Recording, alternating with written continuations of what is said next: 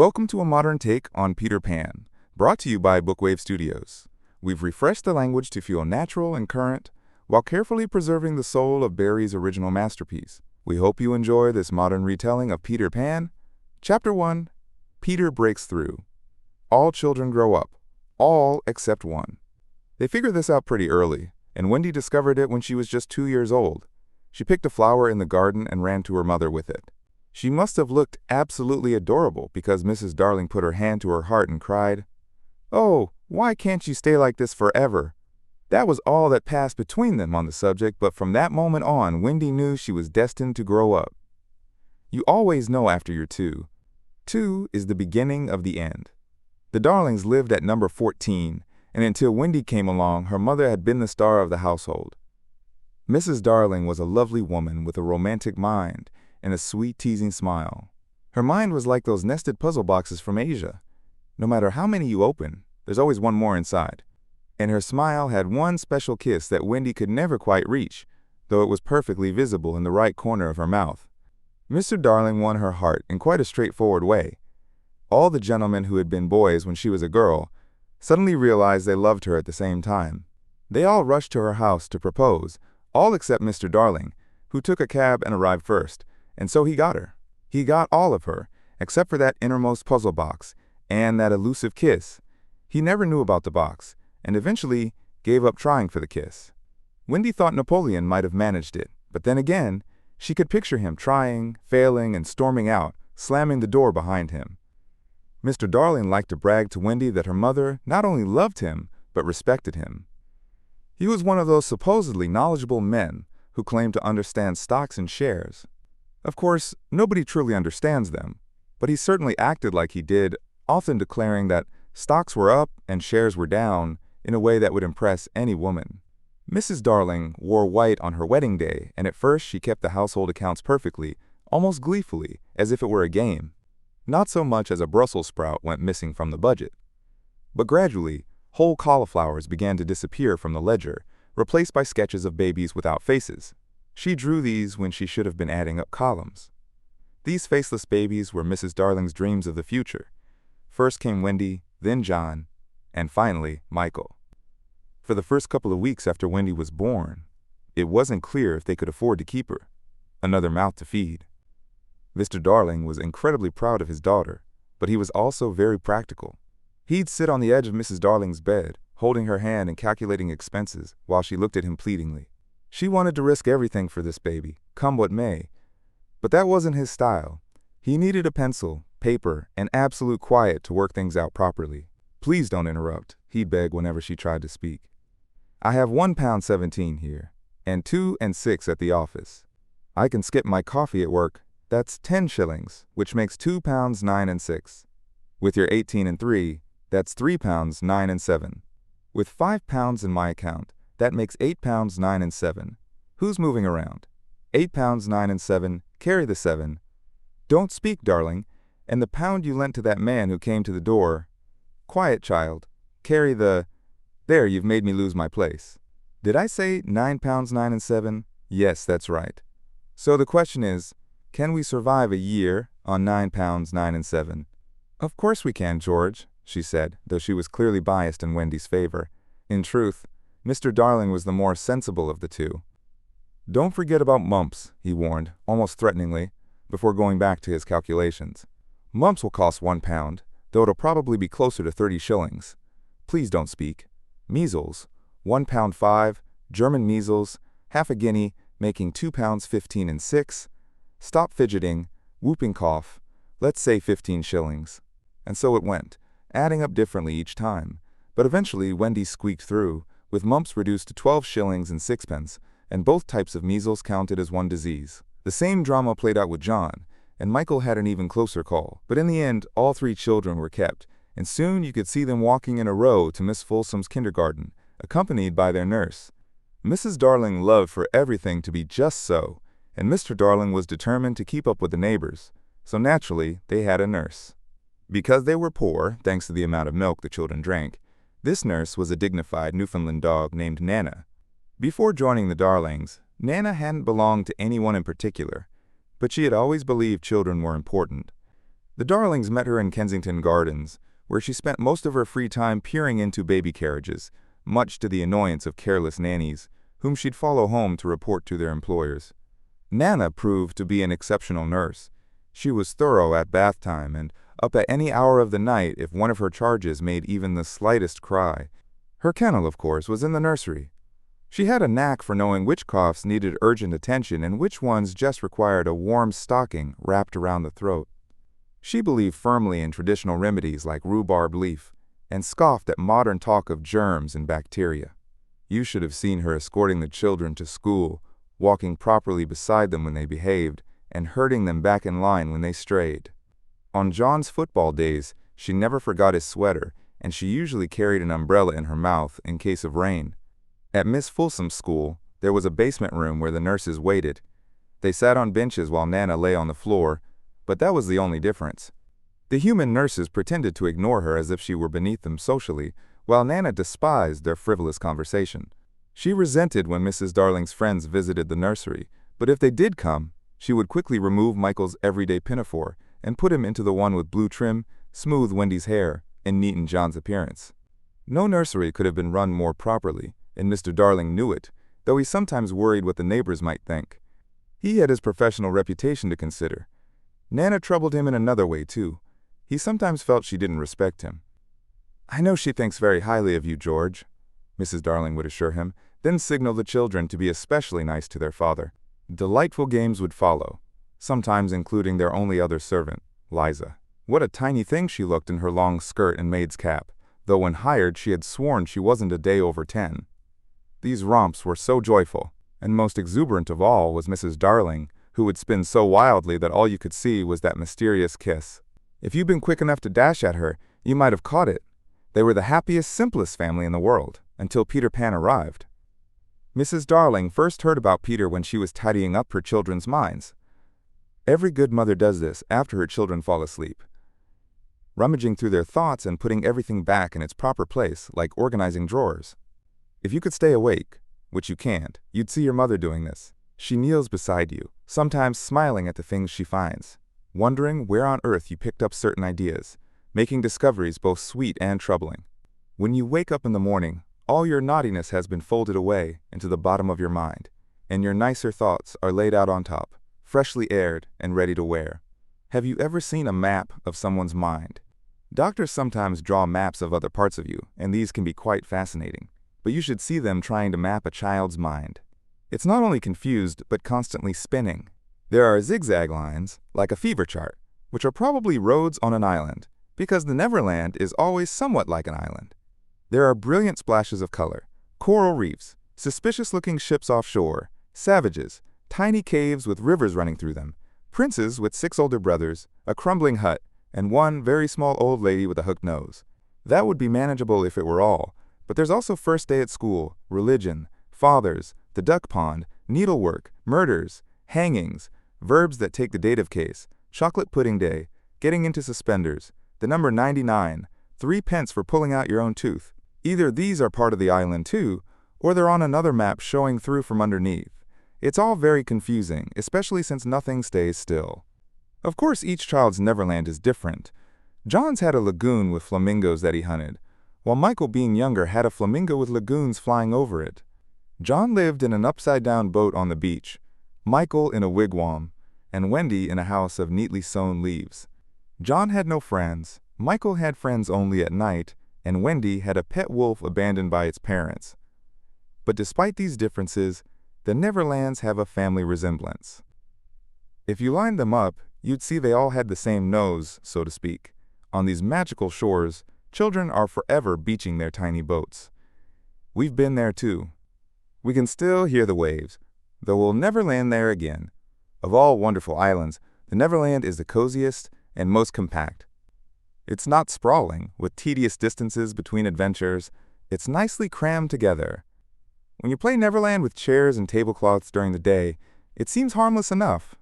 But in those 2 minutes before you fall asleep, it becomes alarmingly real. That's why night lights were invented. Sometimes, while exploring her children's minds, Mrs. Darling came across things she couldn't understand. The most puzzling was the word Peter. She knew no Peter, Yet, there he was, scattered throughout John and Michael's thoughts, and Wendy's mind was practically wallpapered with him. The name stood out in bolder letters than the other words, and it had a distinctly cocky look about it. "Yes, he is rather cocky," Wendy admitted when her mother asked about him. "But who is he, my pet?" "He's Peter Pan, you know, Mother."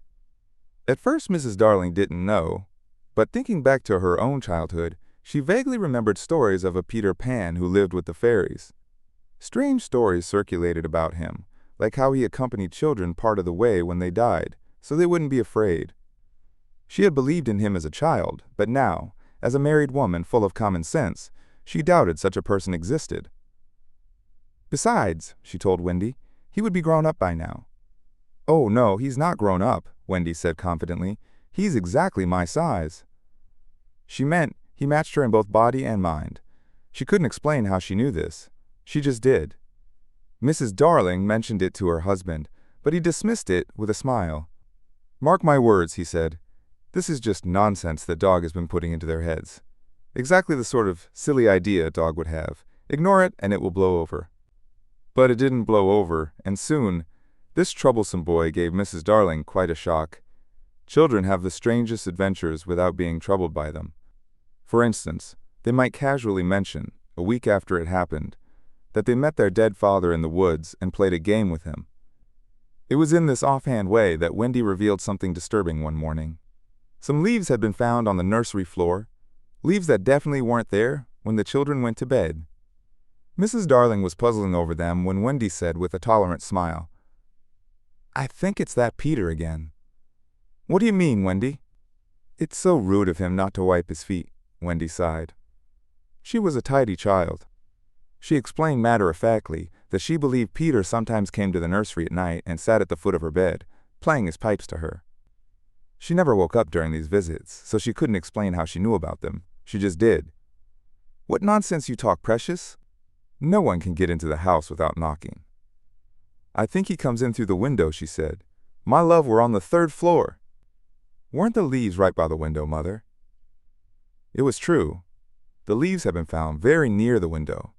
Mrs. Darling didn't know what to think. Wendy spoke so naturally about it all that she couldn't simply dismiss it as a dream.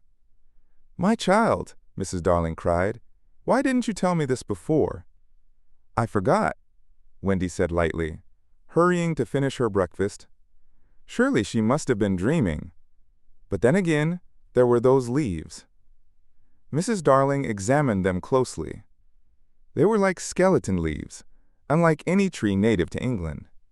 She crawled around the floor, searching by candlelight for strange footprints. She rattled the poker up the chimney and tapped the walls. She even dropped a measuring tape from the window to the ground, a sheer 30-foot drop without even a drain pipe to climb. Wendy must have been dreaming, but she wasn't. The very next night proved it, the night when the extraordinary adventures of these children truly began. That evening, all the children were once again tucked in bed. It happened to be Nana's night off, and Mrs. Darling had bathed them and sung to them until, one by one, they let go of her hand and drifted off to sleep. They looked so safe and cozy that she smiled at her earlier fears and sat down peacefully by the fire to sew. She was working on something for Michael, who was graduating to proper shirts on his birthday. The fire was warm, the nursery dimly lit by 3 nightlights, and soon her sewing slipped onto her lap. Her head nodded gracefully, and she fell asleep. Look at them all, Wendy and Michael over there, John here, and Mrs. Darling by the fire. There should have been a 4th nightlight. While she slept, she dreamed. She dreamed that the Neverland had drawn too close to their home, and a strange boy had broken through from it. He didn't frighten her. She thought she'd seen him before in the faces of childless women. Perhaps he also appeared in the faces of some mothers. But in her dream, he had torn through the veil that hides the Neverland, and she saw Wendy, John, and Michael peeping through the gap. On its own, the dream would have meant little. But as she dreamed, the nursery window blew open, and a boy dropped lightly onto the floor. He was accompanied by a strange light no bigger than your fist, darting around the room like a living thing. I believe it was this light that woke Mrs. Darling. She sat up with a cry and saw the boy, and somehow she knew instantly that he was Peter Pan. If you or I or Wendy had been there, we would have noticed he looked remarkably like Mrs. Darling's hidden kiss. He was a beautiful boy, dressed in skeleton leaves and tree sap, but the most captivating thing about him was that he still had all his baby teeth. When he saw she was an adult, he bared those perfect little pearls at her in a snarl. Chapter 2. The Shadow. Mrs. Darling screamed, and as if responding to a bell, the door opened, and Nana rushed in, back early from her evening out. She growled and lunged at the boy, who leapt easily through the window. Mrs. Darling screamed again, this time worried for him, certain he'd fallen to his death.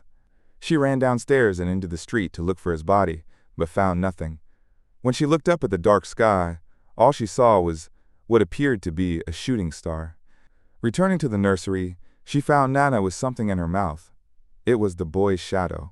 As he jumped through the window, Nana had slammed it shut, too late to catch him but quick enough to trap his shadow. The window had snapped it clean off. Mrs. Darling examined the shadow carefully. It seemed perfectly ordinary. Nana knew exactly what to do with it. She hung it out the window, reasoning, "He's sure to come back for it. Let's put it where he can easily find it without disturbing the children." Unfortunately, Mrs. Darling couldn't leave it hanging outside. It looked like laundry and lowered the tone of the house. She considered showing it to Mr. Darling, but he was calculating winter coat expenses for John and Michael with a wet towel around his head to keep his thoughts clear. It seemed cruel to bother him. Besides, she knew exactly what he would say. This is what happens when you have a dog for a nurse. She decided to roll up the shadow and store it carefully in a drawer until the right moment came to tell her husband. But when would that moment come? It came a week later, on that fateful Friday. Of course it was a Friday. "I should have been especially careful, on a Friday," she would later tell her husband, while Nana perhaps held her other hand. "No, no," Mr. Darling always insisted. "I am to blame for everything. I, George Darling, did it. Mea culpa, mea culpa." He'd had a classical education. They spent many nights like this, reliving that terrible Friday, until every detail was burned into their memories, appearing like the ghostly image on a counterfeit coin. "If only I hadn't accepted that dinner invitation to number 27, Mrs. Darling would say. "If only I hadn't poured my medicine into Nana's bowl," Mr. Darling would reply. "If only I had pretended to like the medicine," Nana's sad eyes seemed to add. "My weakness for parties, George. My disastrous sense of humor, my dear. My sensitivity about little things, master and mistress." Often one of them would break down completely at this point, usually Nana at the thought, "It's true, they should never have had a dog for a nurse." Many times it was Mr. Darling who wiped Nana's eyes with his handkerchief. "That monster!" Mr. Darling would cry, and Nana's bark would echo his words. But Mrs. Darling never spoke harshly of Peter. There was something about the right corner of her mouth that kept her from criticizing him. They would sit in the empty nursery, recalling every tiny detail of that terrible evening. It had started so ordinarily, like 100 evenings before it, with Nana preparing Michael's bath and carrying him to it on her back. "I won't go to bed," he had shouted, like someone who still believed he had the final say on the matter. I won't. Nana, it's not even 6 o'clock yet." "Oh, I don't love you anymore, Nana." "I'm telling you, I won't be bathed. I won't. Then Mrs. Darling had entered, wearing her white evening gown. She dressed early because Wendy loved seeing her mother in the gown, with the necklace George had given her. She wore Wendy's bracelet on her arm. She'd asked to borrow it, and Wendy had been thrilled to lend it. She found her 2 older children playing make-believe, pretending to be her and Mr. Darling on the day of Wendy's birth. John was saying pompously, "I'm happy to inform you, Mrs. Darling, that you are now a mother," in exactly the tone Mr. Darling might have used. Wendy danced with joy, just as the real Mrs. Darling must have done. Then John was born, with the extra ceremony he felt a male birth deserved. Michael came from his bath asking to be born too, but John rudely insisted they didn't want any more children. Michael nearly cried. "Nobody wants me," he said, and of course the lady in the evening gown couldn't bear it. "I do," she said. "I've been hoping for a 3rd child." "Boy or girl?" Michael asked cautiously. "Boy." With that, he leapt into her arms. Such a small moment for the Darlings to remember now, but not small at all if it was Michael's last night in the nursery. Their memories continued. "That's when I stormed in like a hurricane, wasn't it?" Mr. Darling would say, disgusted with himself. And truly, he had been like a hurricane. Perhaps he had some excuse. He too had been dressing for the party, and everything had gone smoothly until he reached his tie. Remarkably, this man who understood stocks and shares could not master his own necktie. Sometimes it cooperated easily, but there were occasions when the house would have been better off if he'd swallowed his pride and used a clip-on. This was one of those occasions. He burst into the nursery clutching his crumpled tie. "What's wrong, father dear?" "Wrong!" he almost shouted. "This tie, it refuses to tie, not around my neck." "Oh no. Around the bedpost?" "Sure, 20 times I've tied it there perfectly. But around my neck? Heaven forbid." Thinking Mrs. Darling wasn't properly sympathetic, he grew even more dramatic. "Listen carefully, Mother. Unless this tie is around my neck in the next minute, we aren't going to dinner. And if we don't go to dinner, I'll never go back to the office. And if I don't go back to the office, you and I will starve, and our children will be thrown into the streets." Even then, Mrs. Darling remained calm.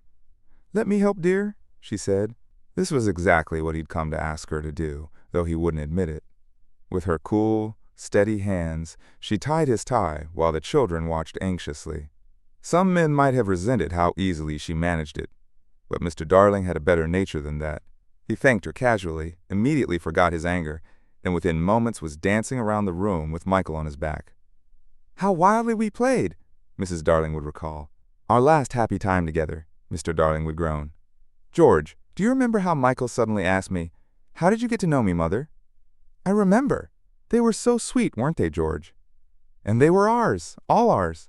Now they're gone."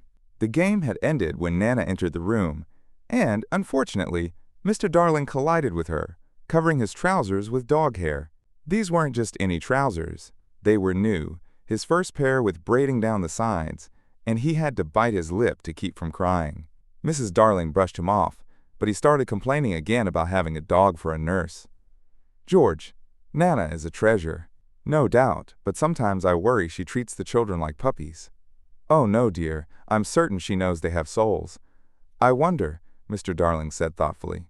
"I wonder." This seemed the perfect opportunity for Mrs. Darling to tell him about the boy. At first, he dismissed the story, but he grew more concerned when she showed him the shadow.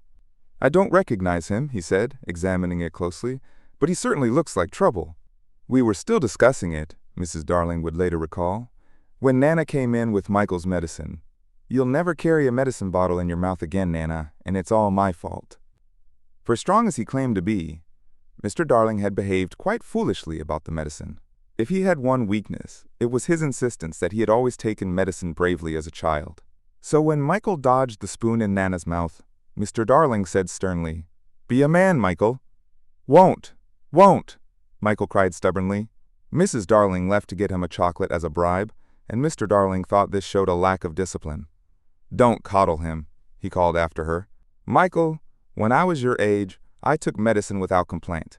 I'd say, 'Thank you, dear parents, for giving me this medicine to make me well.'" He truly believed this, and Wendy, already in her nightgown, believed it too.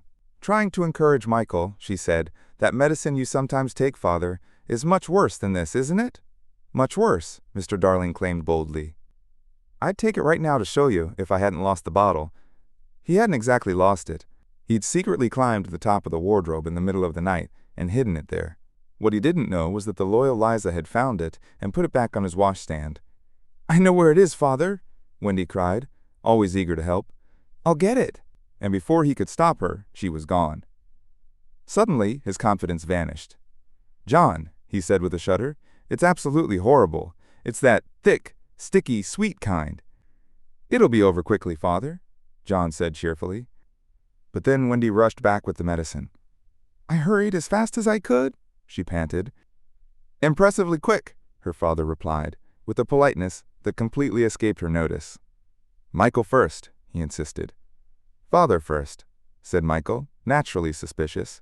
"I'll be sick," Mr. Darling threatened. "Come on, Father," John urged. "Quiet, John," Mr. Darling snapped. Wendy was confused.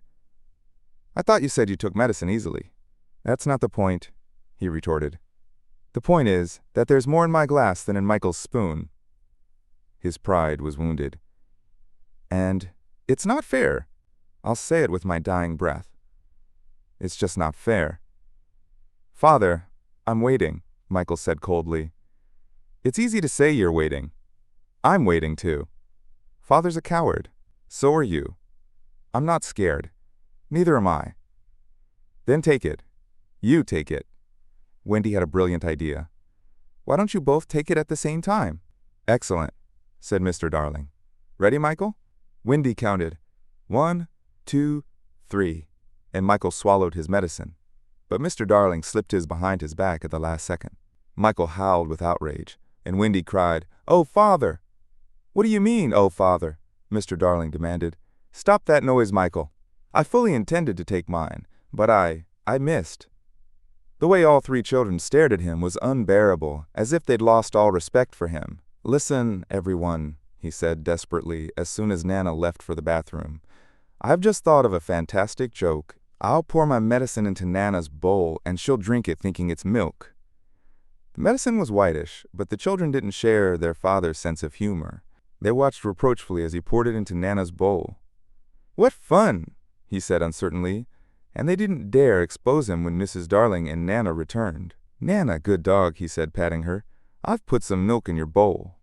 Nana wagged her tail, went to her bowl, and began lapping up the medicine. Then she gave Mr. Darling such a look, not angry, but full of quiet disappointment. A single tear welled up in her eye, the kind of tear that makes us feel so sorry for noble dogs. Then she crawled into her kennel. Mr. Darling was overwhelmed with shame, but too proud to admit it. A terrible silence fell over the room as Mrs. Darling smelled the bowl. "Oh, George," she said, "it's your medicine." "It was just a joke," he insisted, while she comforted the boys and Wendy hugged Nana. "Fat lot of good," he said bitterly. "Wearing myself out trying to be funny in this house." And still Wendy hugged Nana. "That's right," he shouted. "Coddle her. Nobody coddles me." "Oh, no. I'm just the breadwinner. Why should I be coddled? Why?"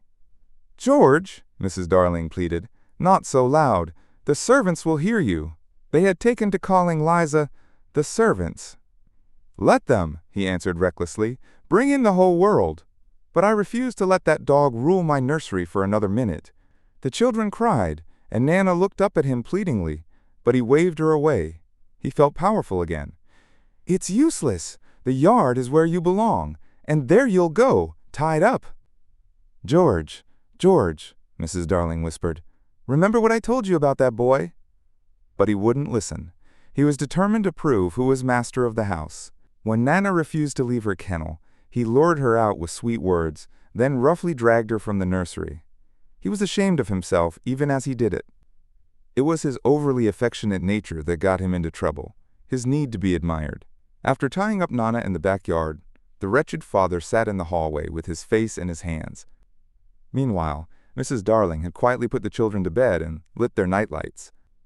They could hear Nana barking outside, and John whimpered, "It's because Father chained her up in the yard." But Wendy knew better. "That's not Nana's unhappy bark," she said, not realizing what was about to happen. "That's the bark she makes when she senses danger." "Danger? Are you sure, Wendy?" "Oh, yes." Mrs. Darling trembled and went to the window. It was securely fastened.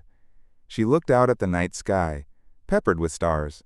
They crowded around the house as if curious about what would happen, though she didn't notice this, nor that some of the smaller ones winked at her. But a nameless fear gripped her heart, making her cry out, "Oh, I wish I wasn't going to that party tonight." Even Michael, half asleep, sensed her worry. "Can anything hurt us after the night lights are lit, Mother?" "Nothing. Precious," she assured him. "They're the eyes a mother leaves behind to watch over her children." She moved from bed to bed, singing soft enchantments, and little Michael threw his arms around her neck. "Mother!" he cried. "I'm so glad of you." These were the last words she would hear from him for a very long time. Number 27 was only yards away, but there had been a light snowfall, and Mr. and Mrs. Darling stepped carefully to avoid soiling their shoes. They were the only people on the street, and all the stars watched them.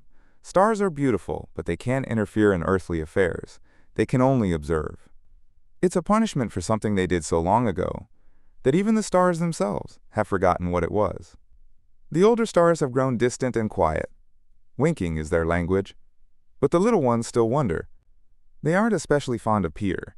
He had a habit of sneaking up behind them and trying to blow them out like candles, but they loved mischief. Tonight they were eager to help him and get the grown-ups out of the way.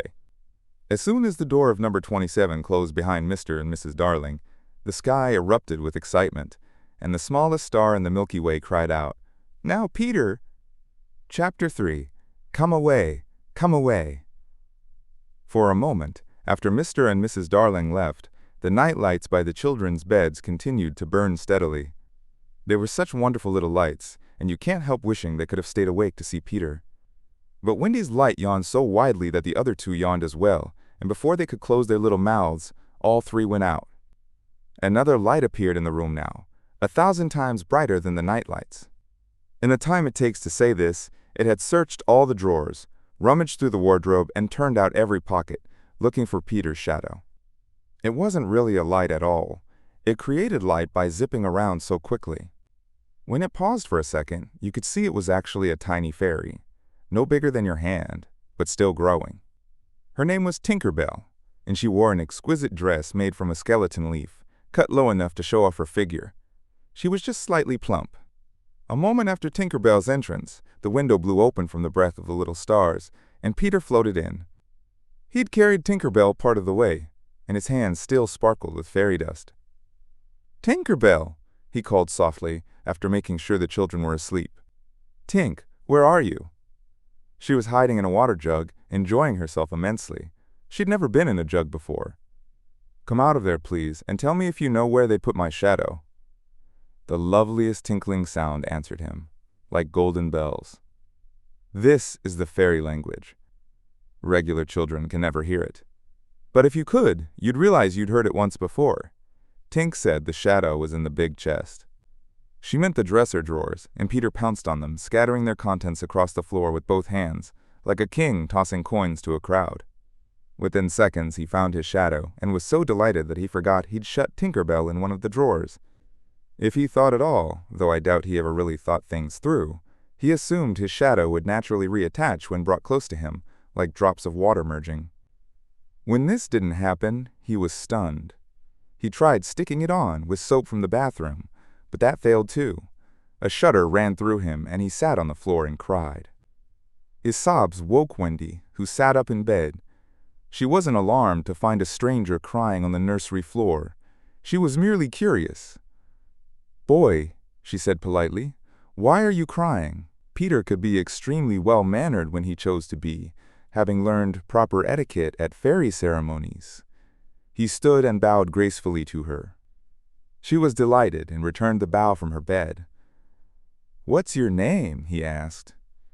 "Wendy Moira Angela Darling," she replied proudly. "And yours?" "Peter Pan." She'd already guessed he must be Peter, but it seemed a rather short name. "Is that all?" "Yes," he said a bit defensively. For the first time, he felt his name might be lacking. "I'm sorry," said Wendy Moira Angela. "It doesn't matter," Peter said with a shrug. She asked where he lived. "Second to the right," said Peter, "and straight on till morning." What a strange address, Peter felt suddenly insecure. "Is it?" "I mean," Wendy said kindly, remembering her duties as hostess.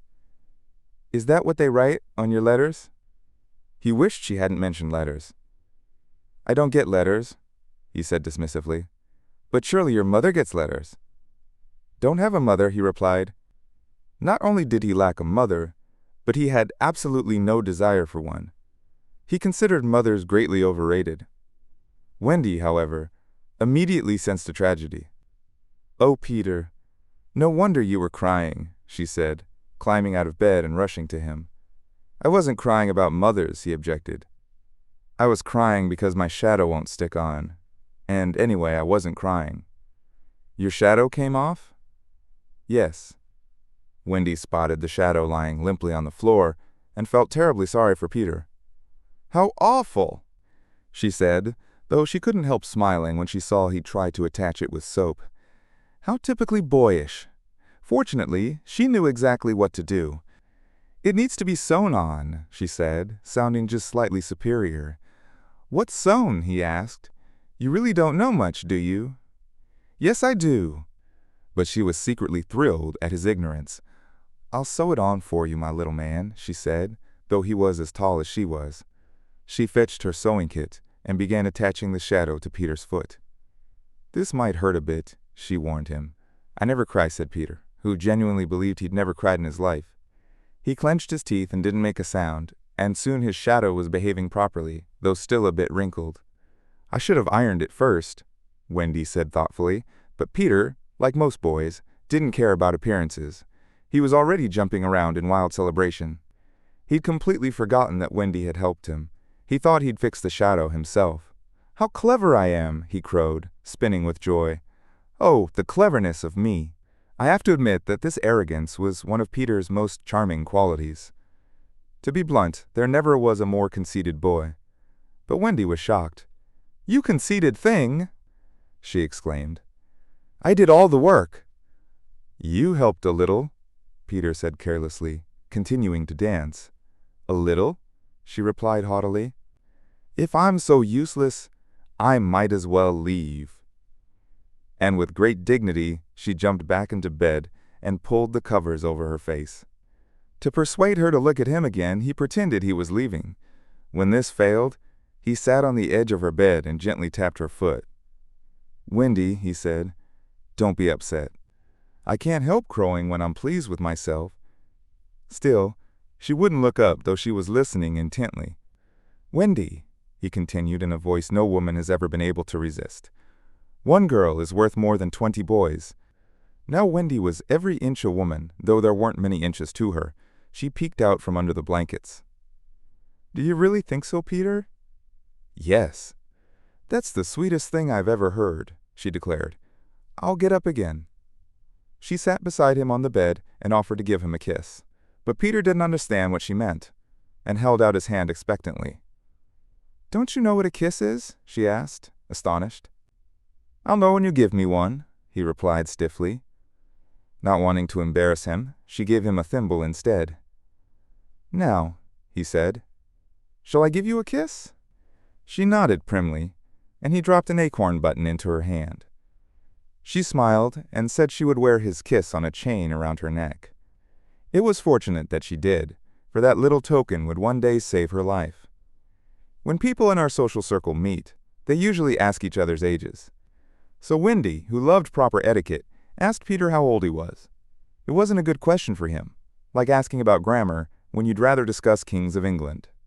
"I don't know," he said uncomfortably, "but I'm quite young." He truly had no idea about his age, only suspicions.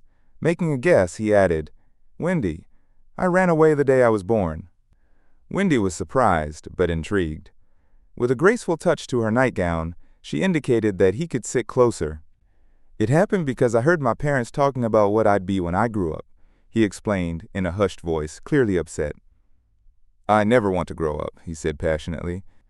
"I want to be a little boy forever and have fun, so I ran to Kensington Gardens and lived with the fairies for ages." She looked at him with intense admiration, which he thought was for his daring escape, but really she was thrilled that he knew fairies. Having led such a sheltered life, the idea of meeting fairies seemed wonderfully exotic to her. She bombarded him with questions about them, which surprised him. Fairies were often annoying to him, getting in his way. Sometimes he even had to discipline them. Still, he generally liked them and told her about their origins.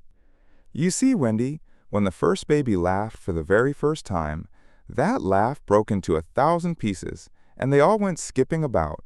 That was the beginning of fairies." This kind of explanation might seem tedious to some, but as a homebody, Wendy loved it. "So," he continued kindly, "there should be one fairy for every boy and girl." "Should be? Aren't there?" "No, you see, children know too much nowadays. They stop believing in fairies very quickly, and every time a child says, 'I don't believe in fairies,' somewhere a fairy falls down dead." He felt they'd talked enough about fairies, and he suddenly realized Tinker Bell had been unusually quiet. "I can't think where she's gone," he said, standing up and calling her name. Wendy's heart fluttered with excitement. "Peter," she gasped, clutching his arm, "you don't mean there's a fairy in this room right now?"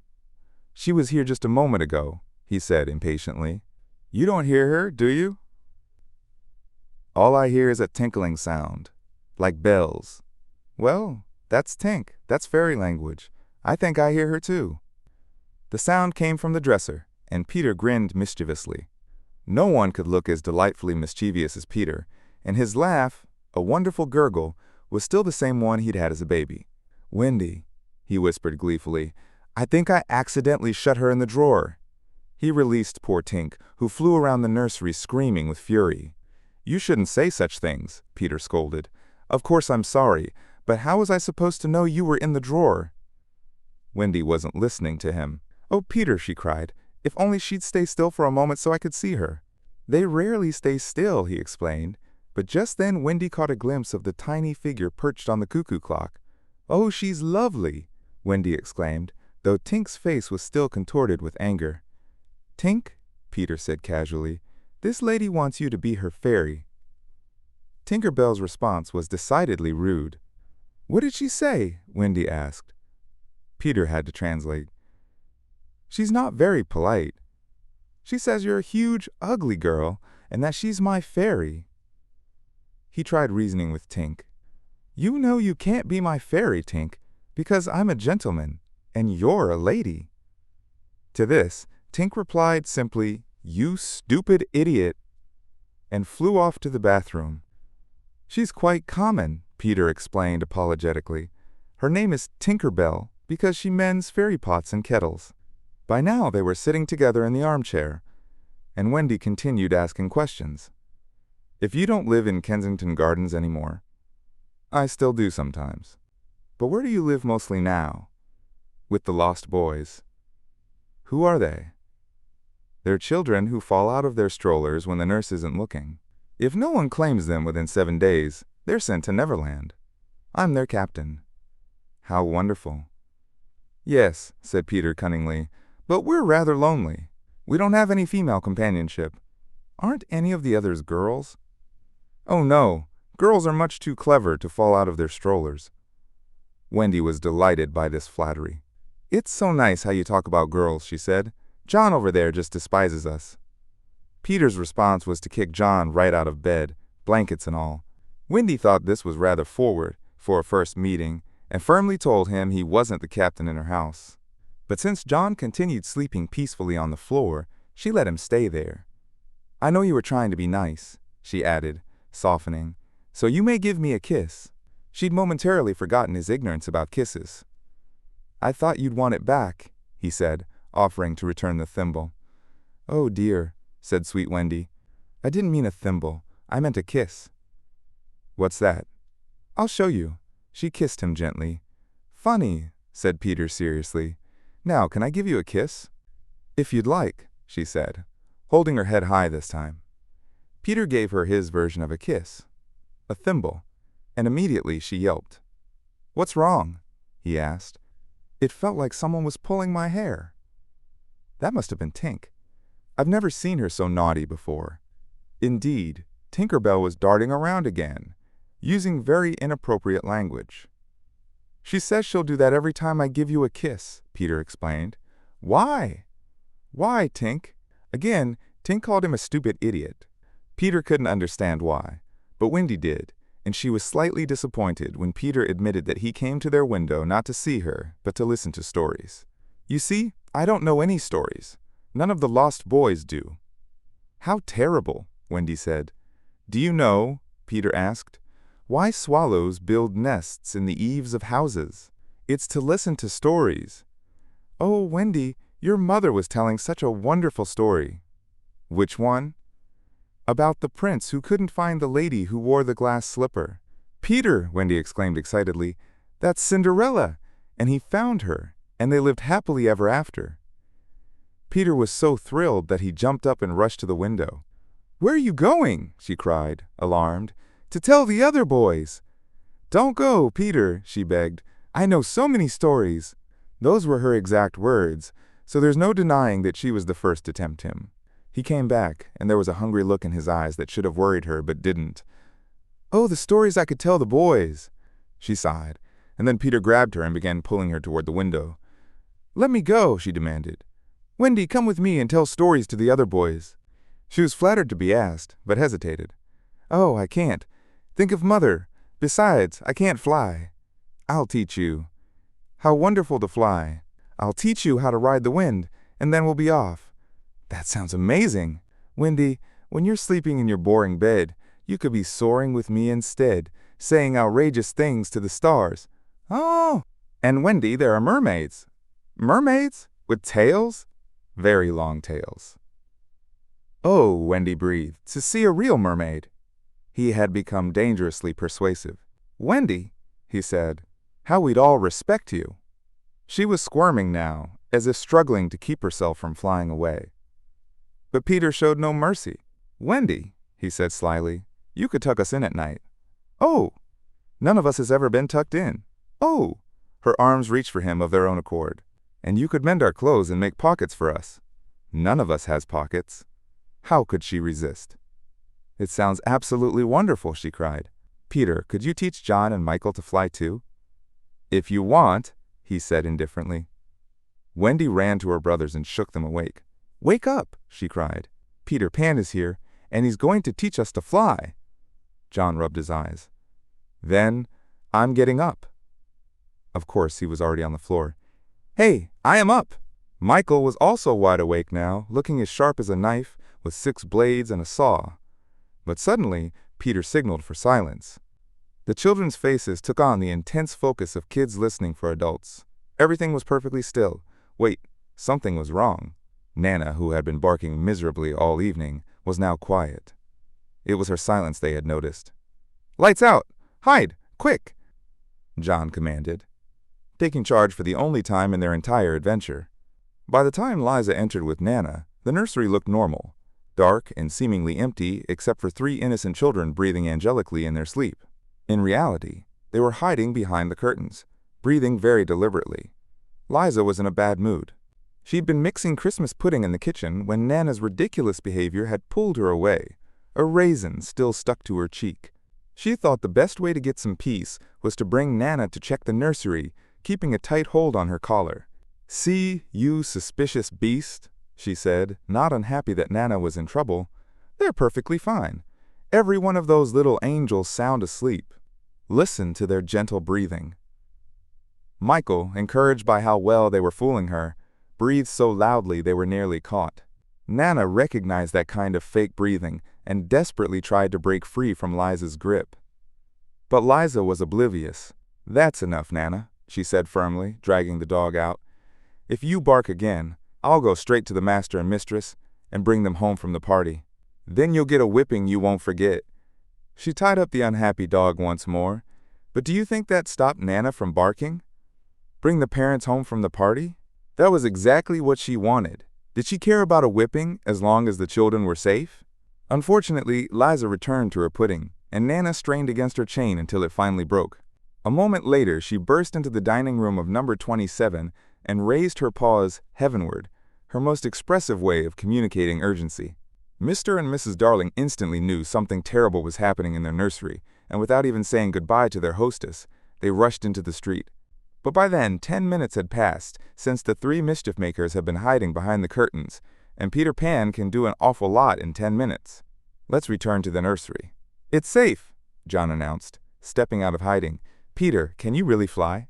Instead of answering, Peter floated around the room, casually touching the mantelpiece as he passed. Awesome, said John and Michael. How lovely, cried Wendy. Yes, I'm pretty amazing, said Peter, forgetting his manners again. It looked incredibly easy, and they tried it first from the floor, then from their beds, but they kept crashing down instead of floating up. How do you do it? John asked, rubbing his bruised knee. He was quite practical for a boy his age. You just think wonderful, happy thoughts, Peter explained, and they lift you into the air. He demonstrated again. You make it look so easy, John said. Could you do it slowly just once? Peter flew both slowly and quickly. I've got it now, Wendy, John shouted, but he hadn't. None of them could fly even an inch, though Michael was using very impressive 2-syllable words, and Peter didn't know the alphabet.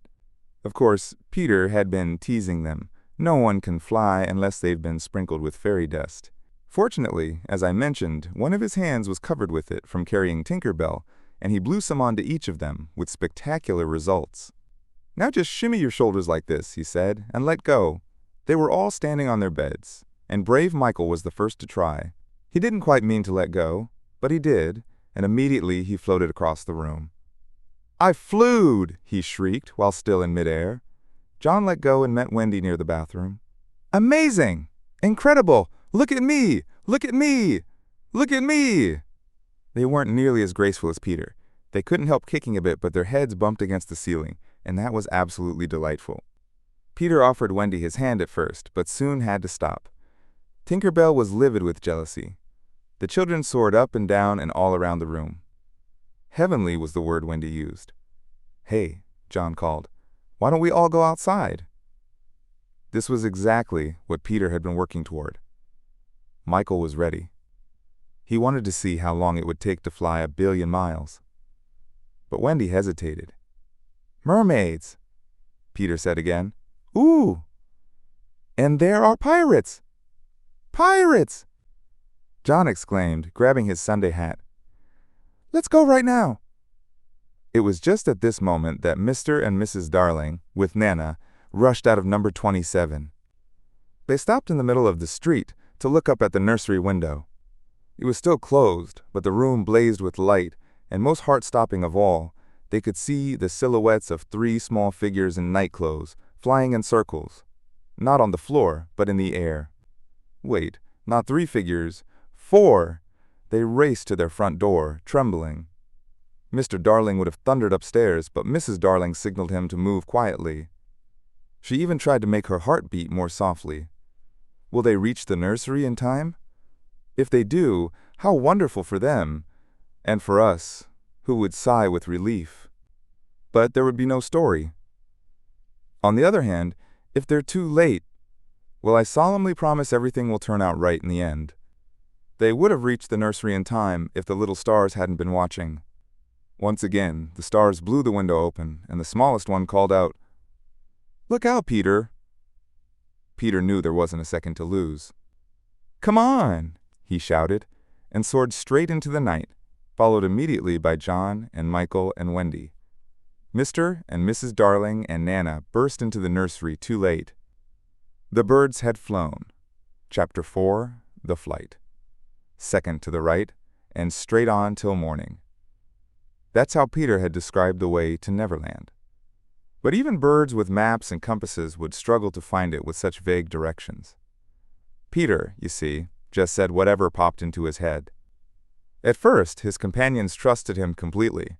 Flying was so exhilarating that they wasted time circling church spires and other tall landmarks that caught their fancy. John and Michael raced each other, with Michael getting a head start. They laughed at how recently they'd thought themselves accomplished just for being able to fly around a room. Not long ago, but how long exactly? They were already flying over the sea when this question began to trouble Wendy. John thought they must be crossing their second ocean and experiencing their third night. Sometimes it was dark, sometimes light. Sometimes they were freezing, other times too warm. Did they really feel hungry occasionally, or were they just playing along with Peter's unique way of feeding them? His method was to chase birds who had food in their mouths, snatch it, and then let the birds snatch it back. They'd chase each other for miles before separating with friendly goodbyes. But Wendy noticed that Peter didn't seem to realize this was a strange way to get food, or that there were other options. They weren't pretending to be tired, though. They genuinely were exhausted. And that was dangerous, because the moment they dozed off, they plummeted toward the sea. The worst part was that Peter found this hilarious. "There he goes again," he would laugh as Michael suddenly dropped like a stone. "Save him!" Wendy would cry, watching in horror as her little brother plunged toward the ocean. Peter always dove down and caught Michael just before he hit the water, and he did it beautifully. But he always waited until the last possible second. It seemed to be his cleverness that interested him, not saving lives, and his moods changed so quickly that you never knew if the next time you fell he might just let you go. Peter could sleep in the air without falling, simply by floating on his back. This was partly because he was so light that if you got behind him and blew, he moved faster. "Be more polite to him," Wendy whispered to John while they played Follow the Leader. "Tell him to stop showing off," John replied. During their game, Peter flew perilously close to the water, touching each shark's tail as he passed, like children running their fingers along an iron fence. The others couldn't follow him successfully in this, which made it seem like showboating, especially since he kept looking back to count how many tails they missed. "You have to be nice to him," Wendy insisted. "What would we do if he left us?" "We could go back," Michael suggested. "How would we find our way without him?" "We could keep going," said John. "That's the problem. We don't know how to stop." This was true. Peter had forgotten to teach them how to stop flying. John said if worse came to worse, they could just keep going straight, since the world is round, and eventually they'd come back to their window. "But who would get food for us?" Wendy asked. "I snatched a bite from that eagle's mouth pretty smoothly," John bragged. "On your 20th try," Wendy reminded him. "And even if we got better at finding food, look how we keep bumping into clouds when Peter isn't nearby to guide us." They were indeed constantly bumping into things. They could fly strongly now, though they still kicked too much, but whenever they saw a cloud ahead, the more they tried to avoid it, the more certainly they crashed into it. If Nana had been with them, Michael's forehead would have been wrapped in bandages by now. Peter sometimes disappeared, moving so much faster that he'd suddenly vanish, off on some adventure they couldn't share. He might return laughing about something hilarious he'd said to a star, but he'd already forgotten what it was. Or he'd come back with mermaid scales still clinging to him, unable to explain what had just happened. It was frustrating for children who had never seen a mermaid. If he forgets things that quickly, Wendy reasoned, how can we expect him to keep remembering us? Indeed, sometimes when he returned, he didn't recognize them right away. Wendy was sure of it. She could see the recognition dawning in his eyes just as he was about to pass by with a casual greeting. Once, she even had to call him by name. "I'm Wendy," she said anxiously. He was very sorry.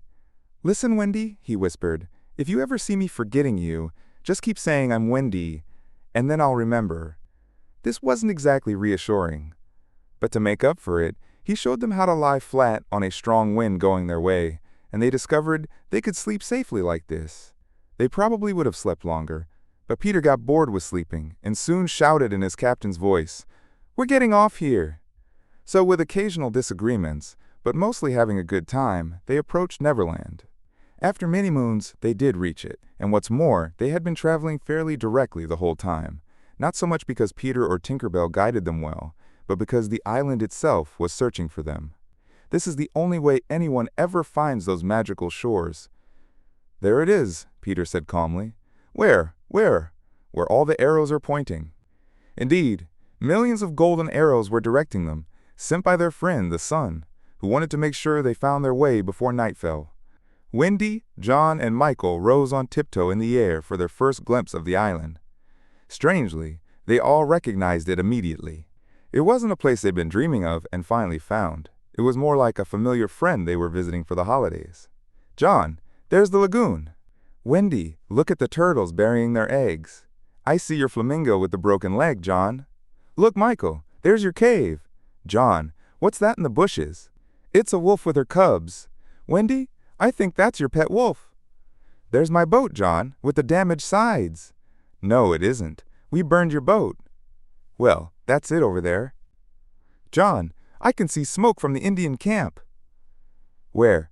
"Show me, and I'll tell you if they're on the warpath by the way the smoke curls." "There, just across the mysterious river. Yes, they're definitely on the warpath." Peter was slightly annoyed that they knew so much about Neverland, but if he wanted to impress them, his moment was coming. For as I warned you, fear was about to fall upon them. It arrived as the golden arrows disappeared, leaving the island dark and menacing. Back home, the Neverland had always started to look a bit scary around bedtime. Unexplored areas would appear and expand, with black shadows moving through them. The roar of wild animals changed completely, and worst of all, you lost your confidence that you'd survive. You were grateful for your nightlight then. You were even happy when Nana insisted that the shadowy corner was just the fireplace, and that Neverland was make-believe. Of course, Neverland had been make-believe back then, but it was real now. There were no nightlights. The darkness was deepening by the second, and where was Nana? The children had been flying apart, but now they huddled close to Peter. His casual attitude had vanished. His eyes glittered, and electricity seemed to run through them whenever they touched him. They were flying low over the island now, so low that sometimes a tree brushed their feet. Nothing threatening was visible in the air, but their progress had become slow and difficult, as if they were pushing through an invisible barrier. Sometimes Peter had to punch the air with his fists to keep them moving. "They don't want us to land," he explained. "Who doesn't?" Wendy whispered, shivering. But he couldn't or wouldn't answer. Tinker Bell had been sleeping on his shoulder, but now he woke her and sent her ahead as a scout. Sometimes he hovered, listening intently with his hand to his ear, or stared down with eyes so bright they seemed to drill holes into the earth. After each of these pauses, he pressed on more determinedly. His confidence was almost frightening. "Would you like an adventure now?" he asked John casually. "Or would you rather have tea first?" Wendy quickly answered, "Tea first," and Michael squeezed her hand gratefully, but brave John hesitated. "What kind of adventure?" he asked cautiously. "There's a pirate asleep in the tall grass right below us," Peter told him. "We could go down and kill him." "I don't see anyone," John said after a long pause. "I do." "What if?" John asked nervously. "What if he wakes up?" Peter looked offended. "You think I'd kill him while he was sleeping? I'd wake him up first, then kill him. That's how I always do it." "Do you kill many?" "Tons." John said, "How exciting," but decided he'd prefer tea after all. He asked if there were many pirates on the island right now, and Peter said he'd never seen so many. "Who's their captain?" "Hook," Peter answered, and his face grew hard as he said that hated name. "Captain James Hook?" "Yes." Then Michael began to cry, and even John could barely speak, because they knew Hook's reputation. "He was Blackbeard's first mate," John whispered hoarsely. "He's the worst of them all, the only man the sea cook was afraid of." "That's him," said Peter. "What's he like? Is he big?" "Not as big as he used to be." "What do you mean?" "I cut off part of him." "You?" "Yes, me," Peter said sharply. "I didn't mean to be disrespectful." "All right then. But, which part did you cut off?" "His right hand." "Then he can't fight now, right?" "Oh, he definitely can." "He's left-handed?" "No, he has an iron hook instead of a right hand, and he slashes with it." "Slashes!" "Say, John," Peter added. "Yes?" "Say, aye, sir. Aye, sir." "There's one thing everyone who serves under me must promise," Peter continued. "You'll have to promise too." John went pale. "If we meet Hook in battle, you must leave him to me." "I promise," John said loyally. They were feeling less frightened now because Tinker Bell was flying with them, and her light helped them see each other. Unfortunately, she couldn't fly as slowly as they could, so she had to circle around them, creating a halo effect. Wendy enjoyed this until Peter pointed out the problem. "She tells me," he said, "that the pirates spotted us before dark and got their cannon ready." "The big gun?" "Yes, and of course they can see her light, and if they realize we're nearby, they're sure to start firing." "Wendy! John! Michael! Tell her to go away immediately, Peter," they cried together, but he refused. "She thinks we're lost," he replied firmly. "She's scared. You don't think I'd send her away alone when she's frightened, do you?" For a moment their circle of light was broken, and something gave Peter an affectionate little pinch. "Then tell her to put out her light," Wendy begged. "She can't turn it off. It's the one thing fairies can't do. It just goes out naturally when they fall asleep, like stars." "Then tell her to go to sleep," John demanded. "She can't sleep unless she's tired. That's the other thing fairies can't do." "Seems to me," John grumbled, "those are the only two useful things they could do." This earned him a sharp pinch, not a loving one. "If only one of us had a pocket," Peter said, "we could carry her in it." But they had left in such a hurry that no one had a pocket. Then he had an idea. John's hat. Tinker Bell agreed to travel in it if Peter carried it, but John ended up with it. He soon handed it to Wendy because it kept hitting his knee as he flew. This, as we'll soon see, led to trouble, because Tinker Bell hated being in Wendy's debt. In the black hat, the light was completely hidden, and they flew on in silence. It was the deepest silence they had ever experienced, broken once by a distant lapping sound that Peter explained was wild animals drinking at a stream, and once by a scraping noise that might have been tree branches rubbing together, though he said it was Indians sharpening their knives. Even these sounds faded. To Michael, the silence was unbearable. "If only something would make a sound," he cried. As if answering his wish, the air exploded with the most tremendous crash he'd ever heard. The pirates had fired their cannon at them. The blast echoed through the mountains, with the echoes seeming to cry savagely, "Where are they? Where are they? Where are they?" This was how the terrified children learned the difference between an imaginary island and the real thing. When the sky finally steadied, John and Michael found themselves alone in the darkness. John was treading air mechanically, and Michael, not knowing how to float, was somehow floating anyway. "Are you hit?" John whispered nervously. "I haven't checked yet," Michael whispered back. We know now that none of them were hit. Peter had been carried far out to sea by the blast, while Wendy had been blown upward, with only Tinker Bell for company. It would have been better for Wendy if she had dropped the hat right then. I don't know if Tinker Bell came up with her plan on the spot, or had been plotting it during the journey, but she immediately popped out of the hat and began luring Wendy to her doom. Tink wasn't completely evil. Or rather, she was completely evil at that moment, but at other times, she could be completely good. Fairies are so small they only have room for one feeling at a time, though they're allowed to change. Right now, she was consumed with jealousy of Wendy. What she said in her lovely, tinkling language, Wendy couldn't understand, and some of it was probably profanity, but it sounded friendly. She darted back and forth, clearly meaning, "Follow me, and everything will be fine." What else could poor Wendy do? She called out to Peter, John, and Michael, but heard only mocking echoes. She didn't yet know that Tinker Bell hated her with the fierce passion of a woman scorned. Confused and growing unsteady in her flight, she followed Tinker Bell to her fate. Chapter 5. The Island Come True. Sensing that Peter was returning, the Neverland had awakened. We should say awakened, but woke is better, and Peter always used that word. In his absence, the island was usually quiet. The fairies slept an extra hour in the morning, the animals tended their young, the Indians feasted for 6 days and nights, and when pirates and lost boys crossed paths, they merely thumbed their noses at each other. But Peter's arrival changed everything. He hated laziness. If you put your ear to the ground now, you'd hear the whole island buzzing with activity. That evening, the island's main groups were positioned like this.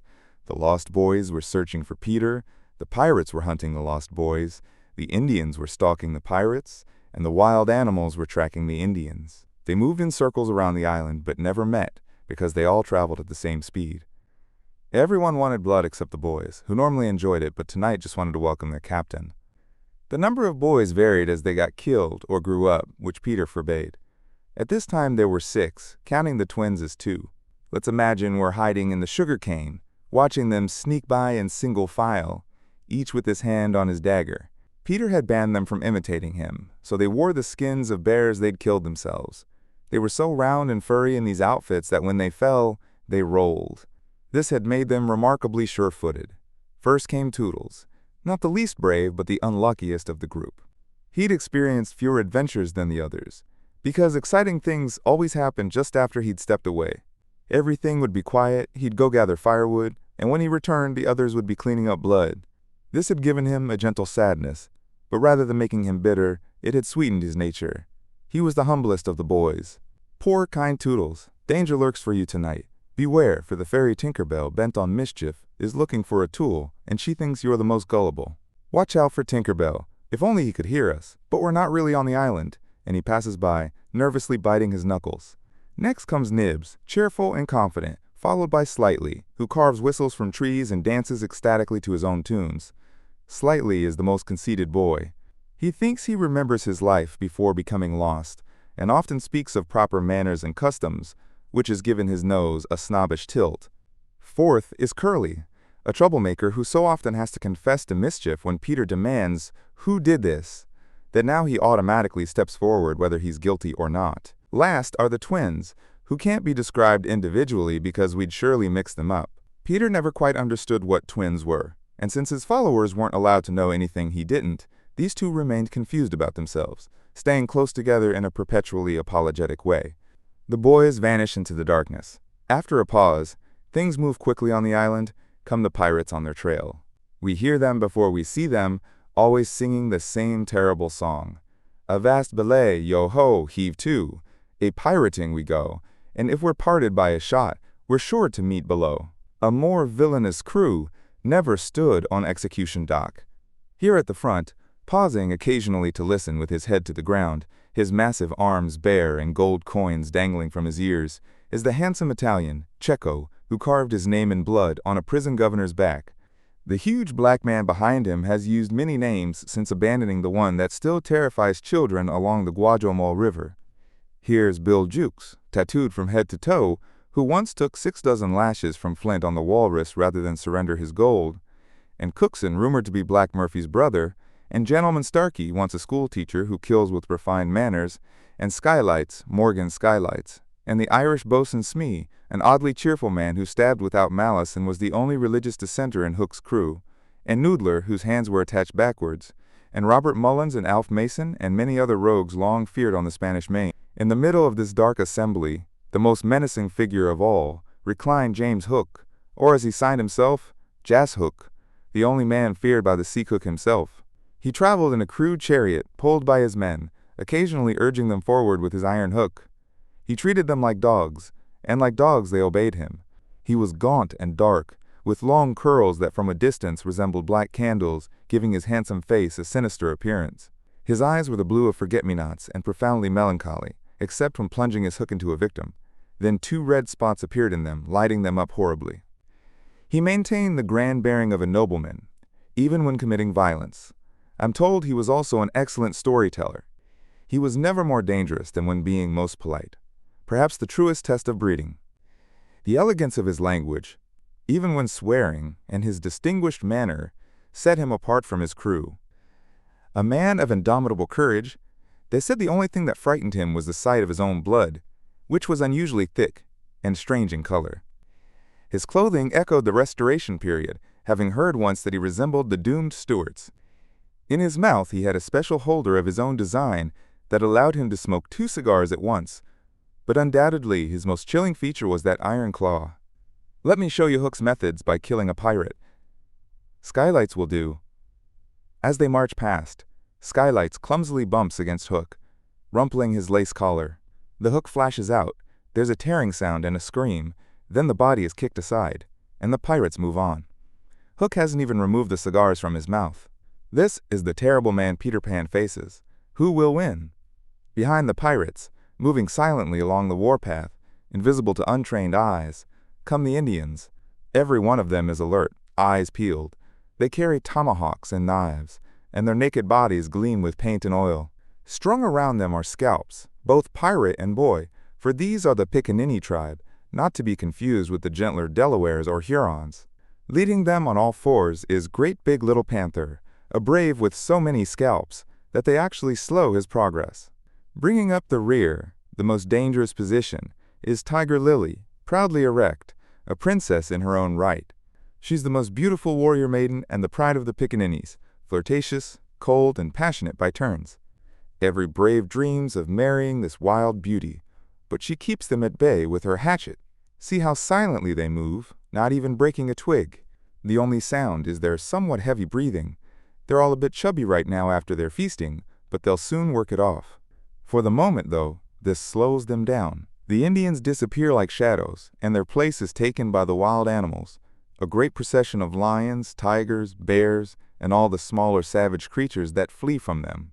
Every kind of beast, especially the carnivores, live together on this strange island. Their tongues hang out. They're hungry tonight. After they pass comes the final figure, an enormous crocodile. We'll soon learn who she's hunting. The crocodile passes, but then the boys reappear, continuing the endless circle until one group changes course or pace. Then they'll quickly collide. All are watching carefully ahead, but none suspect danger might be approaching from behind. This shows how real the island was. The first to break formation were the boys. They threw themselves down on the grass near their underground home. I wish Peter would come back, they all said nervously, though they were all taller and broader than their captain. I'm the only one who isn't afraid of the pirates, slightly boasted, in the tone that prevented everyone from liking him. But perhaps a distant sound disturbed him, because he quickly added, but I do wish he'd return and tell us if he's learned any more about Cinderella. They talked about Cinderella, and Toodles was sure his mother must have resembled her. It was only when Peter was away that they could discuss mothers.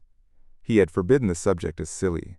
All I remember about my mother, Nib shared, is that she used to say to my father, "Oh, how I wish I had a checkbook of my own." I don't know what a checkbook is, but I'd love to give my mother one. As they talked, they heard a distant sound. You or I, not being wild creatures of the woods, would have heard nothing, but they caught it. A grim song. Yo ho, the pirate life, the flag of skull and bones, a merry hour, a hempen rope, and hey for Davy Jones. Instantly, the lost boys vanished. Rabbits couldn't have disappeared faster. I'll tell you where they went. Except for Nibs, who had darted off to scout, they were already in their underground home. A delightful place we'll see more of soon. But how did they get there? There's no visible entrance, not a large stone that could be moved to reveal a cave. Look closely, though, and you'll notice 7 large trees, each with a hole in its hollow trunk big enough for a boy. These are the 7 entrances to the underground home, which Hook has been searching for in vain all these months. Will he find it tonight? As the pirates advanced, sharp-eyed Starkey spotted Nibs disappearing through the trees and raised his pistol. But an iron claw gripped his shoulder. "Captain, let go!" he cried, squirming. Now for the first time we hear Hook's voice, a dark, forbidding voice. "Put that pistol away first," he ordered. "But it was one of those boys you hate. I could have shot him dead." Yes, and the sound would have brought Tiger Lily's warriors down on us. Do you want to lose your scalp? "Should I go after him, Captain?" asked the pathetic Smee. "I could tickle him with Johnny Corkscrew." Smee had cute names for everything. His cutlass was Johnny Corkscrew because he twisted it in wounds. Despite being a pirate, Smee had many endearing qualities. For instance, after killing someone, he wiped his spectacles clean instead of his weapon. "Johnny's very quiet," he reminded Hook. "Not now, Smee," Hook said grimly. "He's just one, and I want all 7. Spread out and search for them." The pirates scattered among the trees, leaving their captain alone with Smee. Hook sighed heavily, and for some reason, perhaps the beauty of the evening, he felt compelled to confide in his loyal bosun. He spoke at length about his life, but Smee, being rather slow-witted, understood very little. Eventually he caught the name Peter. "More than anything," Hook was saying passionately, "I want their captain, Peter Pan. He's the one who cut off my arm." He waved his hook threateningly. "I've waited years to shake his hand with this. I'll tear him apart." "And yet," said Smee, "I've often heard you say that Hook is better than a dozen hands for combing your hair and other everyday tasks." "Yes," the captain replied. "If I were a mother, I'd pray for my children to be born with this instead of that." He looked proudly at his iron hand and contemptuously at his real one. Then he frowned again. "Peter cut off my arm and threw it to a passing crocodile." "I've noticed," said Smee, "how strangely afraid you are of crocodiles." "Not of crocodiles," Hook corrected, "but of that one crocodile." He lowered his voice. "It liked my arm so much, Smee, that it's followed me ever since, from sea to sea and from land to land, constantly licking its lips for the rest of me." "That's sort of flattering in a way," said Smee. "I want no such compliments," Hook snapped. "I want Peter Pan, who first gave that beast a taste for me." He sat heavily on a large mushroom, his voice quivering. "Smee, that crocodile would have caught me by now, but by lucky chance it swallowed a clock that ticks inside it. Before it can reach me, I hear the ticking and escape." He laughed hollowly. "Someday," said Smee, "that clock will run down, and then it'll get you." Hook licked his dry lips. "Yes, that's the fear that haunts me." Since sitting down, he'd begun to feel strangely warm. "Smee, this seat is hot." He jumped up. "Brimstone and gall, I'm burning." They examined the mushroom, which was unusually large and solid. When they tried to pull it up, it came away easily because it had no roots. Even stranger, smoke began rising from the spot. The pirates looked at each other. "A chimney!" they exclaimed. They had indeed discovered the chimney of the underground home. The boys always plugged it with a mushroom when enemies were nearby. Not only smoke came from it, but children's voices too. The boys felt so safe in their hiding place that they were chatting cheerfully. The pirates listened grimly, then replaced the mushroom. They studied the trees around them and noticed the 7 holes. "Did you hear them say Peter Pan's away?" Smee whispered nervously. Hook nodded, lost in thought. Finally, a chilling smile spread across his dark face. Smee had been waiting for it. "Tell me your plan, Captain," he said eagerly. "We'll return to the ship," Hook said slowly, "and bake a large, rich cake with green frosting. There can only be one room below, since there's only one chimney. The fools didn't realize they don't each need their own entrance. That shows they have no mother. We'll leave the cake on the shore of the Mermaids' Lagoon. The boys are always swimming there, playing with the mermaids. They'll find the cake and devour it, because without a mother, they don't know the danger of eating rich, moist cake. He burst into genuine laughter. They'll die!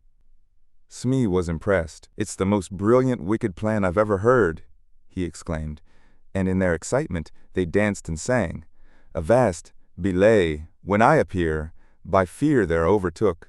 Naught's left upon your bones when you have shaken claws with hook.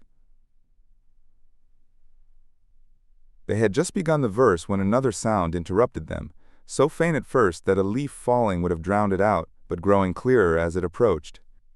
Tick, tick, tick, tick! Hook froze, 1 foot in the air. The crocodile! He gasped and ran, followed by his bosun.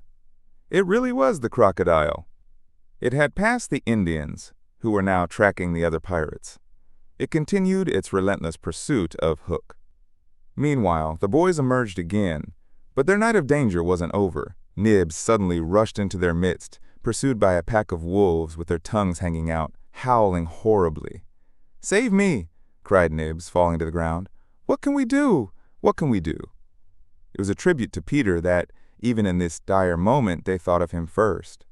What would Peter do? They cried simultaneously. Almost in the same breath they exclaimed, Peter would look at them through his legs. Let's do what Peter would do.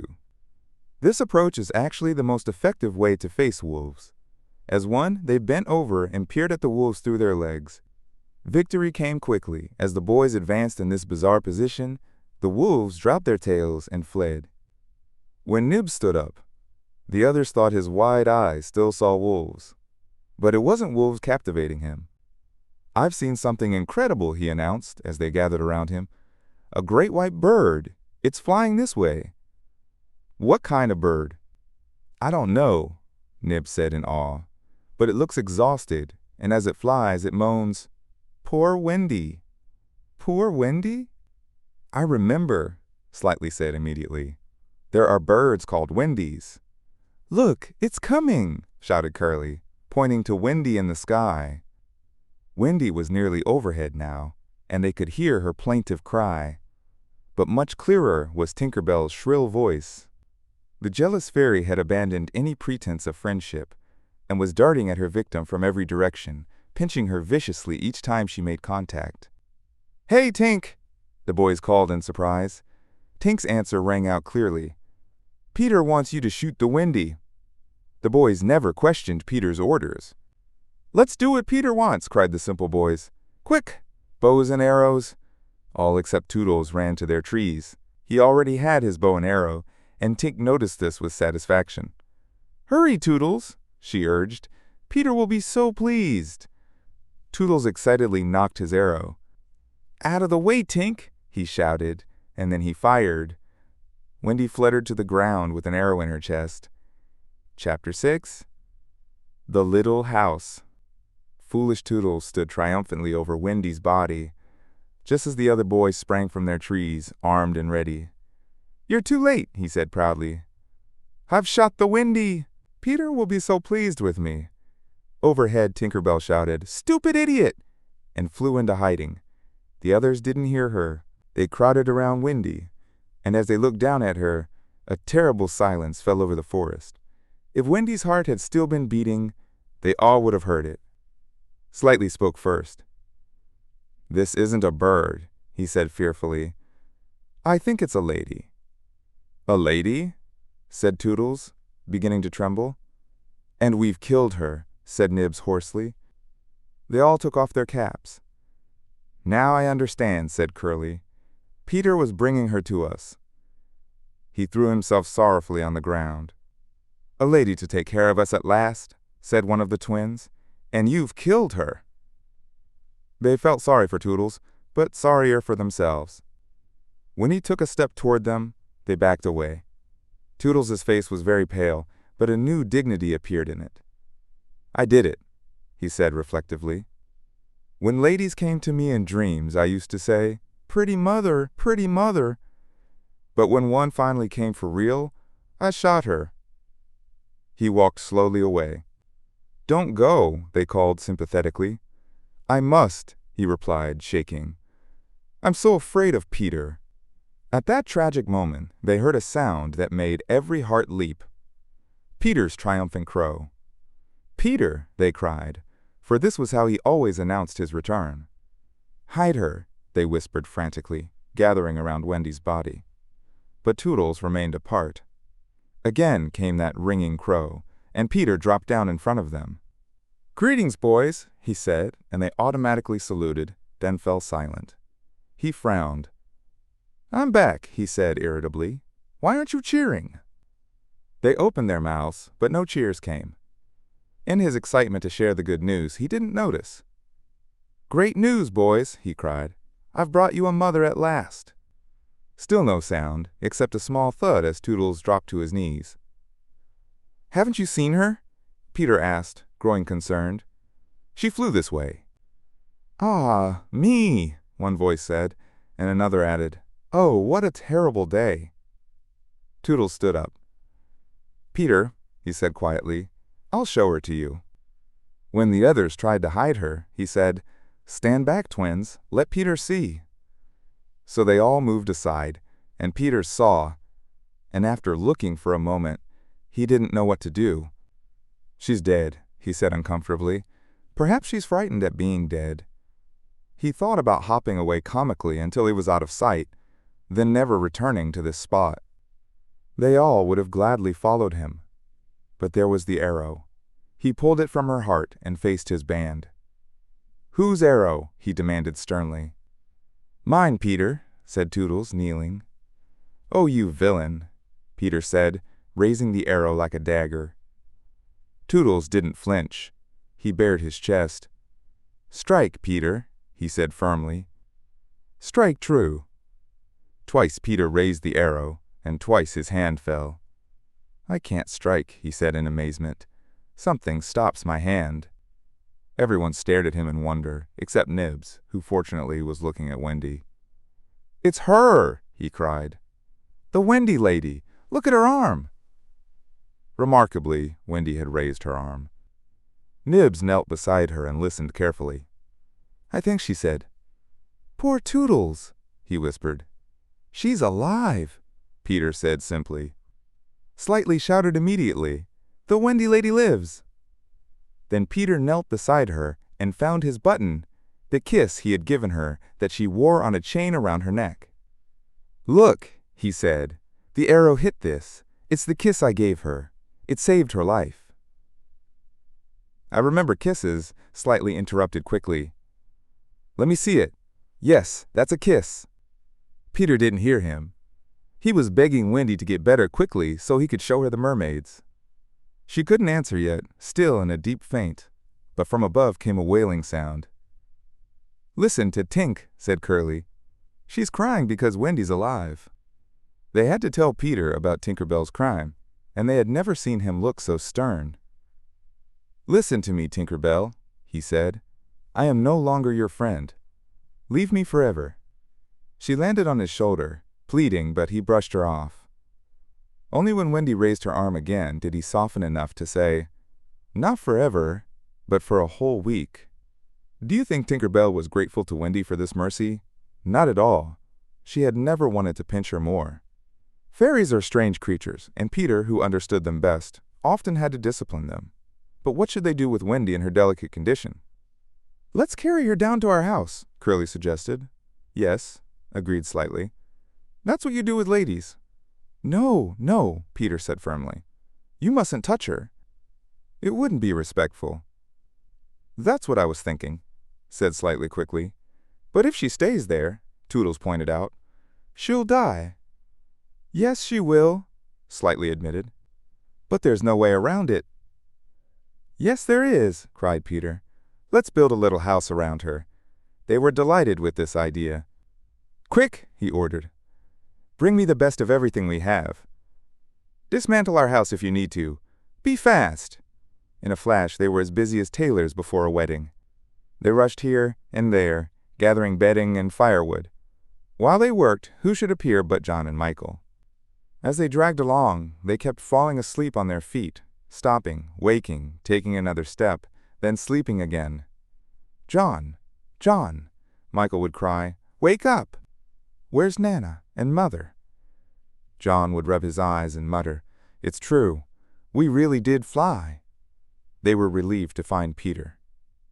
"Hello, Peter," they said. "Hello," Peter replied amiably, though he had completely forgotten them. He was measuring Wendy with his feet to see how large a house she would need, making sure to leave room for chairs and a table. John and Michael watched him. "Is Wendy asleep?" they asked. "Yes. John," Michael suggested, "let's wake her up and have her make us dinner."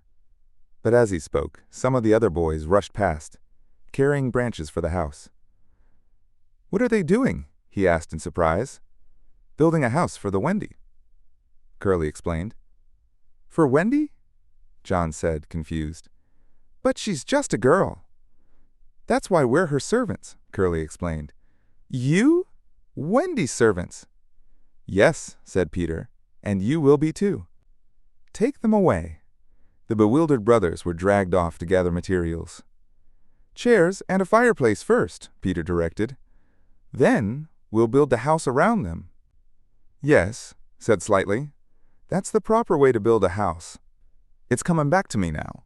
Peter thought of everything. "Slightly, fetch a doctor." "Yes, sir," Slightly said immediately and disappeared, scratching his head. But he knew Peter had to be obeyed, and he returned moments later wearing John's hat and trying to look professional. "Please, sir," said Peter, approaching him. "Are you a doctor?" What made Peter different from the other boys was that to him, make-believe and reality were exactly the same thing. This sometimes bothered the others, like when they had to pretend they'd eaten dinner.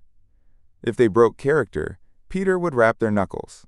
"Yes, my little man," Slightly replied nervously, his knuckles already sore from previous incidents. "A lady lies very ill," Peter explained solemnly. Wendy was at their feet, but Slightly wisely pretended not to see her. "Tut, tut," he said. "Where is she?" "In that glade over there." "I'll put a glass thing in her mouth," said Slightly, mimicking the action while Peter waited. It was a tense moment when he withdrew the imaginary thermometer. "How is she?" asked Peter. "Tut, tut," said Slightly. "This has cured her." "I'm so glad," Peter cried. "I'll visit again this evening," Slightly said. "Give her beef tea from a cup with a spout." After returning John's hat, he took deep breaths, his method of handling difficult situations. Meanwhile, the woods echoed with the sound of axes. Nearly everything needed for a cozy home already lay at Wendy's feet. "If only we knew," one boy said, "what kind of house she'd like best." "Peter," called another, "she's moving in her sleep." "Her mouth is opening," said a third, peering respectfully into it. "How beautiful." "Maybe she's going to sing in her sleep?" said Peter. "Wendy, sing about the kind of house you'd like to have." Without opening her eyes, Wendy began to sing. "I wish I had a pretty house, the littlest ever seen, with funny little red walls and roof of mossy green." The boys gurgled with delight. By incredible luck, the branches they'd gathered had sticky red sap, and the ground was carpeted with moss. As they assembled the little house, they broke into song themselves. "We've built the little walls and roof, and made a lovely door, so tell us, Mother Wendy, what are you wanting more?" To this she answered eagerly, "Oh, really, next, I think I'll have gay windows all about, with roses peeping in, you know, and babies peeping out." With quick punches, they created windows, using large yellow leaves as curtains. "But roses? Roses!" ordered Peter firmly. Immediately they pretended to grow beautiful roses up the walls. "Babies?" To prevent Peter from demanding real babies, they quickly sang again. "We've made the roses peeping out, the babes are at the door, we cannot make ourselves, you know, 'cause we've been made before." Peter, seeing this was sensible, claimed it as his own idea. The house was quite beautiful, and no doubt Wendy was comfortable inside, though they could no longer see her. Peter paced around, directing final touches. Nothing escaped his eagle eye. Just when they thought it was finished, "There's no knocker on the door," he said. They were ashamed, but Toodles donated the sole of his shoe, which made an excellent knocker.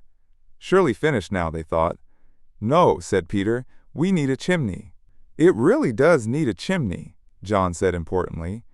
This gave Peter an idea. He grabbed John's hat, knocked out the bottom, and placed it on the roof. The little house was so pleased with its fine chimney that smoke immediately began puffing from the hat. Now, truly, it was complete. All that remained was to knock. "Everyone look your best," Peter warned. "First impressions are crucial." He was glad no one asked what first impressions were. They were all too busy making themselves presentable. He knocked politely, and the woods fell silent. The only sound came from Tinker Bell, who was watching from a branch openly sneering. The boys wondered nervously, would anyone answer? If so, what would she be like? The door opened, and a lady stepped out. It was Wendy. She looked appropriately surprised, which was just what they had hoped for. "Where am I?" she asked. Naturally, Slightly was first to speak. "Wendy, lady," he said hurriedly, "we built this house for you." "Oh, say you like it," begged Nibs. "Lovely, darling house," said Wendy, exactly what they'd hoped she would say. "And we are your children," announced the twins. Then all knelt down and, reaching out their arms, cried, "Oh, Wendy, lady, be our mother." "Should I?" Wendy asked, beaming. "It's terribly fascinating, but I'm only a little girl. I have no real experience." "That doesn't matter," said Peter, as if he were the only one who understood motherhood, though he actually knew the least. "We just need someone nice and motherly." "Oh my," said Wendy, "that's exactly what I am." It is, they all shouted. "We knew it immediately." "Very well," she agreed. "I'll do my best. Come inside right now, you naughty children. I'm sure your feet are damp. And before bedtime, I have just enough time to finish the story of Cinderella." They rushed inside. I'm not sure how they all fit, but you can squeeze very tightly in Neverland. And so began the first of many happy evenings with Wendy. Eventually, she tucked them into the giant bed in their underground home, though she slept that first night in the little house while Peter kept watch outside with his sword drawn. The pirates could be heard carousing in the distance, and wolves prowled nearby. The little house looked so cozy in the darkness, with light glowing through its blinds, smoke curling from its chimney, and Peter standing guard.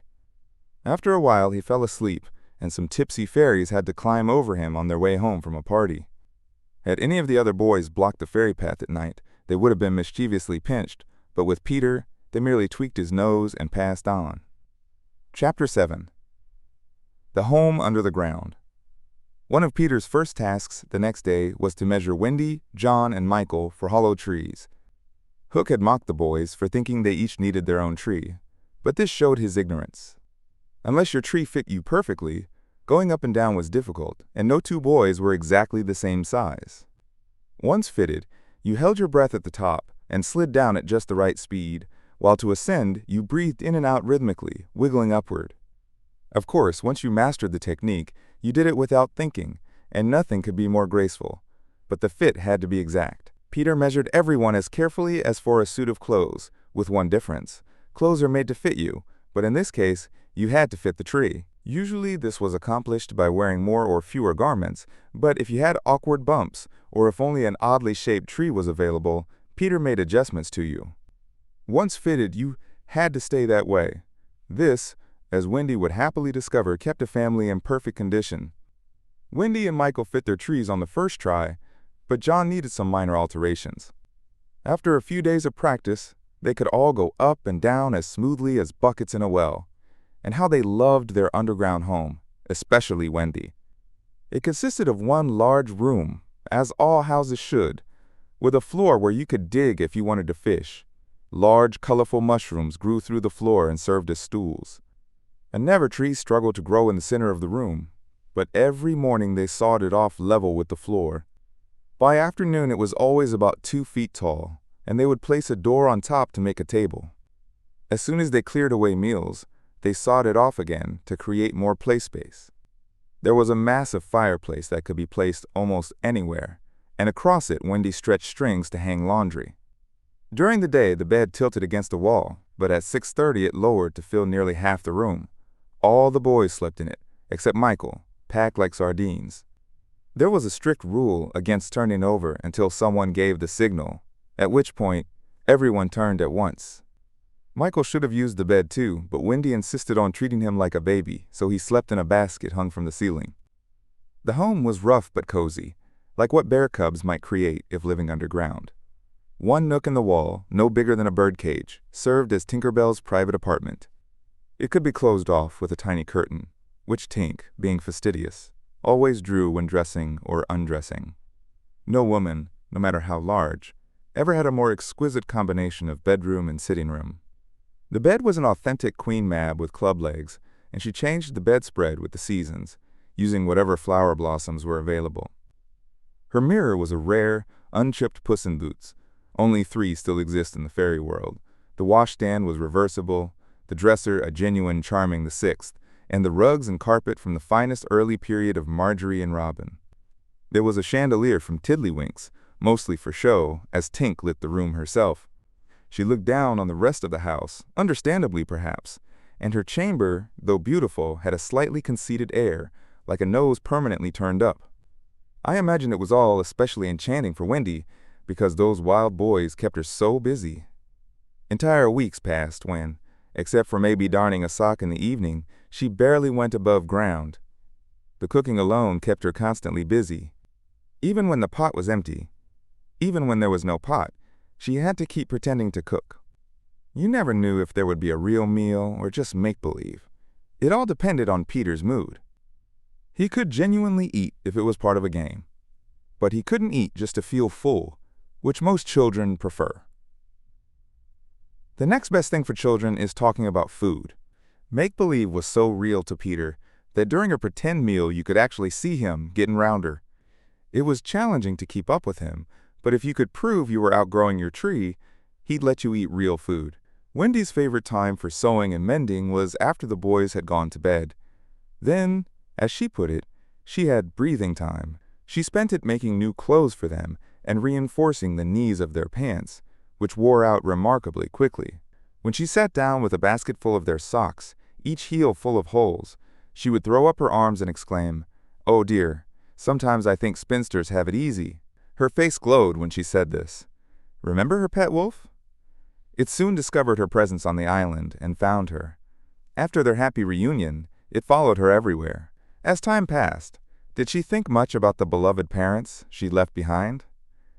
This is difficult to answer, since time in Neverland isn't measured like on the mainland, but I'm afraid Wendy didn't worry much about her father and mother. She was completely confident that they would always keep the window open for her return, which gave her peace of mind. What did trouble her occasionally was that John had only vague memories of their parents, while Michael was quite willing to believe that Wendy was actually his mother. These things worried her, and being conscientious, she tried to keep their old life fresh in their minds by giving them examination papers about it, similar to school tests. The other boys found this fascinating and insisted on participating. They made slates for themselves and sat around the table, concentrating on her questions. Her questions were remarkably ordinary. What color were Mother's eyes? Who was taller, father or mother? Was Mother blonde or brunette? Answer all 3 questions if possible. Or write an essay of at least 40 words on how I spent my last holiday. Or compare the characters of father and mother. Attempt only 1. Or 1. Describe mother's laugh. 2. Describe father's laugh. 3. Describe mother's party dress. 4. Describe the dog kennel and its occupant. These were simple, everyday questions, but when you couldn't answer them, you had to make a mark, and it was disturbing how many marks even John made. The only boy who answered every question was Slightly, who seemed certain of coming in first, but his answers were completely ridiculous, and he actually came in last, a sad result. Peter didn't participate in these tests. For one thing, he despised all mothers except Wendy, and for another, he was the only boy on the island who couldn't read or write, not even simple words. He considered himself above such things. Interestingly, all the questions were written in past tense. What was the color of mother's eyes? And so on. You see, Wendy was forgetting too. Of course, they had adventures daily, as we'll see, but around this time Peter invented a new game with Wendy's help that fascinated him until, as usual, he suddenly lost interest in it. The game involved pretending not to have adventures, doing the ordinary things that John and Michael had done all their lives, sitting on stools, throwing balls, going for walks, and coming home without having killed so much as a grizzly bear. Watching Peter do nothing on a stool was a sight to behold. He couldn't help looking solemn, as if sitting still was the most ridiculous activity imaginable. He would boast about taking walks for my health. For several days these were his most novel adventures, and John and Michael had to pretend to enjoy them too. or he would have punished them severely. He often went out alone, and when he returned, you could never be sure if he'd had an adventure or not. He might have forgotten it completely and said nothing, yet later, you'd find a body in the woods. Or he might talk extensively about an adventure, but you could never find any evidence of it. Sometimes he came home with his head bandaged, and Wendy would fuss over him, bathing his wounds while he told an impressive tale. But she was never quite certain if it was true. Some adventures she knew were genuine because she had participated in them, and others were at least partly true because the other boys were involved and insisted they were real. A complete record of their adventures would fill a book as large as an English-Latin dictionary, and the best we can do is offer one as a sample of an average hour on the island. The difficulty is choosing which one. Should we describe the skirmish with the Indians at Slightly Gulch? It was a bloody affair that showcased one of Peter's peculiarities. In the middle of a battle, he would suddenly switch sides. At the Gulch, when victory hung in the balance, he called out, "I'm a redskin today. What are you, Toodles?" And Toodles answered, "Redskin, what are you, Nibs?" And Nibs said, "Redskin, what are you, Twin?" And soon they were all Redskins. This would have ended the fight if the real Redskins, fascinated by Peter's tactics, hadn't agreed to be Lost Boys for that one battle, and so the fighting continued more fiercely than ever. An extraordinary incident resulted from this adventure, but we haven't decided yet if this is the one we'll share. Perhaps a better choice would be the night attack by the Redskins on the underground house, when several of them got stuck in the hollow trees and had to be pulled out like corks. Or we could tell how Peter saved Tiger Lily's life in the Mermaid's Lagoon, making her his ally. Or there's the story of the cake the pirates baked, hoping the boys would eat it and die. They placed it strategically around the island, but Wendy always snatched it away from her children. Eventually, it lost its appeal and became as hard as stone, used as a projectile. Hook himself tripped over it in the dark. Or should we tell about Peter's bird friends, particularly the Never bird that built its nest in a tree overhanging the lagoon? When the nest fell into the water, the bird continued sitting on her eggs, and Peter ordered everyone to leave her in peace. It's a lovely story showing how grateful a bird can be, but telling it would require explaining the whole lagoon adventure, which would mean telling two stories instead of one. A shorter but equally exciting tale is how Tinker Bell, with help from some street fairies, tried to have the sleeping Wendy carried away on a floating leaf. Fortunately, the leaf gave way, and Wendy woke up thinking it was bath time and swam back. Or we could describe Peter's defiance of the lions, when he drew a circle around himself with an arrow and dared them to cross it. Though he waited for hours, with the others watching breathlessly from trees, not one lion accepted his challenge. Which adventure should we choose? The best way is to toss a coin. I've tossed, and the lagoon has won. This almost makes me wish for the Gulch, the cake, or Tink's leaf. I could toss again and make it best of 3, but perhaps it's fairest to stick with the lagoon. Chapter 8, The Mermaid's Lagoon.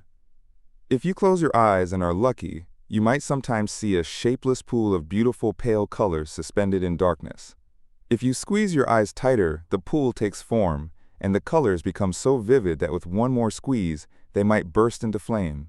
Just before that happens, you see the lagoon. This is as close as you'll ever get to it on the mainland, just one magical moment.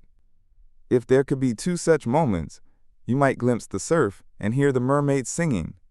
The children often spent entire summer days at the lagoon, mostly swimming or floating and playing mermaid games. Don't think this means the mermaids were friendly with them, quite the opposite. One of Wendy's lasting regrets was that during her entire time on the island, no mermaid ever spoke civilly to her. When she crept quietly to the edge of the lagoon, she might see dozens of them, especially on Marooner's Rock, where they loved to lounge, lazily combing their hair in a way that irritated her.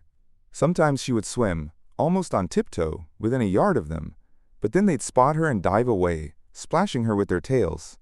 Not accidentally, but deliberately. They treated all the boys the same way, except Peter. He chatted with them for hours on Marooner's Rock and sat on their tails when they got sassy. He once gave Wendy one of their combs. The most haunting time to see mermaids is at the full moon, when they make strange wailing sounds, but the lagoon is dangerous for humans then. Until the evening I'm about to describe, Wendy had never seen the lagoon by moonlight, not from fear, since Peter would have accompanied her, but because she insisted everyone be in bed by 7. She often visited during sunny days after rain, when mermaids surface in great numbers to play with bubbles. They treat these multicolored rainbow water bubbles as balls, hitting them back and forth with their tails, trying to keep them aloft until they burst. The goals are at opposite ends of the rainbow, and only the goalkeepers can use their hands. Sometimes a dozen such games occurred simultaneously, a pretty sight indeed. But whenever the children tried to join in, the mermaids immediately disappeared. Still, we know they secretly watched the humans and weren't above stealing ideas from them. John introduced a new way of hitting the bubble with his head instead of his hand, and the mermaids adopted it, the one mark John left on the Neverland. It was also charming to see the children resting on a rock after lunch. Wendy insisted they take a real break, even though the meal was usually make-believe. They lay in the sun, their bodies glistening, while she sat beside them looking important. On one such day they were all on Marooner's Rock, which wasn't much larger than their big bed, though they all knew how to take up minimal space. They were dozing, or at least had their eyes closed, occasionally pinching each other when they thought Wendy wasn't looking. She was busy sewing. As she worked, a change came over the lagoon. Small ripples ran across its surface, the sun disappeared, and shadows crept over the water, turning it cold. Wendy could no longer thread her needle, and when she looked up, the once cheerful lagoon seemed threatening and hostile. It wasn't that night had fallen, but something as dark as night was approaching. No, worse. It hadn't arrived yet, but had sent that shiver through the water to announce its coming. What could it be? She remembered all the stories about Marooner's Rock, how evil captains would abandon sailors there to drown when the tide rose and submerged it. She should have awakened the children immediately, not just because of the approaching danger, but because the rock had grown chilly and unsuitable for sleeping. But she was a young mother who didn't know better. She thought she had to follow her rule about resting for 30 minutes after lunch. So despite her fear and her longing to hear reassuring male voices, she let them sleep. Even when she heard the muffled sound of oars, she didn't wake them, though her heart raced. She stood over them, determined to let them finish their nap. Wasn't that brave of Wendy? Fortunately for the boys, one of them could sense danger even in his sleep. Peter sprang up, instantly alert like a dog, and with one warning cry he woke the others. He stood motionless, one hand to his ear. "Pirates!" he hissed. The others moved closer to him. A strange smile played across his face, and Wendy shuddered when she saw it. While that smile lasted, no one dared speak to him. They could only wait for orders. His command came sharp and clear. "Dive!" There was a flash of legs, and instantly the lagoon seemed deserted. Marooner's Rock stood alone in the threatening waters, as if marooned itself. A small boat drew closer. It was the pirate's dinghy with 3 figures aboard: Smee, Starkey, and a captive, Tiger Lily. Her hands and ankles were tied, and she knew her fate, to be left on the rock to perish when the tide rose, a death more terrible to her people than fire or torture, for her tribe believed there was no path through water to the happy hunting ground. Yet her face remained impassive. She was a chief's daughter and must die with dignity. That was enough. The pirates had caught her sneaking aboard their ship with a knife in her mouth. No guard was posted. It was Hook's boast that the fear of his name protected the ship for a mile around. Now her death would help strengthen that protection. One more whale would be carried on the night wind. In the darkness they brought with them, the pirates didn't see the rock until they crashed into it. "Watch where you're going," growled Smee in his Irish accent. "Here's the rock. Now let's hoist the redskin onto it and leave her to drown." It took only a brutal moment to dump the beautiful girl onto the rock. She was too proud to resist uselessly. Quite near, but hidden under water, 2 heads bobbed up and down, Peter's and Wendy's. Wendy was crying. It was the first tragedy she had witnessed. Peter had seen many tragedies, but had forgotten them all. He was less concerned about Tiger Lily than about the unfairness of 2 against 1. He intended to save her, and the easiest way would have been to wait until the pirates left, but he never chose the easy path. There was almost nothing Peter couldn't do, and now he perfectly imitated Hook's voice. "Ahoy there, you scoundrels!" he called out. It was an astonishing impersonation. "The captain!" the pirates exclaimed, staring at each other in confusion. "He must be swimming out to us," Starkey said after they looked around in vain. "We're putting the Indian on the rock," Smee called. "Set her free," came the surprising reply. "Free?" "Yes, untie her and let her go." "But, Captain—" "Immediately," Peter barked, "or I'll plunge my hook into you." "This is strange," Smee muttered. "Better do what the captain says." Starkey said nervously. Aye, aye, said Smee, and he cut Tiger Lily's ropes. Like an eel, she instantly slipped between Starkey's legs into the water. Wendy was thrilled by Peter's cleverness, but knew he would be tempted to crow triumphantly and give himself away. Her hand moved to cover his mouth, but stopped in mid-action when "Boat ahoy!" rang out over the lagoon in Hook's voice, and this time it wasn't Peter speaking. Peter might have crowed, but his face puckered in surprise instead. "Boat ahoy!" came the voice again. Now Wendy understood. The real Hook was also in the water. He was swimming toward the boat, and as his men held up a lantern to guide him, he soon reached them. In the light, Wendy saw his hook grip the side of the boat, and his evil face rise dripping from the water. Terrified, she wanted to swim away, but Peter wouldn't budge. He was buzzing with excitement and swollen with pride. "Aren't I amazing?" "Oh, I'm so amazing," he whispered to her, and though she agreed, she was actually relieved that only she heard this boast. He signaled for her to listen. The two pirates were curious about what had brought their captain to them, but he sat with his head resting on his hook, looking profoundly melancholy. "Captain, is everything all right?" they asked timidly, but he only answered with a hollow moan. "He sighs," said Smee.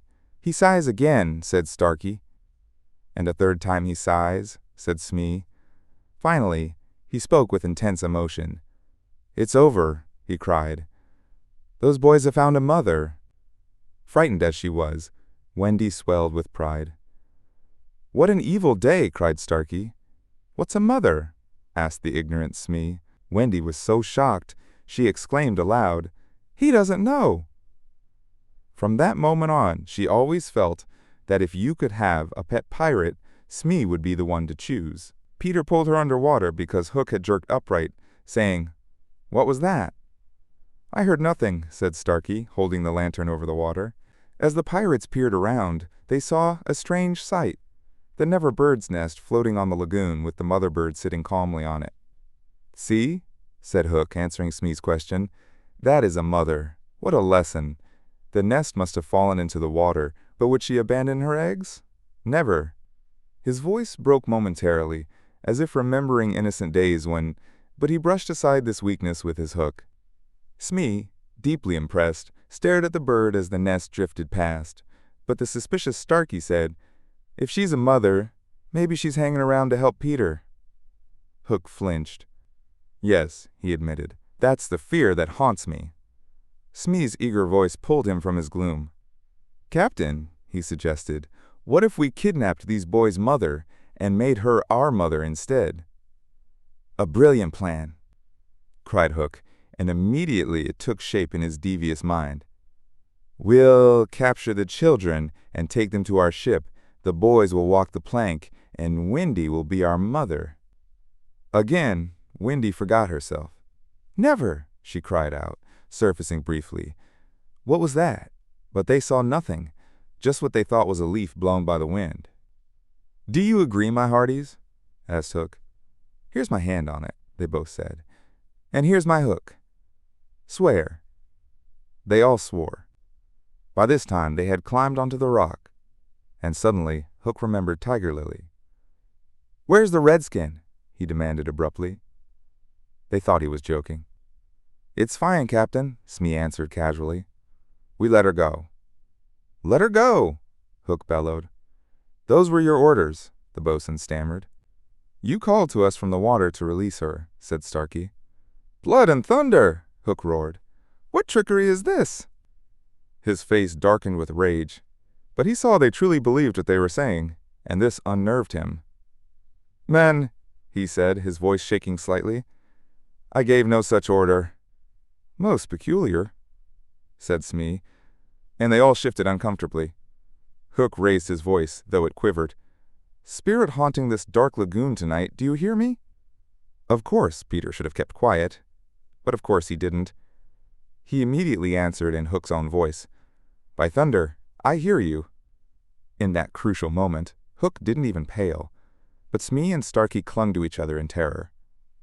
"Who are you, stranger?" Hook demanded.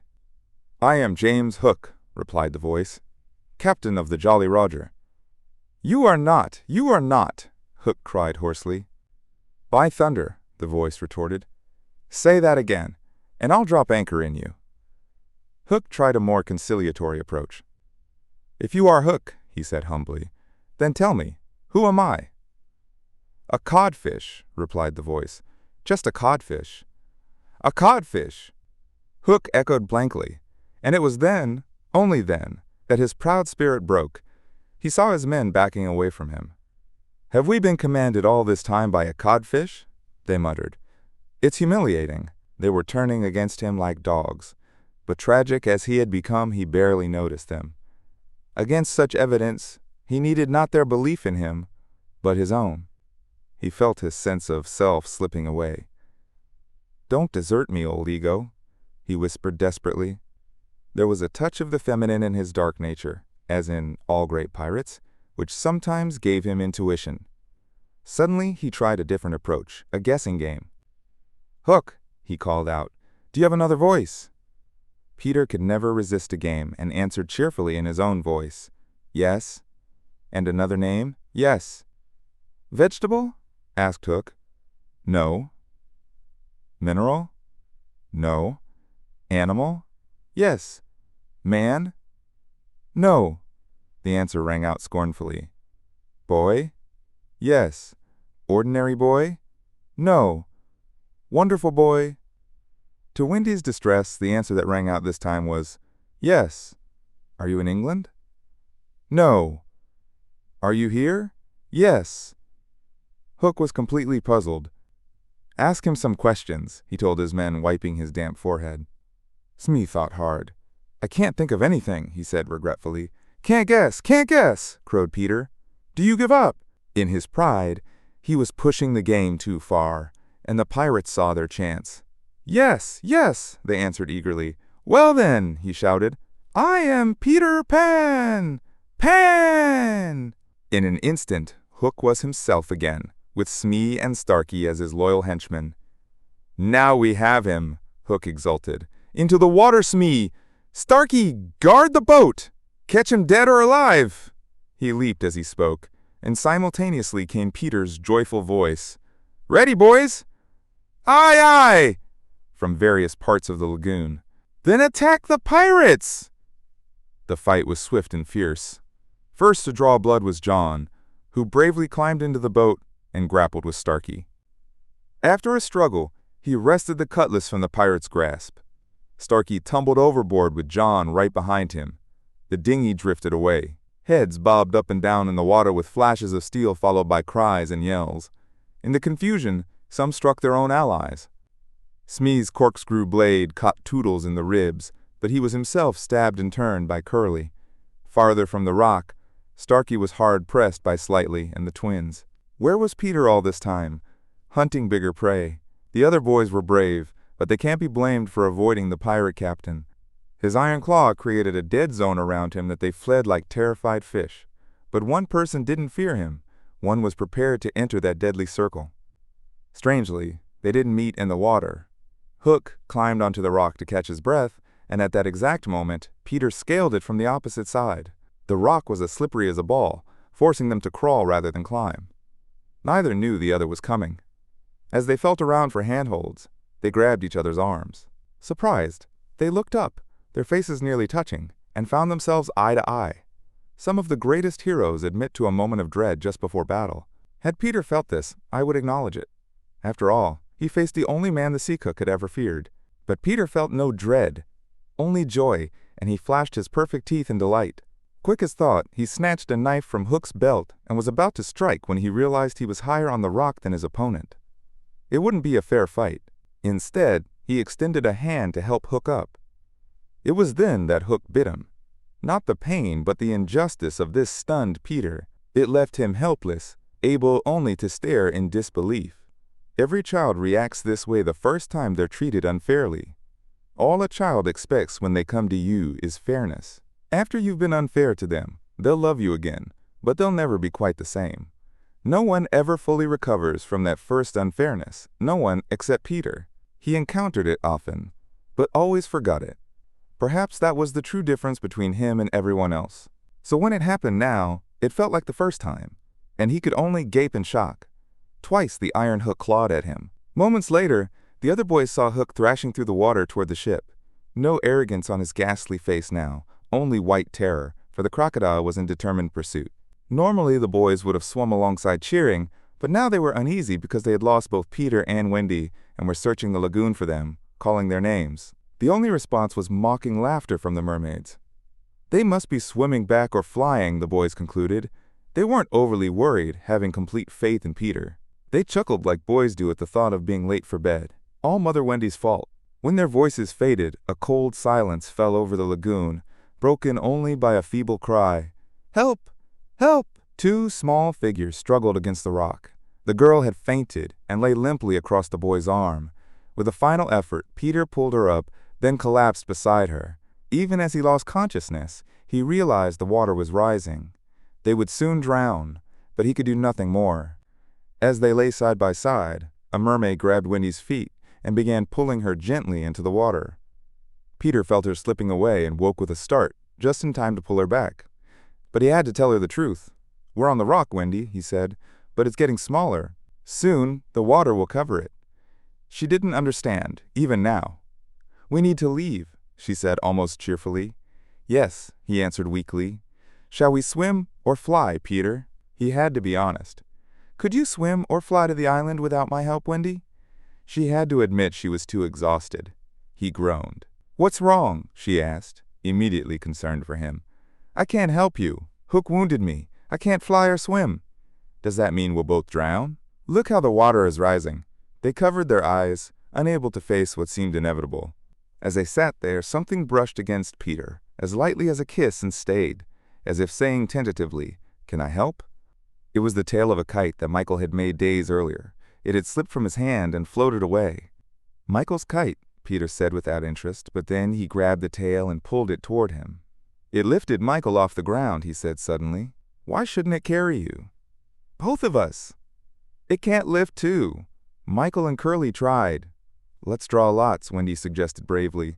"And you a lady?" "Never!" He had already tied the tail around her.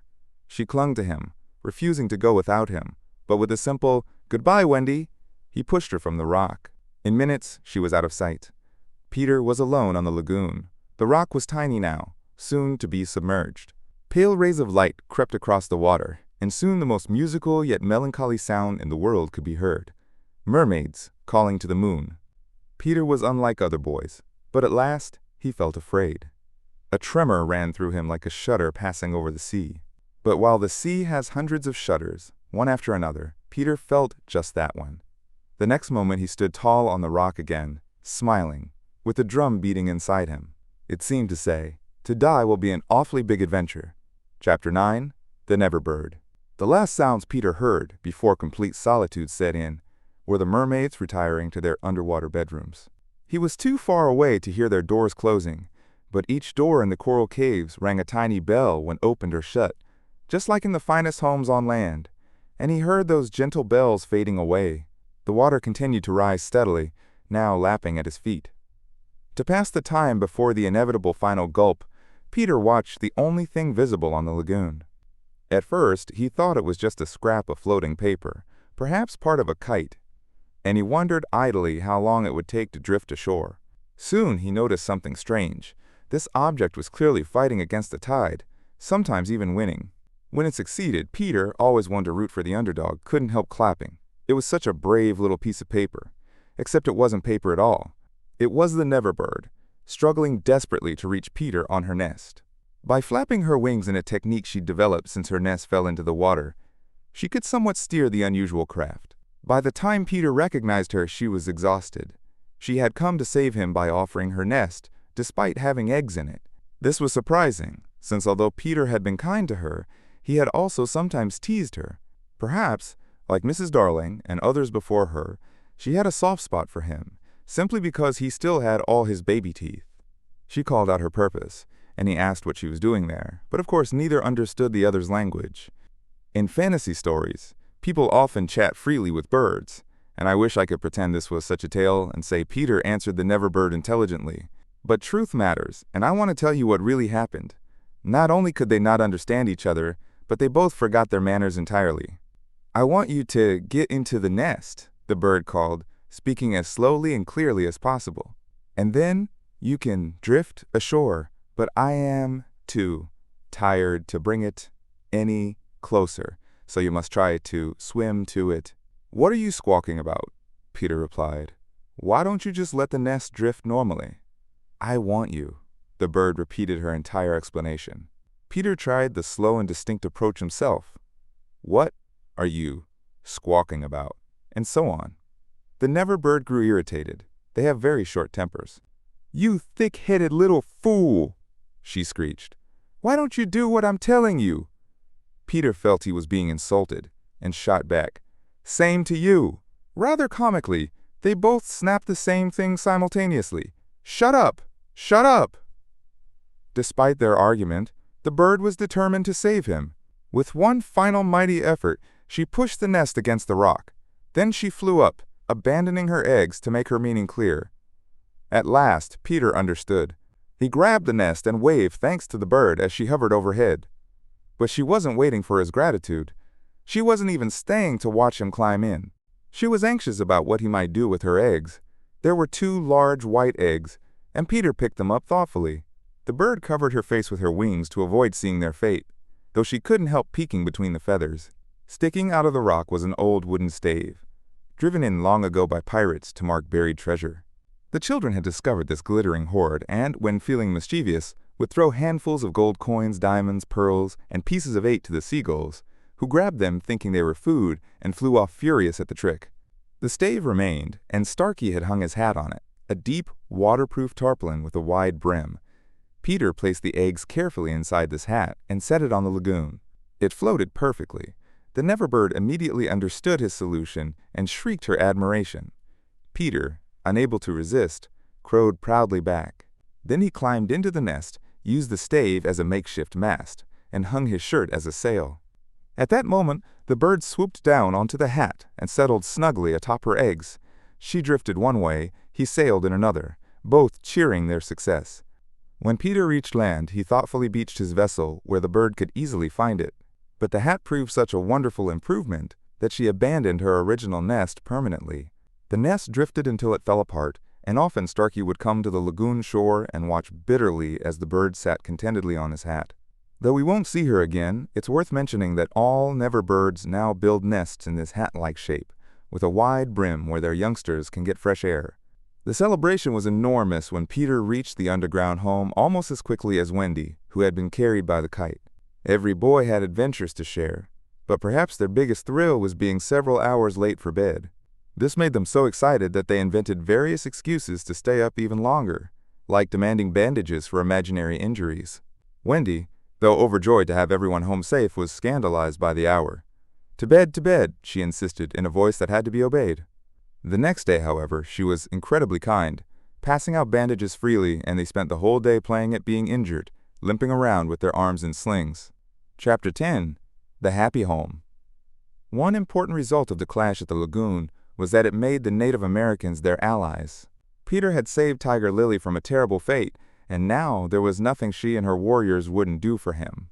All night they kept watch above the underground home, waiting for the pirate attack that would surely come soon. Even by day they hung around, smoking peace pipes and looking rather hopeful for snacks. They called Peter the Great White Father and prostrated themselves before him. He loved this treatment tremendously, which wasn't really good for him. "The Great White Father," he would announce in a lordly manner as they knelt at his feet, "is pleased to see the Pickaninny warriors protecting his home from the pirates." "Me, Tiger Lily," the beautiful girl would reply. "Peter Pan saved me, me his very good friend. Me no let pirates hurt him." She was far too dignified to grovel like this, but Peter thought it was his due, and would answer condescendingly, "It is good, Peter Pan has spoken." Whenever he said, "Peter Pan has spoken," everyone knew they should be quiet, and they humbly accepted this. But the Native Americans weren't nearly as respectful to the other boys, whom they treated as ordinary children. They'd say casual things like, "How's it going?" which irritated the boys, especially since Peter seemed to think this was perfectly fine. Secretly, Wendy sympathized with the boys a little, but she was too loyal a homemaker to listen to complaints about their father. "Father knows best," she would always say, no matter what she privately thought, and what she privately thought was that the Native Americans shouldn't call her a squaw. We have now reached the evening that would become known as the Night of Nights because of its adventures and their outcome. The day had been quiet, almost uneventful, as if gathering its strength. Now the Native Americans were at their posts above, wrapped in blankets, while below, the children were having their evening meal, all except Peter, who had gone out to check the time. The way you told time on the island was to find the crocodile and stay near it until the clock inside it struck. The meal happened to be a pretend tea, and the children sat around the table, gobbling greedily. Between their chatter and squabbles, the noise was positively deafening, as Wendy put it. Not that she minded noise. What she couldn't stand was grabbing and then hearing excuses about how Toodles had pushed someone's elbow. There was a strict rule against hitting at mealtimes. Disputes were supposed to be reported to Wendy by raising an arm politely and saying, "I complain of so-and-so." But usually they either forgot or did it excessively. "Quiet!" Wendy cried after telling them for the 20th time not to all speak at once. "Is your mug empty, Slightly darling?" "Not quite empty, Mummy," Slightly answered after peering into an imaginary mug. "He hasn't even started his milk," Nibs interrupted. This was tattling, and Slightly seized his chance. "I complain of Nibs," he promptly announced. But John had raised his hand first. "Yes, John? May I sit in Peter's chair since he's not here?" "Sit in Father's chair, John." Wendy was shocked. "Certainly not." "He's not really our father," John argued. "He didn't even know how a father behaves until I showed him." This was grumbling. "We complain of John!" cried the twins. Toodles raised his hand. He was the most humble of them all. Actually, the only humble one, so Wendy was especially gentle with him. "I don't suppose," Toodles said shyly, "that I could be father." "No, Toodles." Once Toodles started speaking, which wasn't often, he had a silly way of continuing. "Since I can't be father," he said gloomily, "I don't suppose, Michael, you'd let me be the baby." "No, I won't," Michael snapped. He was already in his basket. "Since I can't be the baby," Toodles continued, growing more dejected, "do you think I could be a twin?" "No way," replied the twins. "It's really hard being a twin." "Since I can't be anything important," said Toodles, "would anyone like to see me do a trick?" "No," they all replied. Finally, he stopped. "I didn't really have any hope," he admitted. The irritating tattling erupted again. Slightly is coughing on the table. The twins started with cheesecakes. Curly is taking both butter and honey. Nibs is talking with his mouth full. "I complain of the twins. I complain of Curly. I complain of Nibs." Oh dear," sighed Wendy. "Sometimes I think single women have the right idea." She told them to clear away the dishes, then sat down with her work basket, full of socks with holes in the knees as usual. "Wendy," protested Michael, "I'm too big for a cradle." "I need someone in a cradle," she replied, somewhat tartly, "and you're the smallest. A cradle is such a nice homey thing to have around." While she sewed, the children played around her. Happy faces and dancing limbs lit by the warm firelight. It had become a familiar scene in their underground home, but we are seeing it for the last time. There was a footstep above, and Wendy, naturally, was the first to recognize it. "Children, I hear your father. He likes you to meet him at the door." Above, the Native Americans bowed before Peter. "Watch well, braves. I have spoken."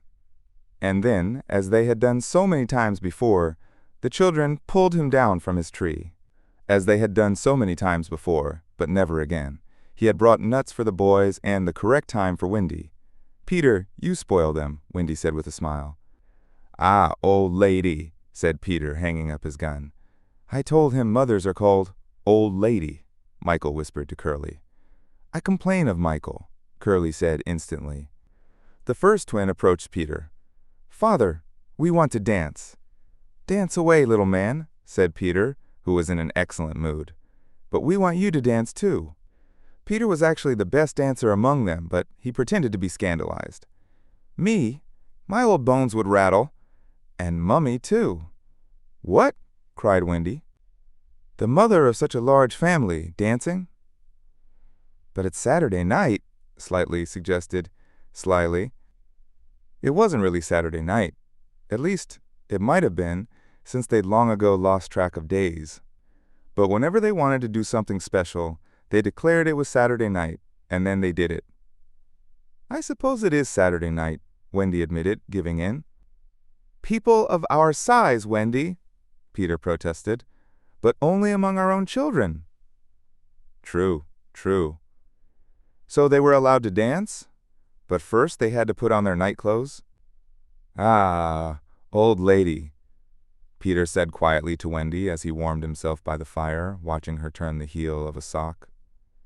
There's nothing nicer in the evening, after the day's work is done, than resting by the fire with the little ones nearby. It is sweet, isn't it, Peter? Wendy replied, genuinely pleased. Peter, I think Curly has your nose.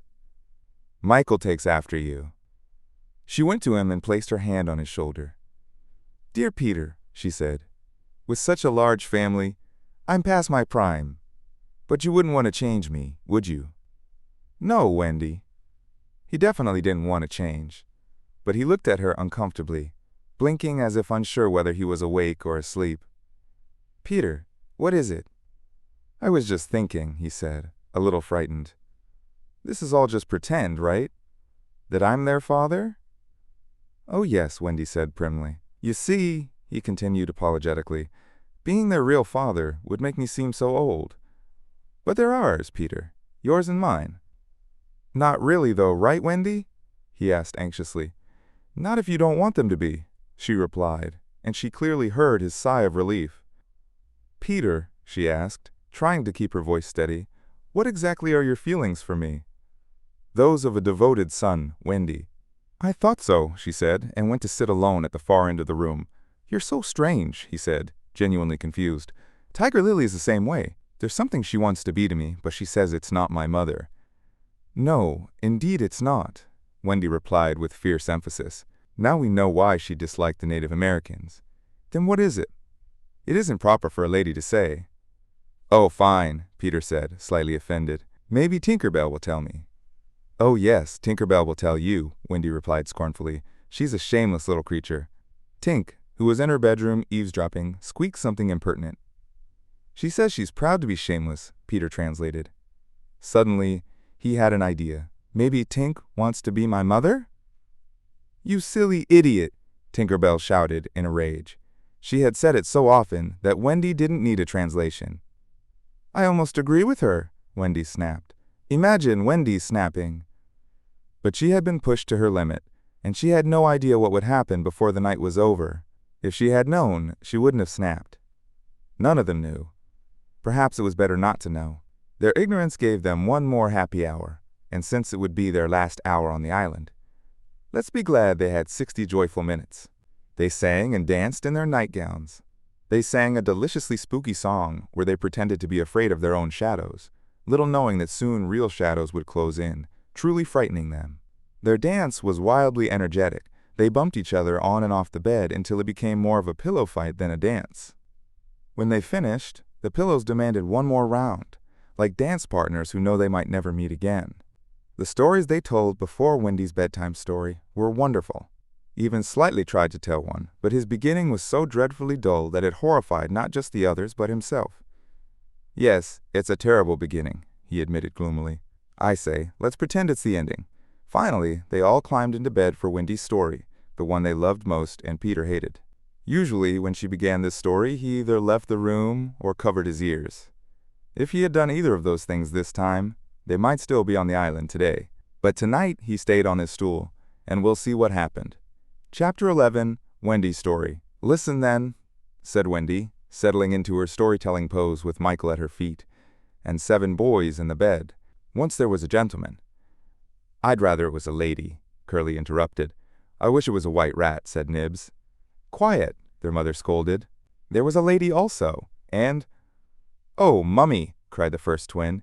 You mean there is a lady, don't you? She's not dead, is she? Oh, no. I'm so glad she's not dead, said Toodles. Are you glad, John? Of course. Are you glad, Nibs? Absolutely. Are you glad, twins? We're glad. Oh, dear, sighed Wendy. Less noise, Peter called out, determined that she should have a fair chance, however awful he might find the story. The gentleman's name, Wendy continued, was Mr. Darling, and the lady was Mrs. Darling. I knew them. John said to annoy the others. I think I remember them, Michael added, sounding uncertain. They were married, Wendy explained. And do you know what they had? White rats, cried Nibs, feeling inspired. No, it's so confusing, said Toodles, who actually knew the story by heart. Quiet, Toodles. They had 3 descendants. What are descendants? Well, you are one, twin. Did you hear that, John? I'm a descendant. Descendants are just children, John explained. Oh dear, Wendy sighed. Now, these 3 children had a faithful nurse dog named Nana, but Mr. Darling got angry at her and chained her up in the yard, so all the children flew away. It's such a good story, said Nibs.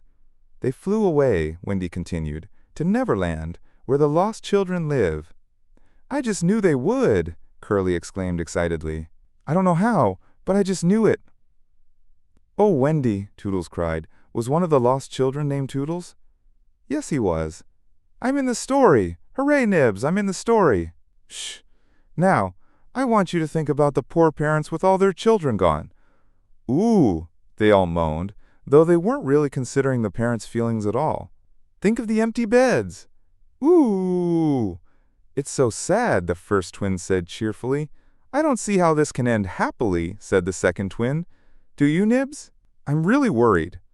If you understood a mother's love, Wendy told them triumphantly, you wouldn't be afraid. She had reached the part Peter hated. I do like a mother's love, said Toodles, hitting Nibs with a pillow. Do you like a mother's love, Nibs? Sure do, said Nibs, hitting back. You see, Wendy said smugly, our heroine knew that the mother would always keep the window open for her children to fly back through, so they stayed away for years having wonderful adventures. Did they ever go back? Let's, said Wendy, preparing for her grand finale, take a peek into the future. They all gave themselves the special twist that makes peeking into the future easier. Years have passed, and who is this elegant lady of uncertain age arriving at London Station? Oh, Wendy, who is she? Cried Nibs, just as excited as if he didn't already know. Could it be? Yes. No, it is the lovely Wendy. Oh, and who are those 2 noble, dignified gentlemen with her, now grown into men? Could they be John and Michael? They are. Oh, look, dear brothers, says Wendy, pointing upward. There's the window, still open. At last, we are rewarded for our complete faith in a mother's love. So up they flew to their mother and father, and words cannot describe the joyful reunion, so we'll draw a curtain over the scene. That was the story, and the children loved it as much as their storyteller did.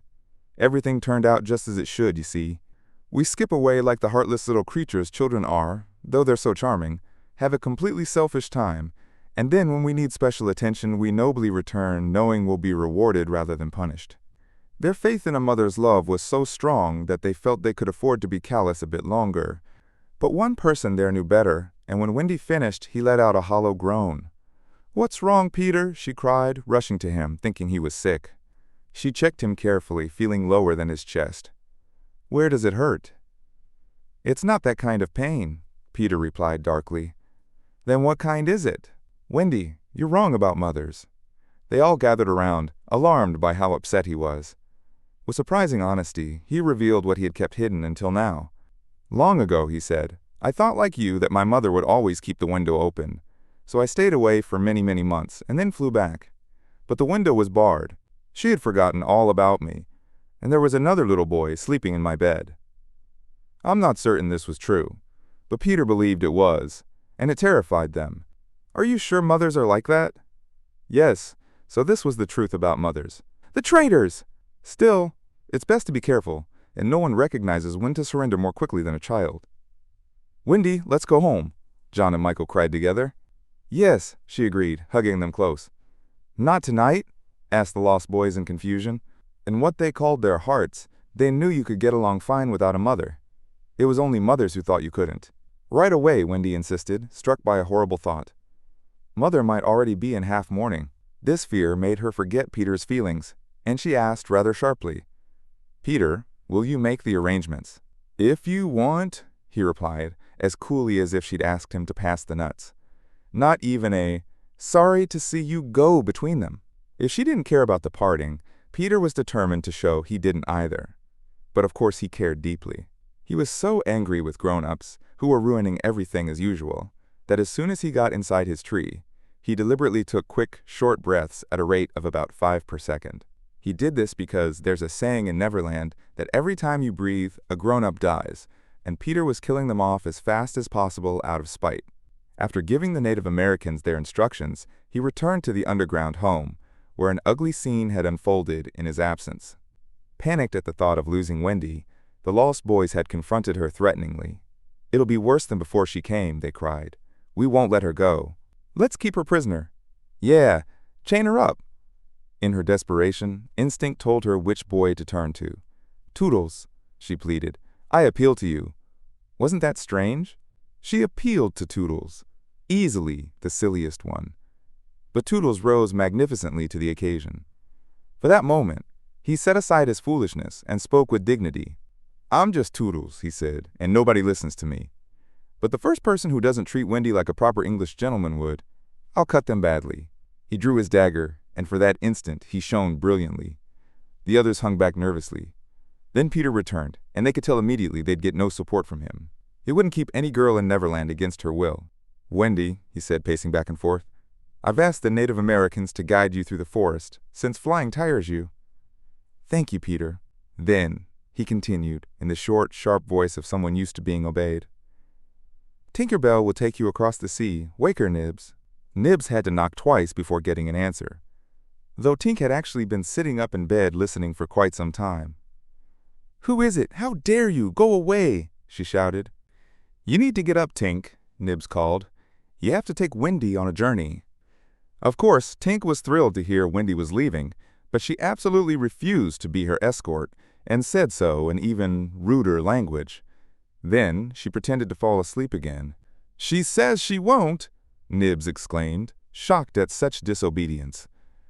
Peter marched sternly toward the fairy's chamber. "Tink," he snapped, "if you don't get up and get dressed right now, I'll open the curtains, and everyone will see you in your nightgown." This made her leap out of bed. "Who said I wasn't getting up?" she protested. Meanwhile, the boys were staring sadly at Wendy, now ready for the journey with John and Michael. They were dejected not just because they were losing her, but because they sensed she was going to something exciting they hadn't been invited to. Adventure was calling them, as usual. Giving them more credit than they deserved, Wendy softened. "Dear ones," she said, "if you all come with me, I'm almost certain my father and mother would adopt you." The invitation was meant especially for Peter, but each boy was thinking only of himself, and they jumped for joy. "But won't they think we're too much trouble?" Nibs asked mid-jump. "Oh no," said Wendy, thinking quickly. "It would just mean putting a few beds in the drawing room. They can be hidden behind screens on Thursdays." "Peter, can we go?" they all begged. They assumed if they went, he would too, but honestly, they hardly cared.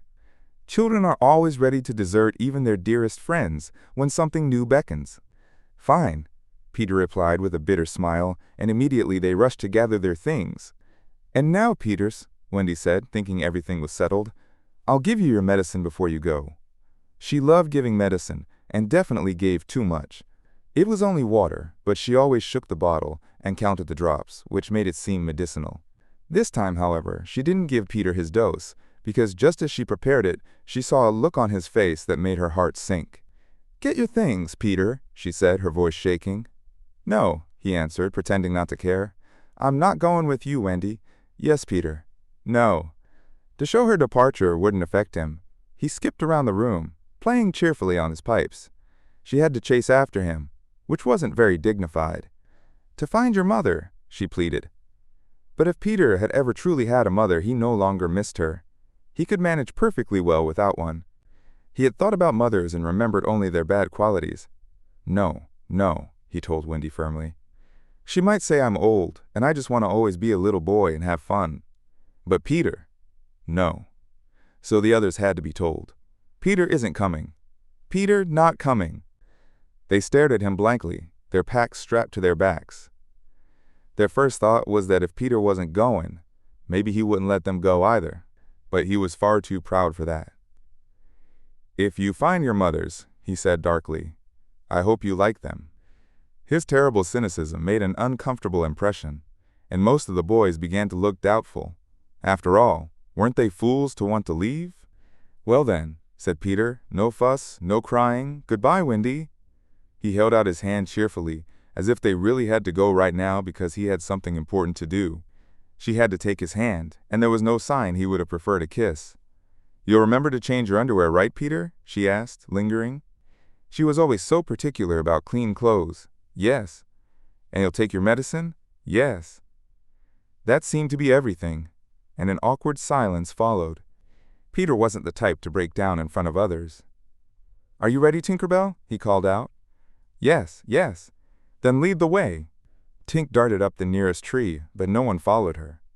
At that very moment, the pirates launched their brutal attack on the Native Americans. Above, where all had been quiet, the air filled with screams and the clash of steel. Below, there was dead silence. Mouths hung open. Wendy fell to her knees, but her arms reached toward Peter. All arms reached toward him, as if suddenly blown in his direction, silently begging him not to abandon them. As for Peter, he grabbed his sword, the same one he thought he'd killed Barbecue with, and the thrill of battle gleamed in his eyes. Chapter 12. The Children Are Carried Off. The pirate attack had completely surprised the Native Americans, clear proof that the treacherous Hook had broken the rules, because surprising Native Americans in battle is beyond any white man's skill. According to the unwritten laws of wilderness warfare, the Native Americans should always attack first, using their natural cunning to strike just before dawn, when white men's courage is lowest. White men, meanwhile, should build a makeshift fort on high ground near water. Being far from water is fatal. There they wait for the attack, inexperienced ones clutching their guns and stepping on twigs, but veterans sleeping peacefully until just before dawn. Through the long, dark night, Native American scouts slither snake-like through the grass without disturbing a single blade. The brush closes behind them like sand after a diving mole. No sound is heard, except their incredible imitation of a coyote's lonely call. Other braves answer, some doing it even better than real coyotes, who aren't very good at it. So the cold hours pass, and the long wait is terribly difficult for any white person experiencing it for the first time. But to experienced fighters, these ghostly calls, and even more ghostly silences, merely mark the night's progress. This well-known protocol was so familiar to Hook that ignoring it can't be excused by claiming ignorance. The Pickaninnies, for their part, trusted completely in his honor, and their actions that night stand in stark contrast to his. They followed every rule consistent with their tribe's reputation. With the heightened senses that both amaze and frustrate civilized people, they knew pirates were on the island from the moment one stepped on a dry twig. In an incredibly short time, the coyote cries began. Every inch of ground between Hook's landing spot and the underground home was carefully examined by braves wearing their moccasins with the heels in front. They found just one hill with a stream at its base, leaving Hook no choice but to set up there and wait for dawn.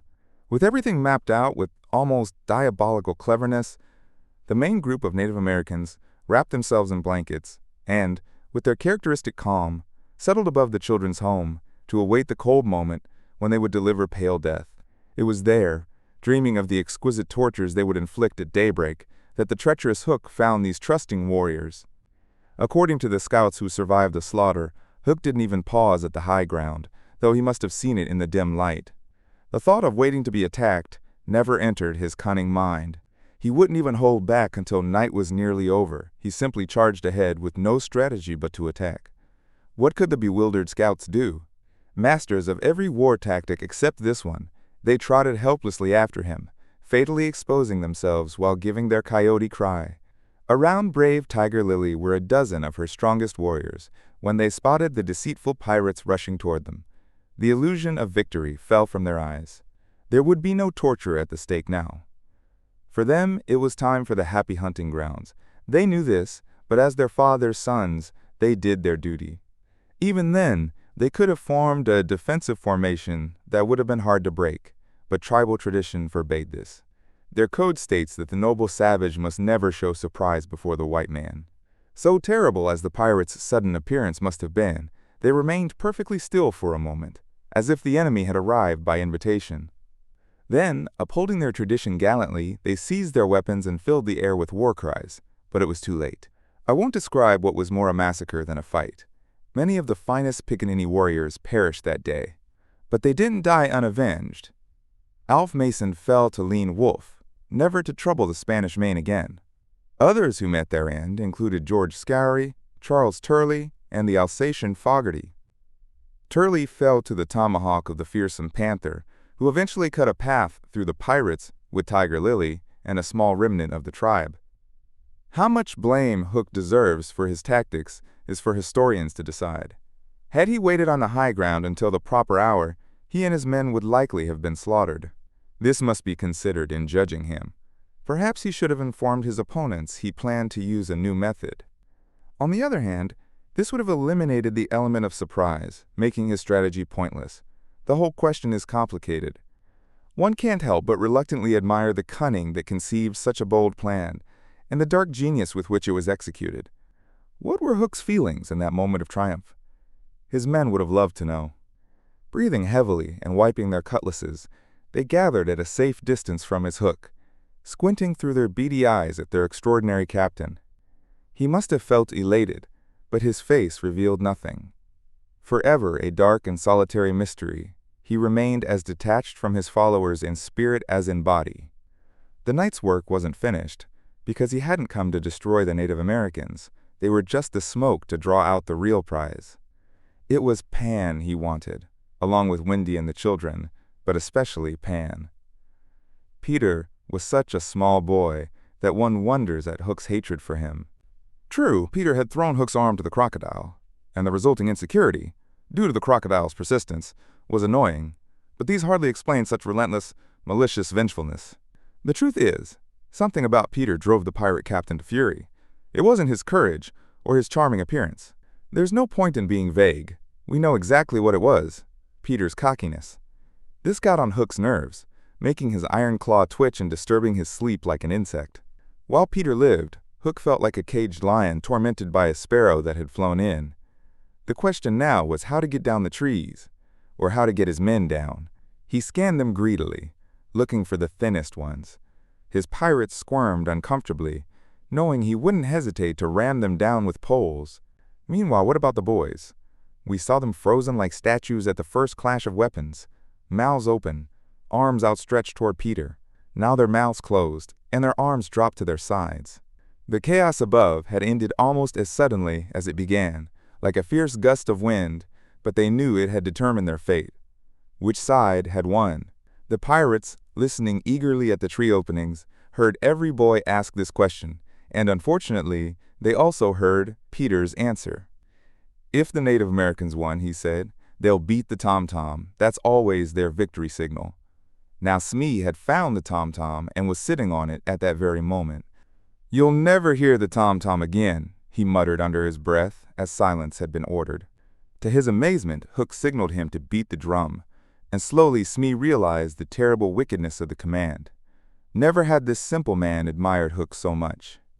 Twice Smee beat the drum, then stopped to listen gleefully. "The tom-tom!" the children heard Peter cry. "A Native American victory!" The doomed children answered with a cheer that was music to the evil hearts above. Almost immediately, they started saying goodbye to Peter, which confused the pirates. But their other feelings were overwhelmed by the vicious delight that their enemies were about to climb up into their grasp. They smirked and rubbed their hands. Quickly and silently, Hook gave his orders. 1 man to each tree, the rest arranged in a line 2 yards apart. Chapter 13. Do you believe in fairies? The sooner this horror is dealt with, the better. The first to emerge from his tree was Curly. He rose straight into Checo's arms, who threw him to Smee, who threw him to Starkey, who threw him to Bill Jukes, who threw him to Noodler, and so he was tossed from one pirate to another until he fell at the black pirate's feet. All the boys were yanked from their trees in this brutal manner, several of them airborne at once, like cargo tossed from hand to hand. Wendy, who came last, received different treatment. Hook removed his hat with mocking politeness and, offering his arm, escorted her to where the others were being gagged. He did it with such style. He was so horribly distinguished that she was too mesmerized to cry out. She was only a little girl. Perhaps it's indiscreet to reveal that for a moment, Hook entranced her. I'm only telling you because her momentary weakness led to strange consequences. If she had haughtily pushed him away, and I'd love to write that she did, she would have been flung through the air like the others. Then Hook probably wouldn't have been present when the children were tied up. If he hadn't been there for the tying, he wouldn't have discovered Slightly's secret, and without that secret, he couldn't have made his terrible attempt on Peter's life. They were tied up to prevent escape, bent double with their knees near their ears. For binding them, the black pirate had cut a rope into 9 equal pieces. Everything went smoothly until Slightly's turn, when they discovered he was like those frustrating packages that use all the string and wrapping but leave no ends to tie a knot. The pirates kicked him in rage, just as you kick such a package, though really you should kick the string. Strangely, it was Hook who told them to stop their violence. His lip curled with malicious triumph, while his men were simply sweating because every time they packed the boy tight in one spot he bulged out in another. Hook's brilliant mind had gone beneath Slightly's surface, looking not at effects but causes, and his smug expression showed he'd found them. Slightly, pale with fear, knew Hook had discovered his secret, that a boy as inflated as he was could not use the same tree as a normal-sized person. Poor Slightly, now the most miserable child, was in a panic about Peter and bitterly regretted what he'd done. Addicted to drinking water when hot, he had swollen to his current size, and instead of slimming down to fit his tree, had secretly carved his tree wider to fit himself. Hook guessed enough of this to believe Peter was finally at his mercy, but he said nothing of the dark plan forming in his mind. He merely signaled that the captives should be taken to the ship and that he would follow alone. How to transport them? Bundled up in ropes, they could be rolled downhill like barrels, but most of the way was through a swamp. Again, Hook's genius overcame obstacles. He indicated that the little house must be used as a vehicle. The children were thrown inside. 4 strong pirates lifted it onto their shoulders. The others fell in line behind, and singing the hateful pirate chorus, the strange procession moved through the forest. I don't know if any children were crying. If so, the singing drowned them out. But as the little house disappeared into the trees, a brave, though tiny wisp of smoke rose from its chimney, as if defying Hook. Hook saw it, and it turned him further against Peter. It dried up any remaining pity for the boy in the pirate's furious heart. The first thing Hook did, finding himself alone in the rapidly darkening night, was to creep to Slightly's tree and confirm it provided a passage large enough for him. Then for a long time he brooded, his ominous hat on the ground so that any gentle breeze might play refreshingly through his hair. Dark as his thoughts were, his blue eyes remained as soft as periwinkle flowers. He listened intently for any sound from below, but all was silent. The underground house seemed to be just one more empty space in the void. Was the boy asleep, or was he waiting at the foot of Slightly's tree with a dagger in hand? There was only one way to find out. Go down. Hook let his cloak slip quietly to the ground, and biting his lips until they bled, stepped into the tree. He was a brave man, but he had to pause and wipe his brow, which was dripping like a candle. Then, silently, he lowered himself into the unknown. He reached the bottom of the shaft unharmed and stood still again, catching his breath, which had nearly left him. As his eyes adjusted to the dim light, various objects in the underground home took shape, but the only one his greedy gaze focused on, long sought and finally found, was the great bed where Peter lay fast asleep. Unaware of the tragedy unfolding above, Peter had continued playing gaily on his pipes for a while after the children left, probably a sad attempt to convince himself he didn't care. Then he decided not to take his medicine, to make Wendy feel bad. Then he lay on top of the blankets rather than under them, to annoy her even more. She always tucked them in properly because you never know when the night might turn chilly.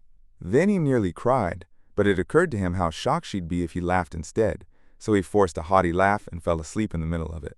Sometimes, though not often, he had dreams, and they were more painful than other boys' dreams. For hours he couldn't escape them, though he cried pitifully. They involved, I think, the mystery of his existence. At such times, Wendy would take him from bed and hold him on her lap, soothing him in ways she invented, and when he calmed down, she'd put him back to bed before he fully woke, so he wouldn't know the indignity she'd subjected him to. But this time, he had fallen immediately into dreamless sleep. One arm hung over the bed's edge, one leg was bent, and his unfinished laugh was frozen on his open mouth, showing his little white teeth. This is how Hook found him. Defenseless. The pirate stood silently at the foot of the tree, gazing across the room at his enemy. Did no feeling of compassion stir in his dark heart? The man wasn't completely evil. He loved flowers, I'm told, and sweet music. He played the harpsichord himself. To be honest, the peaceful scene moved him deeply. Governed by his better nature, he would have retreated up the tree but for one thing. What stopped him was Peter's aggravating appearance as he slept. The open mouth, the dangling arm, the bent knee, together they embodied such cockiness that Hook hoped would never again offend such sensitive eyes as his. They hardened his heart. If his rage had shattered him into 100 pieces, everyone would have ignored his conscience and leaped at the sleeper. Though light from a single lamp dimly illuminated the bed, Hook stood in darkness. At his first cautious step forward, he encountered an obstacle, the door of Slightly's tree. It didn't fully fill the opening, and he had been looking over it. Feeling for the latch, he discovered to his fury that it was too low to reach. To his frenzied mind, the irritating quality of Peter's face and body seemed to increase visibly, and he rattled the door and threw himself against it. Would his enemy escape after all? But what was that? His red eye had spotted Peter's medicine on a nearby ledge. He immediately understood what it was and realized the sleeper was in his power. To avoid being taken alive, Hook always carried a terrible drug, a blend of all the deadly poisons he had collected, boiled down into a yellow liquid unknown to science, probably the most lethal poison in existence. 5 drops of this he now added to Peter's cup. His hand shook, but from excitement rather than shame. As he did it, he avoided looking at the sleeper, not out of pity, but to avoid spilling. Then he took one long, gloating look at his victim and, turning, struggled back up the tree. As he emerged at the top, he looked like evil itself, breaking from its hole.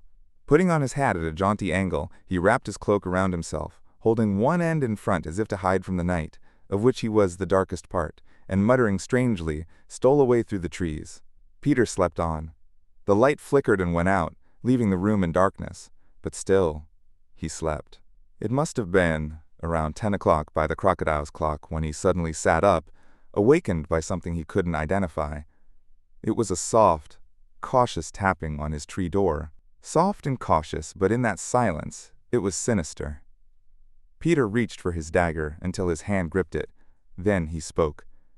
"Who's there?" For a long time there was no answer. Then the knock came again. "Who are you?" No answer. He was thrilled, and he loved being thrilled. In 2 strides he reached the door. Unlike Slightly's door, it filled the entire opening, so he couldn't see beyond it, nor could the visitor see him. "I won't open unless you speak," Peter demanded. Finally, the visitor spoke in a lovely bell-like voice. "Let me in, Peter." It was Tink, and he quickly unbarred the door. She flew in excitedly, her face flushed, and her dress stained with mud. "What's happened?" "Oh, you'd never guess," she cried, offering him 3 guesses. "Tell me," he shouted, and in one long, ungrammatical sentence, as long as the ribbons magicians pull from their mouths, she explained the capture of Wendy and the boys. Peter's heart raced as he listened. Wendy captured on the pirate ship, she who loved everything to be just so. "I'll rescue her," he cried, grabbing his weapons.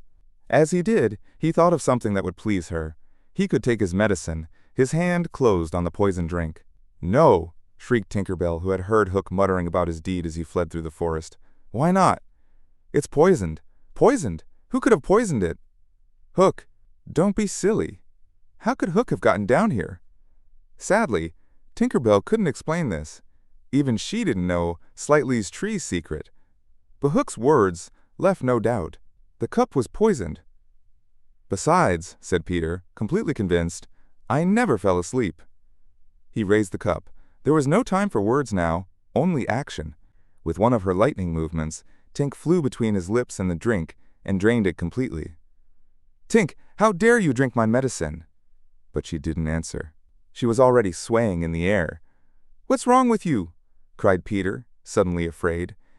"It was poisoned, Peter," she told him softly. "Now I'm going to die."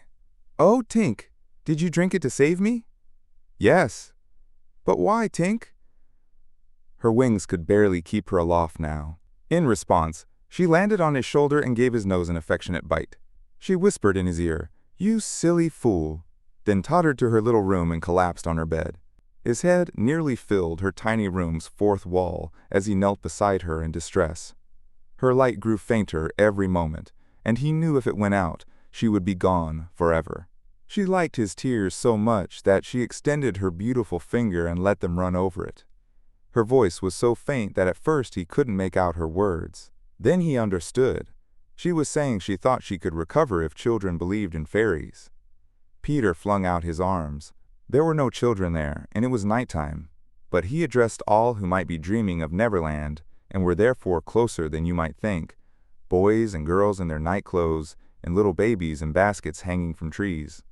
"Do you believe?" he cried. Tink sat up in bed almost briskly to hear her fate. She thought she heard affirmative answers, but she wasn't sure. "What do you think?" she asked Peter. "If you believe," he shouted to the unseen children, "clap your hands. Don't let Tink die." Many clapped. Some didn't. A few nasty ones hissed. The clapping stopped suddenly, as if countless mothers had rushed to nurseries to see what was happening. But Tink was already saved. First her voice grew strong, then she popped out of bed, then she darted around the room, more cheerful and mischievous than ever. She never thought to thank those who believed, but she would have liked to get at the ones who hissed. And now, to rescue Wendy! The moon sailed through cloudy skies when Peter emerged from his tree, armed with weapons and wearing little else, to begin his dangerous mission. It wasn't the night he would have chosen. He had hoped to fly low enough to spot anything unusual, but in that flickering light, flying low would mean trailing his shadow through the trees, disturbing birds and alerting enemies that he was moving. He regretted now giving the island birds such strange names that they were wild and difficult to approach. The only option was to advance like a Native American, which fortunately he was skilled at. But in which direction? He couldn't be sure the children had been taken to the ship. A light snowfall had erased all footprints, and a deathly silence covered the island, as if nature herself had paused in horror at the recent bloodshed. He had taught the children some forest skills he'd learned from Tiger Lily and Tinker Bell, and knew that in their desperate situation, they wouldn't forget them. Slightly would mark trees, Curly would drop seeds, and Wendy would leave her handkerchief at important places. Daylight was needed to search for such clues, and he couldn't wait. The human world had called him, but offered no help. The crocodile passed him, but nothing else. No sound, no movement. Yet he knew sudden death might be waiting at the next tree, or stalking him from behind. He swore this terrible oath. Hook or me this time.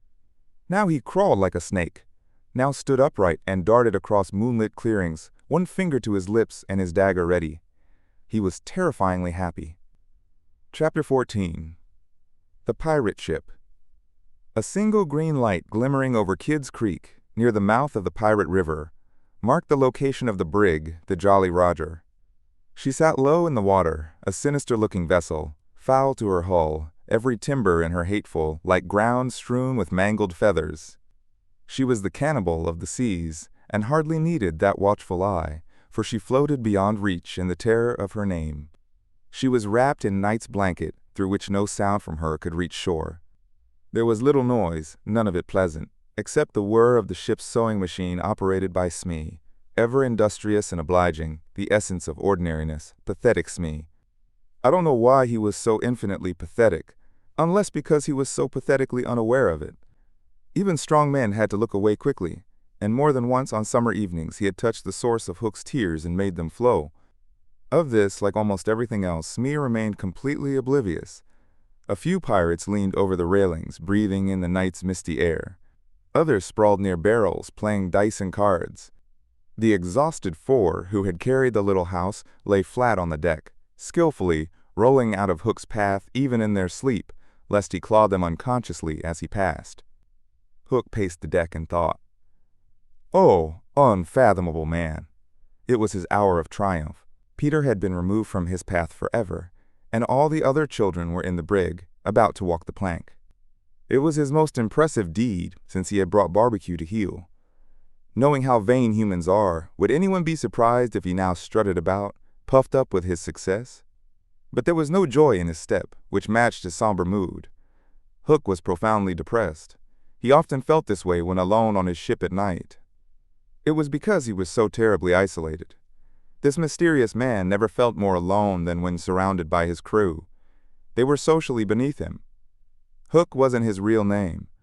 Revealing his true identity would even now cause a national scandal. But as those who read between the lines have already guessed, He had attended a famous public school, and its traditions still clung to him like clothing, with which they are largely concerned. He found it offensive to board a ship wearing the same outfit he fought in, and he still walked with the school's distinctive slouch. Above all, he maintained a passion for good form. Good form! However much he had deteriorated, he still knew this was all that truly mattered. From deep within him came a creaking of rusty gates, and through them a stern tap-tap-tap, like hammering at night when one can't sleep. "Have you shown good form today?" was their eternal question. "Fame, fame, that glittering bauble, it is mine," he cried. "Is it proper form to be distinguished at anything?" replied the tap-tap from his school. "I am the only man Barbecue feared," he insisted, "and Flint feared Barbecue." "Barbecue? Flint? What house?" came the cutting response. Most disturbing of all, wasn't it bad form to think about good form? This problem tortured him. It was a claw within him sharper than the iron one, and as it tore at him, sweat dripped down his pallid face and stained his doublet. Often he wiped his sleeve across his face, but couldn't stop the flow. Ah, don't envy Hook. He felt a premonition of his early death, as if Peter's terrible oath had boarded the ship. Hook felt a dark urge to make his dying speech before it was too late. "Better for Hook," he cried, "if he had less ambition." Only in his darkest moments did he refer to himself in the third person. "No little children to love me." Strange that he should think of this, which had never troubled him before. Perhaps the sewing machine sparked the thought. For a long time he muttered to himself, staring at Smee, who was placidly sewing, convinced all children feared him. Feared him! Feared Smee! There wasn't a child on the ship that night who didn't already love him. He had said horrible things and hit them with his open palm, since he couldn't make a fist, but they only clung to him more. Michael had even tried on his glasses. To tell poor Smee they found him lovable. Hook longed to do it, but it seemed too cruel. Instead, he puzzled over this mystery. Why did they find Smee lovable? He pursued the question like the bloodhound he was. If Smee was lovable, what made him so? A terrible answer appeared. Good form? Could the boatswain have good form without knowing it, which is the best form of all?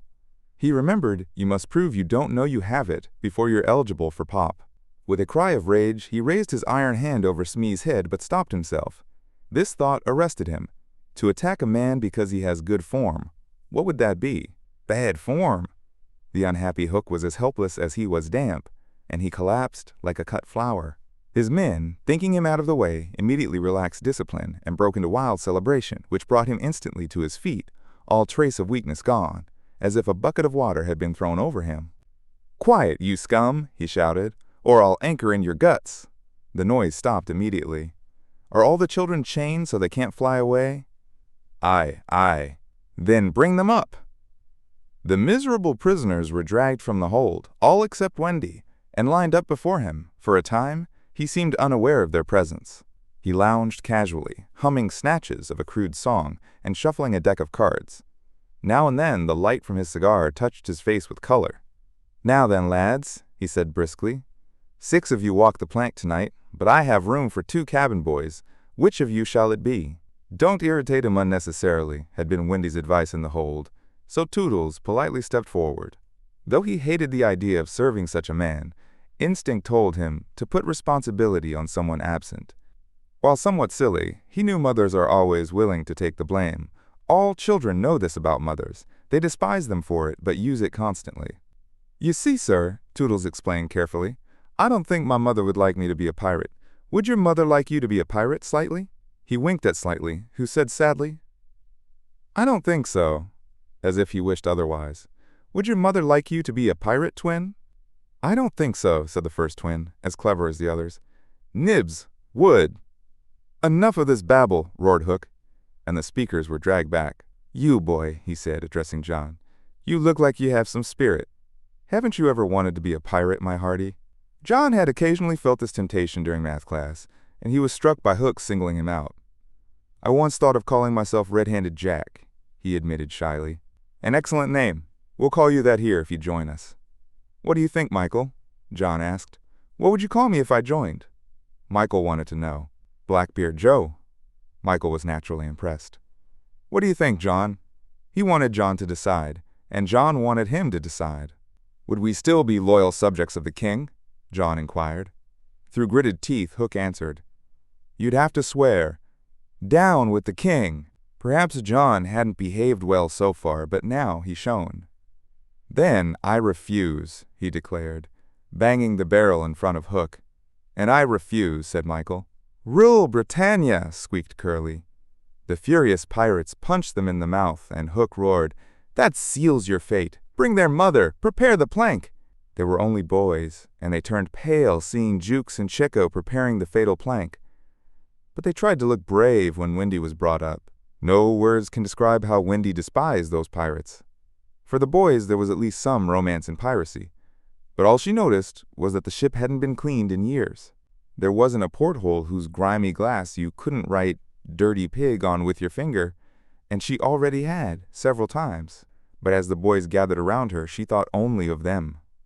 So, my beauty, said Hook, as if speaking through syrup, you're about to watch your children walk the plank. Distinguished gentleman though he was, his intense brooding had soiled his collar, and suddenly he realized she was staring at it. With a hasty gesture, he tried to hide it, but it was too late. Are they going to die? Asked Wendy, with such contempt that he nearly fainted. They are, he snarled. Silence, everyone, he called gleefully, for a mother's last words to her children. At this moment, Wendy was magnificent. These are my last words, dear boys, she said firmly. I have a message for you from your real mothers, and it is this. We hope our sons will die like English gentlemen. Even the pirates were awed, and Toodles cried out hysterically, I'm going to do what my mother hopes. What are you going to do, Nibs? What my mother hopes. What are you going to do, Twin? What my mother hopes. John, what are... But Hook had found his voice again. Tie her up, he shouted. It was Smee who tied her to the mast. Listen, honey, he whispered, I'll save you, if you promise to be my mother. But not even for Smee would she make such a promise. I would almost rather have no children at all, she said disdainfully. It's sad to know that not one boy was looking at her as Smee tied her up. All eyes were fixed on the plank, that final little walk they were about to take. They no longer hoped to face it bravely. The ability to think had left them. They could only stare and shiver. Hook smiled at them with closed teeth and took a step toward Wendy. He intended to turn her face so she would see the boys walking the plank one by one. But he never reached her. He never heard the cry of anguish he hoped to wring from her. He heard something else instead. It was the terrible tick-tick of the crocodile. Everyone heard it. Pirates, boys, Wendy, and instantly every head turned in one direction. Not toward the water where the sound came from, but toward Hook. All knew that what was about to happen concerned him alone, and from being participants, they had suddenly become spectators. The change that came over him was frightful to see. It was as if he had been severed at every joint. He collapsed in a small heap. The sound steadily approached, and ahead of it came this ghastly thought. The crocodile is about to board the ship. Even his iron claw hung limp, as if knowing it wasn't what the approaching threat wanted. Left so terribly alone, any other man would have lain with his eyes closed where he fell, but Hook's massive brain still worked. Under its guidance, he crawled on his knees along the deck, as far from the sound as possible. The pirates respectfully cleared a path, and only when he bumped against the ship's side did he speak. Hide me, he rasped. They gathered around him, all eyes averted from the thing coming aboard. They had no thought of fighting it. It was fate. Only when Hook was hidden did curiosity loosen the boys' limbs enough for them to rush to the railing to see the crocodile climbing aboard. Then they received the strangest surprise of the night of nights, for it was no crocodile coming to their rescue. It was Peter. He signaled them not to make any sound of admiration that might raise suspicion. Then he continued making the ticking sound. Chapter 15, Hook O'War, Me this time. Odd things happen to us in life without our noticing until later that they've happened. For instance, we might suddenly discover we've been deaf in one ear for half an hour. Something similar had happened to Peter that night. When we last saw him, he was creeping across the island with one finger to his lips and his dagger ready. He had seen the crocodile pass without noticing anything unusual about it, but later remembered it hadn't been ticking. At first, this seemed eerie, but he soon correctly concluded that the clock had run down. Without considering how a fellow creature might feel being suddenly deprived of its closest companion, Peter began thinking how to use this to his advantage. He decided to make the ticking sound himself so wild animals would think he was the crocodile and leave him alone. He ticked brilliantly, but with one unforeseen result. The crocodile heard the sound and followed him. Whether it wanted to reclaim what it had lost or simply thought it was ticking again will never be known. Because like anyone fixated on one idea, it was a stupid creature. Peter reached the shore without trouble and continued straight on, his feet entering the water, as if unaware they'd found a new element. Many animals move from land to water like this, but no other human I know of. As he swam, he had just one thought: Hook or me this time. He had been ticking so long that he now continued without realizing it. Had he known, he would have stopped, because using the ticking sound to board the ship, though clever, hadn't occurred to him.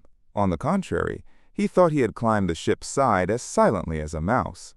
He was amazed to see the pirates cowering from him, with Hook among them looking as terrified as if he'd heard the crocodile. The crocodile! No sooner did Peter remember it than he heard the ticking. At first he thought the sound came from the actual crocodile and looked behind him quickly. Then he realized he was making it himself, and in a flash he understood. How clever of me, he thought, and signaled the boys not to applaud. At that moment, Ed Tinty, the quartermaster, emerged from the forecastle and walked along the deck. Now, reader, time what happened by your watch. Peter struck true and deep. John clapped his hands over the dying pirate's mouth to stifle his groan. He fell forward. 4 boys caught him to prevent a thud. Peter gave the signal, and the body was thrown overboard. There was a splash, then silence. How long did it take? 1. Slightly had begun counting. Not a moment too soon, Peter, completely on tiptoe, vanished into the cabin, as more than one pirate was gathering courage to look around. They could hear each other's frightened breathing now, which told them the more terrible sound had passed. "It's gone, Captain," Smee said, wiping his glasses. All quiet again. Slowly, Hook raised his head from his ruff and listened so intently he could have caught the echo of the ticking. There was no sound, and he drew himself up to his full height. "Then here's to Johnny Plank," he cried brazenly, hating the boys even more for seeing him weak. He burst into a villainous song. Yo ho, the frisky Plank, you walks along it so, till it goes down and you goes down, to Davy Jones below. To further terrify the prisoners, though with some loss of dignity, he danced along an imaginary plank, making faces at them. When he finished, he shouted, "Do you want a taste of the whip before you walk the plank?" At that, they fell to their knees. "No, no," they begged so pitifully that every pirate smiled. "Fetch the cat-o'-nine-tails, Jukes," said Hook. "It's in the cabin." The cabin! Peter was in the cabin! The children stared at each other. "Aye, aye," said Jukes cheerfully, and strode into the cabin. They watched him go, barely noticing that Hook had resumed his song, his men joining in. Yo ho, the scratching cat. Its tails are 9, you know, and when they're writ upon your back." What the last line was, we'll never know, because suddenly the song was interrupted by a terrible scream from the cabin. It wailed through the ship and faded away. Then came a crowing sound the boys understood perfectly, but which seemed even more terrifying to the pirates. "What was that?" cried Hook. "2," said slightly solemnly. The Italian Cecco hesitated a moment, then entered the cabin. He staggered out, ashen-faced. "What's wrong with Bill Jukes, you dog?" hissed Hook, towering over him. "He's dead. Stabbed," replied Cecco hollowly. "Bill Jukes dead," cried the stunned pirates. "The cabin's pitch black," Cecco said, almost gibbering. "But there's something terrible in there. The thing you heard crowing." The boys' excitement, the pirates' growing fear, both were noted by Hook. "Cecco," he said in his most steely voice, "go back and fetch me that doodle-doo."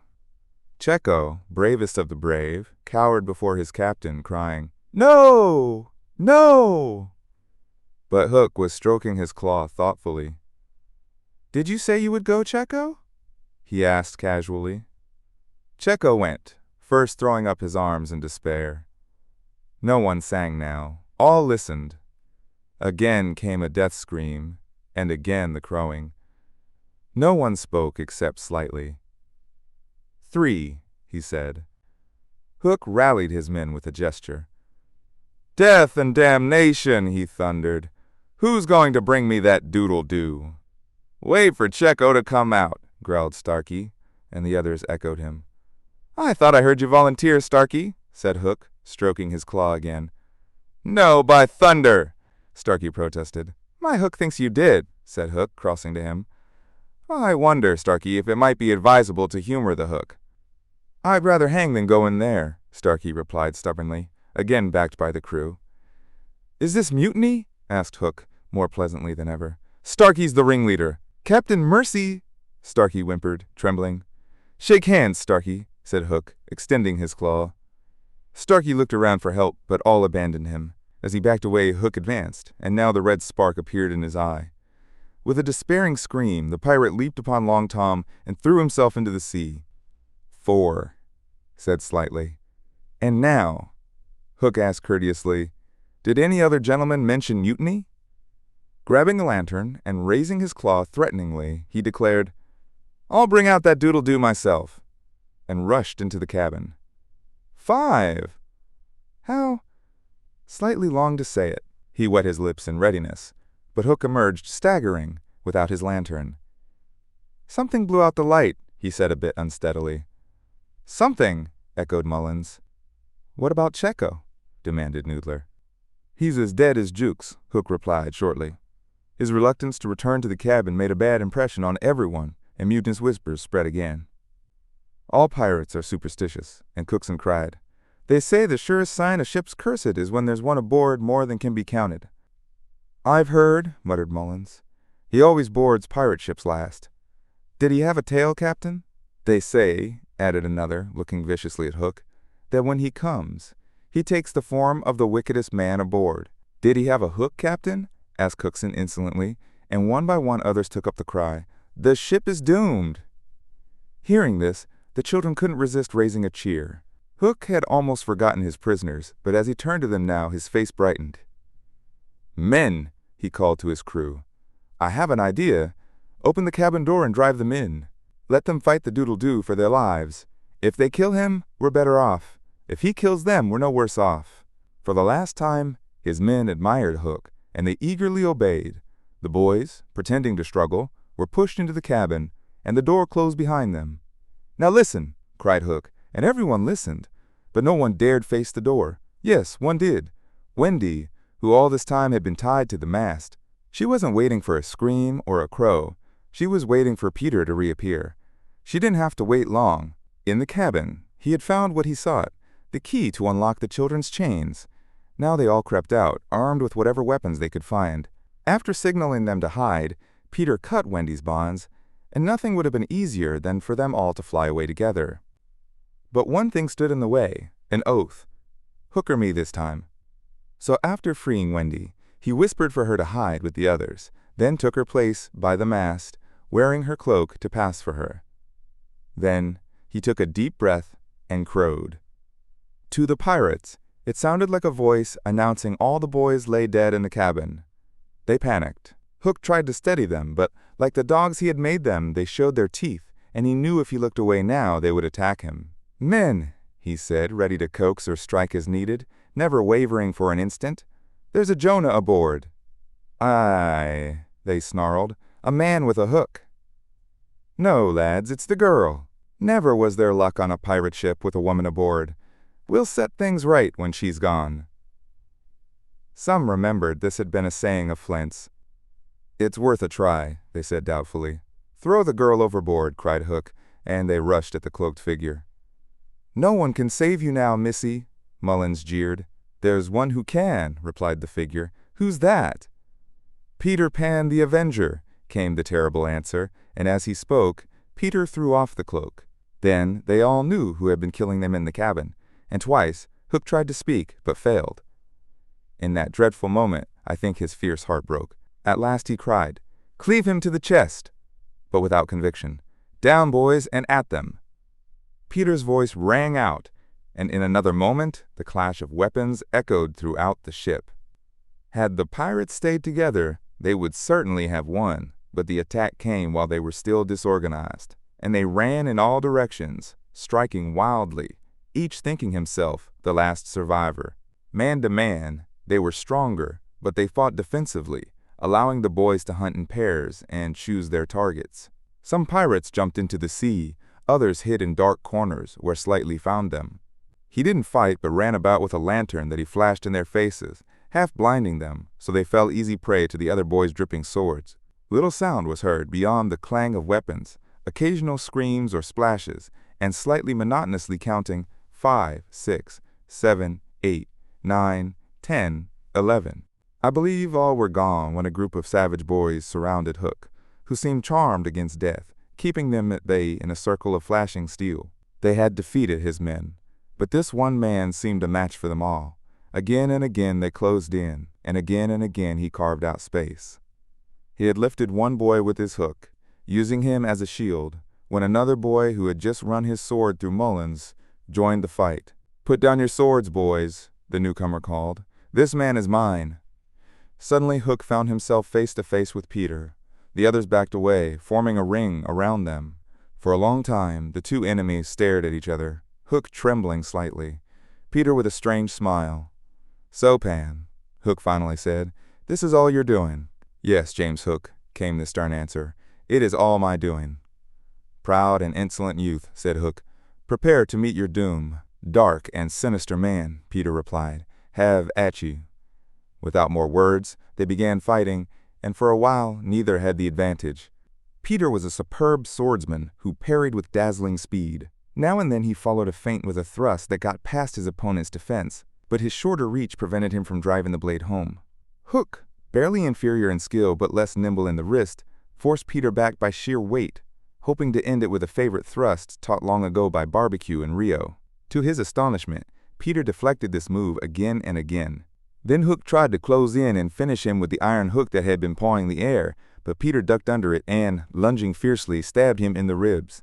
Seeing his own blood, whose particular color, you'll recall, offended him, Hook dropped his sword and was at Peter's mercy. "Now!" cried all the boys, but with a magnificent gesture, Peter invited his opponent to retrieve his weapon. Hook did so immediately, though with the tragic feeling that Peter was showing good form. Until now, he had thought some demon was fighting him, but darker suspicions assailed him. "Pan, who and what are you?" he asked hoarsely. "I'm youth, I'm joy," Peter answered off the top of his head. "I'm a little bird that has broken out of the egg." This was nonsense, of course, but it proved to the unhappy Hook that Peter had no idea who or what he was, the very height of good form. "At it again," he cried desperately. He fought now like a human flail, and any man or boy in the path of that terrible sword would have been cut in two. But Peter fluttered around him as if the very wind from the blade blew him beyond danger. Again and again he darted in and out, drawing blood. Hook now fought without hope. His passionate heart no longer asked for life, but for one favor: to see Peter show bad form before the end. Abandoning the fight, he rushed to the powder magazine and ignited it. "In 2 minutes," he cried, "the ship will be blown to pieces." Now, he thought, true form will show itself. But Peter emerged from the powder magazine with the bomb in his hands and calmly threw it overboard. What kind of form was Hook himself showing? Misguided as he was, we can be glad, without sympathizing with him, that in the end he remained true to his background. The other boys now flew around him, taunting and scornful, as he staggered about the deck striking up at them ineffectively. His mind was no longer with them. It had wandered back to school playing fields of long ago, to being sent up for praise, or watching the wall game from a famous wall. And his shoes were correct, and his waistcoat was correct, and his tie was correct, and his socks were correct. James Hook, you not entirely unheroic figure, farewell, for we have come to his final moment. Seeing Peter slowly advancing through the air with dagger poised, he jumped onto the railing to throw himself into the sea. He didn't know the crocodile was waiting. We deliberately stopped the clock to spare him this knowledge, a small mark of respect at the end. He had one last triumph, which I think we shouldn't begrudge him. As he stood on the rail looking over his shoulder at Peter gliding through the air, he invited him with a gesture to use his foot. It made Peter kick instead of stab.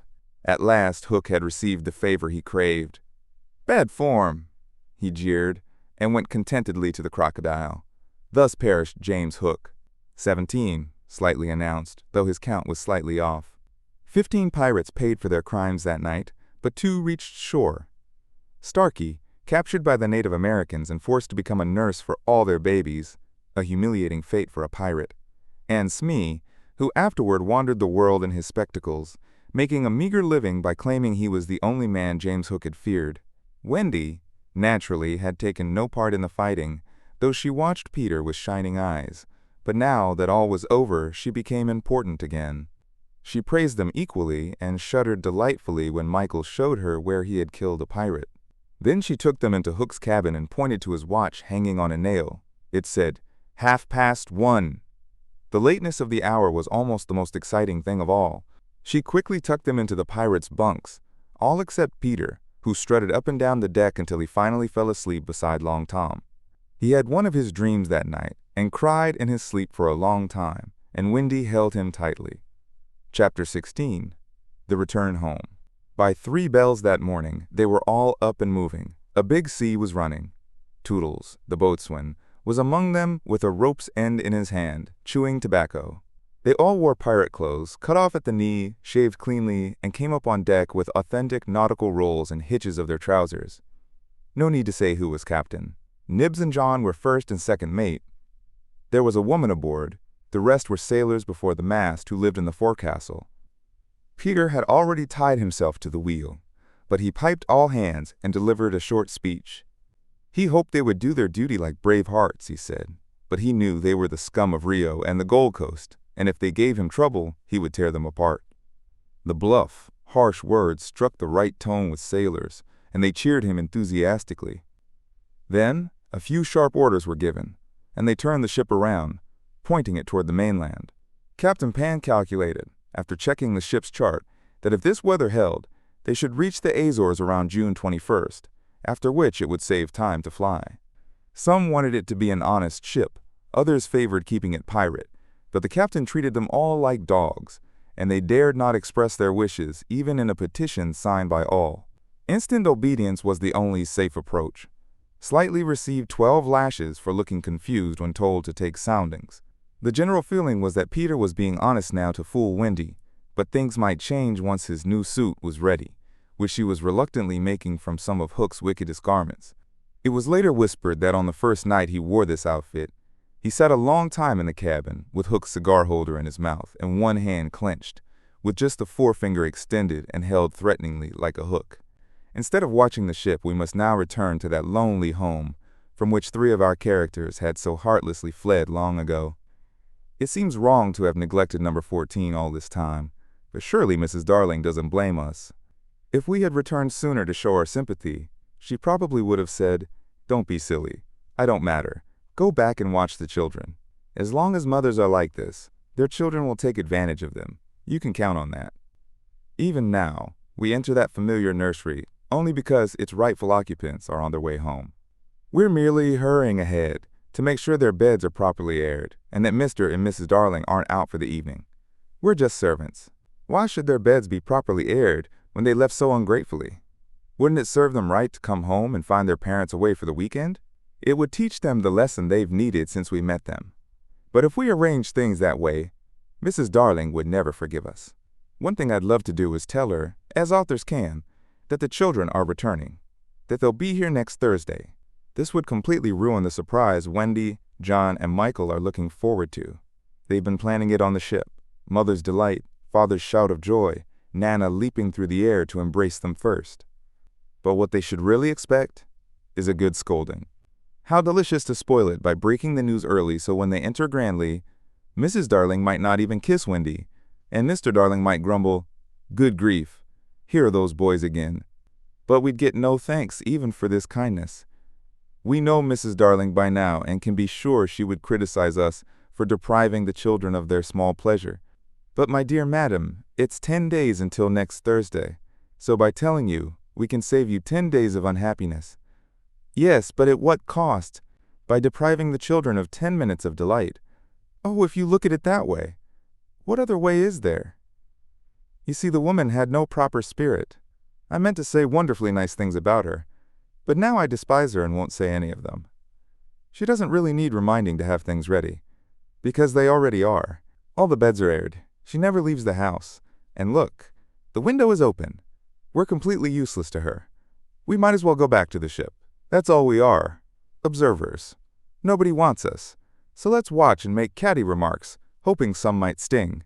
The only change in the nursery is that between 9 and 6, the kennel is no longer there. When the children flew away, Mr. Darling felt deep in his bones that he was to blame for chaining Nana up, and that from start to finish she had been wiser than he. As we've seen, he was quite a simple man. He might have passed for a boy again if he could have removed his baldness. But he had a noble sense of justice and a lion's courage to do what seemed right. After carefully thinking through the situation following the children's departure, he got down on all fours and crawled into the kennel. Despite Mrs. Darling's gentle pleas for him to come out, he replied sadly but firmly, "No, my darling, this is where I belong." In the bitterness of his remorse, he swore he would not leave the kennel until his children returned. Of course, this was unfortunate, but whatever Mr. Darling did, he did to excess, otherwise he soon gave it up. There was never a more humble man than the once proud George Darling, sitting in the kennel each evening, talking with his wife about their children and all their sweet ways. His respect for Nana was touching. He wouldn't let her into the kennel, but on all other matters he followed her wishes completely. Every morning, the kennel with Mr. Darling inside was carried to a cab that took him to his office, and he returned home the same way at 6. Something of his strength of character can be seen when we remember how sensitive he was to neighbors' opinions, this man whose every movement now attracted surprised attention. Inwardly he must have suffered terribly, but he maintained a calm exterior even when young people criticized his unusual home, and he always politely tipped his hat to any lady who peeked inside. It may have been quixotic, but it was magnificent. Soon word of his sacrifice spread, and the public was touched. Crowds followed his cab, cheering loudly. Charming girls climbed on it for his autograph. Interviews appeared in respectable newspapers. Society invited him to dinner with the note, "Do come in the kennel." On that fateful Thursday, Mrs. Darling sat in the nursery waiting for George's return, a very sad-eyed woman. Now that we look at her closely and remember how cheerful she once was, all gone because she lost her children, I find I can't say nasty things about her after all. If she loved her silly children too much, she couldn't help it. Look at her asleep in her chair. The corner of her mouth, where one first looks, has almost withered. Her hand moves restlessly on her chest as if in pain. Some prefer Peter, some Wendy, but I like her best. Suppose, to make her happy, we whisper in her sleep that the brats are coming back. They're actually within 2 miles of the window now, flying strongly, but all we need whisper is that they're on their way. Let's do that. What a shame we did, for she has jumped up, calling their names. But there's no one in the room except Nana. Oh, Nana! I dreamed my darlings had come back. Nana's eyes were misty, but all she could do was place her paw gently on her mistress's lap. They were sitting together when the kennel was brought back. As Mr. Darling stuck his head out to kiss his wife, we see his face is more worn than before, but has a gentler expression. He handed his hat to Liza, who took it scornfully. She had no imagination and couldn't understand such a man. Outside, the crowd that had followed the cab home was still cheering, and he was naturally moved. "Listen to them," he said. "It's very gratifying." "Just a bunch of little boys," sneered Liza. "There were several adults today," he assured her with a slight blush. But when she tossed her head, he had no words of reproach. Social success hadn't spoiled him. It had made him kinder. For some time he sat with his head out of the kennel, talking with Mrs. Darling about his fame, squeezing her hand reassuringly when she worried his head might be turned by it. "But if I had been weak," he said. "Good heavens, if I had been weak." "And George," she asked shyly, "you're still as remorseful as ever, aren't you?" "As remorseful as ever, my love. See my punishment, living in a kennel." "But it is a punishment, isn't it, George? You're sure you're not enjoying it?" "My love." "You can be sure," she apologized. Then, feeling drowsy, he curled up in the kennel. "Won't you play me to sleep?" he asked. "On the nursery piano?" As she crossed to the day nursery, he added without thinking, "And close that window. I feel a draft." "Oh, George, never ask me to do that." The window must always be left open for them. Always, always. Now it was his turn to apologize. She went into the day nursery and played, and soon he was asleep. While he slept, Wendy, John, and Michael flew into the room. Oh no, wait, that's how we planned to write it, because that's what they arranged before leaving the ship. But something must have happened since then, because it isn't Wendy, John, and Michael who have flown in. It's Peter and Tinker Bell. Peter's first words explain everything. "Quick, Tink," he whispered. "Close the window, lock it." "That's right. Now you and I must escape through the door. When Wendy arrives, she'll think her mother has shut her out, and she'll have to return with me." Now I understand what had puzzled me. Why Peter, after defeating the pirates, didn't go back to the island and let Tink guide the children to the mainland. This trick had been in his mind all along. Instead of feeling guilty, he danced with glee. Then he peeked into the day nursery to see who was playing. He whispered to Tink, "It's Wendy's mother. She's pretty, but not as pretty as my mother. Her mouth is full of thimbles, but not as full as my mother's was." Of course, he knew nothing about his mother, but sometimes boasted about her anyway. He didn't recognize the tune, which was "Home, Sweet Home," but knew it was saying, "Come back, Wendy, Wendy, Wendy." He cried triumphantly, "You'll never see Wendy again, lady. The window is locked." He looked in again to see why the music had stopped, and saw Mrs. Darling had laid her head on the piano, with 2 tears sitting on her eyes. "She wants me to open the window," thought Peter, "but I won't." He peeked again, and the tears were still there, or 2 new ones had replaced them. "She really loves Wendy," he said to himself. He was now angry at her for not understanding why she couldn't have Wendy. The reason was so simple. "I love her too. We can't both have her, lady."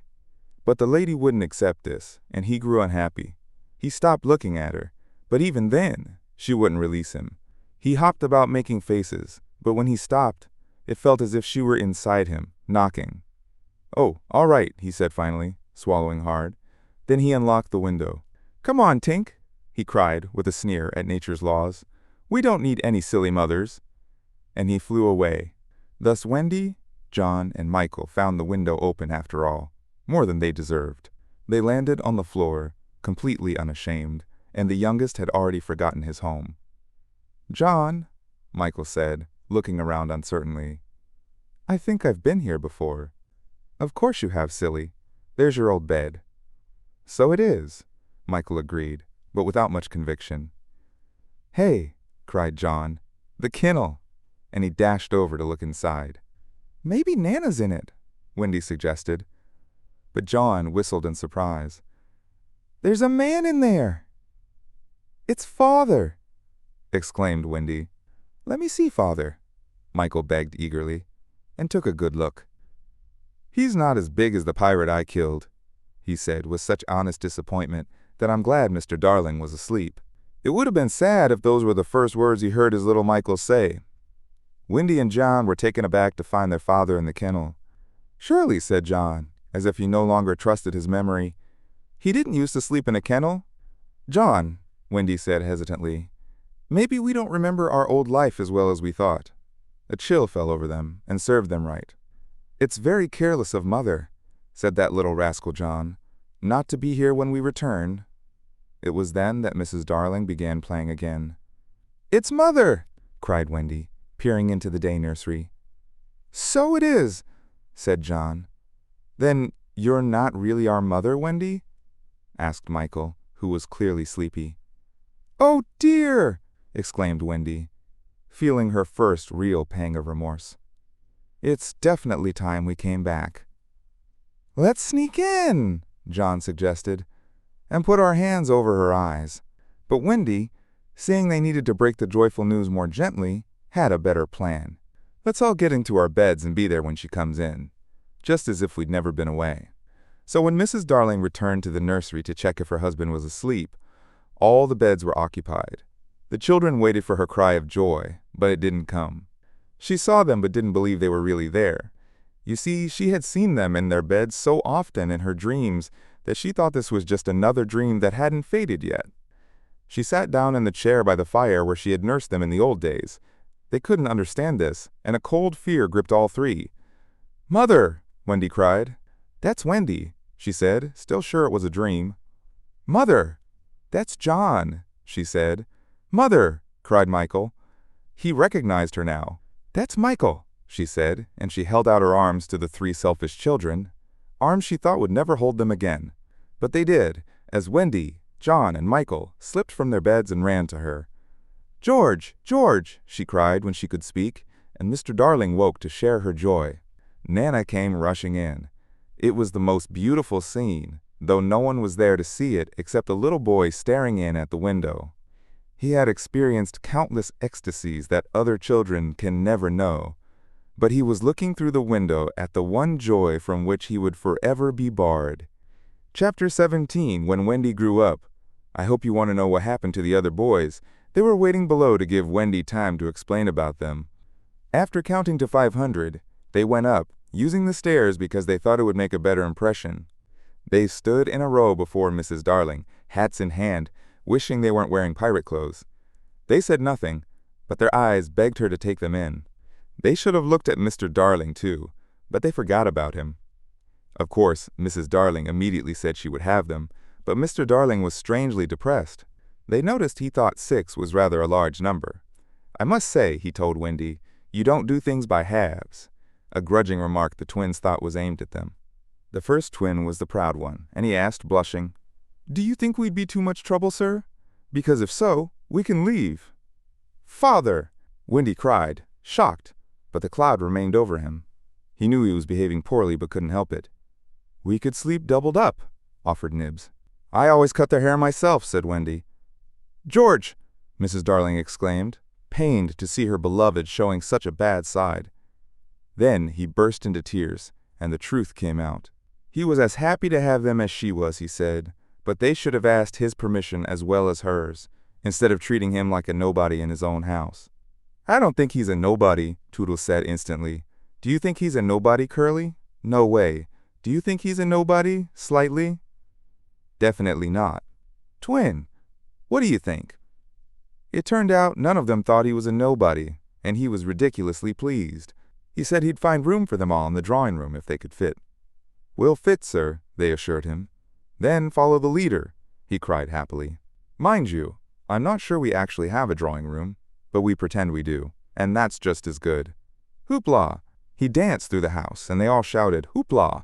and danced after him, searching for the drawing room. I forget if they found it, but at least they found corners, and they all fit in somehow. As for Peter, he saw Wendy once more before flying away. He didn't exactly come to the window, but brushed against it in passing so she could open it if she wanted, and called to him. That's what she did. "Hello, Wendy, goodbye," he said. "Oh dear, are you leaving?" "Yes." "Don't you feel, Peter," she said hesitantly, "that you might like to say something to my parents about a very sweet subject?" "No." "About me, Peter?" "No." Mrs. Darling came to the window, as she was keeping a close eye on Wendy. She told Peter she had adopted all the other boys and would like to adopt him too. "Would you send me to school?" he asked slyly. "Yes." "And then to an office?" "I suppose so." "Soon I'd be a man." "Very soon." "I don't want to go to school and learn boring things," he told her passionately. "I don't want to be a man. Oh, Wendy's mother, what if I woke up one day and had a beard?" "Peter," said Wendy comfortingly, "I would love you even with a beard." Mrs. Darling opened her arms to him, but he backed away. "Stay back, lady. No one is going to catch me and make me a grown-up." "But where will you live?" "With Tink in the house we built for Wendy. The fairies are moving it high up in the trees, where they sleep at night." "How lovely!" cried Wendy, so longingly that Mrs. Darling tightened her grip. "I thought all the fairies were dead," Mrs. Darling said. "There are always lots of young ones," explained Wendy, now quite in authority. "You see, when a new baby laughs for the first time, a new fairy is born, and since there are always new babies, there are always new fairies. They live in nests on treetops. The purple ones are boys, the white ones are girls, and the blue ones are just silly little ones who aren't sure what they are." "I'll have so much fun," said Peter, watching Wendy. "It will be rather lonely in the evening," she said, "sitting by the fire." "I'll have Tink." "Tink can't go a 20th of the way around," she reminded him a bit sharply. "Sneaky tattletale," Tink called from somewhere nearby. "It doesn't matter," Peter said. "Oh, Peter, you know it matters." "Well, then, come with me to the little house." "May I, Mommy?" "Certainly not. I've just got you back, and I intend to keep you. But he needs a mother so much." "So do you, my love." "Oh, all right," Peter said, as if he had only asked out of politeness. But Mrs. Darling saw his mouth twitch and made this generous offer. Wendy could go to him for a week every year to do his spring cleaning. Wendy would have preferred a more permanent arrangement, and it seemed to her that spring would be a long time coming, but this promise sent Peter away quite cheerfully. He had no sense of time and was so full of adventures that all I've told you about him is just a tiny fraction. I suppose it was because Wendy knew this, that her last words to him were somewhat plaintive. "You won't forget me, Peter, will you, before spring cleaning comes?" Of course Peter promised, and then he flew away. He took Mrs. Darling's kiss with him, the one meant for no one else. Peter took it quite easily. Strange. But she seemed satisfied. All the boys went to school, of course. Most got into Class 3, but Slightly was put first into Class 4, and then into Class 5. Class 1 is the highest. Before they had been at school a week, they realized what fools they'd been not to stay on the island, but it was too late now. Soon they settled into being as ordinary as you or me or Jenkins Jr. Sadly, the power to fly gradually left them. At first, Nana tied their feet to the bedposts so they wouldn't fly away in the night. One of their daytime games was pretending to fall off buses, but soon they stopped struggling against their bonds at night and hurt themselves when jumping off buses. Eventually, they couldn't even fly after their hats. Lack of practice, they called it, but what it really meant was they no longer believed. Michael believed longer than the other boys, though they teased him for it. So he was with Wendy when Peter came for her at the end of the first year. She flew away with Peter, wearing the dress she had woven from leaves and berries in Neverland. Her only worry was that he might notice how short it had become, but he never noticed. He was too busy talking about himself. She had looked forward to exciting conversations about old times, but new adventures had pushed the old ones from his mind. "Who is Captain Hook?" he asked with interest when she mentioned their archenemy. "Don't you remember," she asked, amazed, "how you killed him and saved all our lives?" "I forget people after I kill them," he replied casually. When she expressed hope that Tinker Bell would be glad to see her, he said, "Who is Tinker Bell?" "Oh, Peter," she said, shocked. But even after she explained, he couldn't remember. "There are so many of them," he said. "I expect she's gone by now." I think he was right, because fairies don't live long, but they're so small that a short time seems a long while to them. Wendy was also hurt to find that the past year was just like yesterday to Peter. It had seemed such a long year of waiting to her, but he was just as fascinating as ever, and they had a lovely spring cleaning in the little house in the treetops. The next year he didn't come for her. She waited in a new dress because the old one wouldn't fit, but he never showed up. "Maybe he's sick," Michael suggested. "You know he never gets sick." Michael moved close and whispered with a shiver. "Maybe there is no such person, Wendy." And then Wendy would have cried if Michael hadn't been crying already. Peter came for the next spring cleaning, and the strange thing was, he never knew he had missed a year. That was the last time Wendy the girl ever saw him. For a while longer she tried for his sake not to grow up. She felt she was betraying him when she won a prize for general knowledge. But the years passed without bringing the careless boy, and when they met again, Wendy was a married woman, and Peter was nothing more to her than a little dust in the box where she had kept her childhood toys. Wendy had grown up. Don't feel sorry for her. She was one of those who likes to grow up. In the end, she chose to grow up a day sooner than other girls. All the boys were grown and gone by this time, so there's little point saying more about them. You might see the twins, Nibs and Curly, any day going to their offices, each carrying a briefcase and umbrella. Michael is a train engineer. Slightly married a noblewoman and became a lord. See that judge in the wig coming out the iron door? That used to be Toodles. The bearded man who can't think of any stories to tell his children was once John. Wendy married in white with a pink sash. It's strange to think that Peter didn't fly into the church and stop the wedding. More years passed, and Wendy had a daughter. This should be written not in ink, but in a golden splash. She was named Jane, and she always had a curious, questioning look, as if from the moment she arrived on the mainland, she wanted to ask questions. When she was old enough to ask them, they were mostly about Peter Pan. She loved hearing about Peter, and Wendy told her everything she could remember in the very nursery from which the famous flight had taken place. It was Jane's nursery now. Her father had bought it from Wendy's father, who no longer liked climbing stairs. Mrs. Darling was now dead and forgotten. There were only 2 beds in the nursery now, Jane's and her nurse's, and no kennel because Nana had also passed away. She died of old age and had become rather difficult at the end, firmly convinced no one knew how to care for children except her. Once a week, Jane's nurse had her evening off, and then it was Wendy's job to put Jane to bed. That was story time. Jane had invented a game where they pulled the sheet over their heads to make a tent, and in the cozy darkness she would whisper, "What do we see now?" "I don't think I see anything tonight," Wendy would say, feeling that if Nana were there, she would object to more conversation. "Yes, you do," Jane would insist. "You see, when you were a little girl." "That was a long time ago, sweetheart," Wendy would sigh. "My goodness, how time flies." "Does it fly?" the clever child would ask. "The way you flew when you were little?" "The way I flew?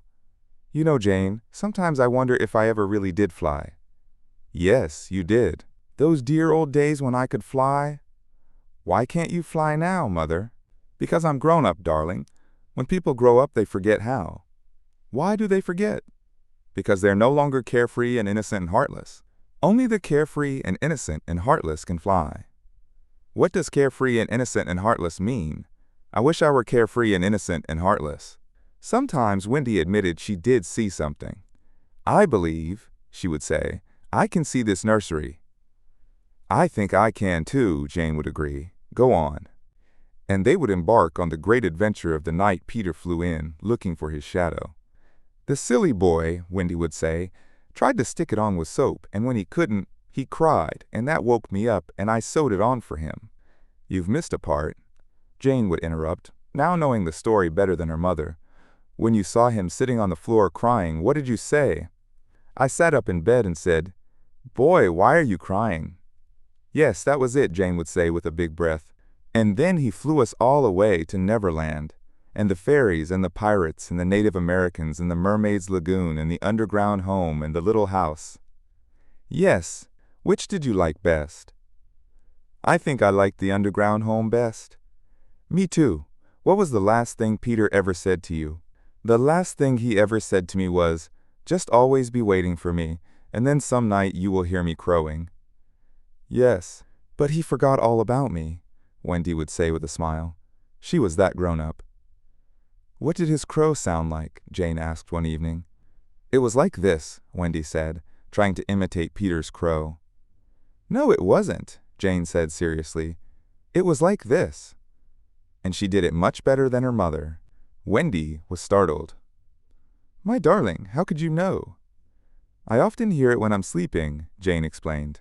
"Ah, yes, many girls hear it in their sleep, but I was the only one who heard it while awake." "Lucky you," said Jane. And then one night came the tragedy. It was spring, and the story had been told for the evening, and Jane was now asleep.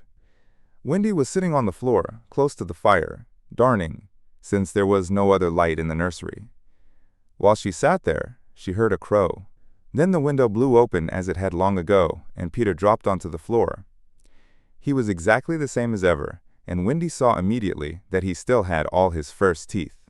He was a little boy, and she was grown up. She huddled by the fire, not daring to move, helpless and guilty, a mature woman. "Hello, Wendy," he said, not noticing any difference, since he was thinking mainly of himself.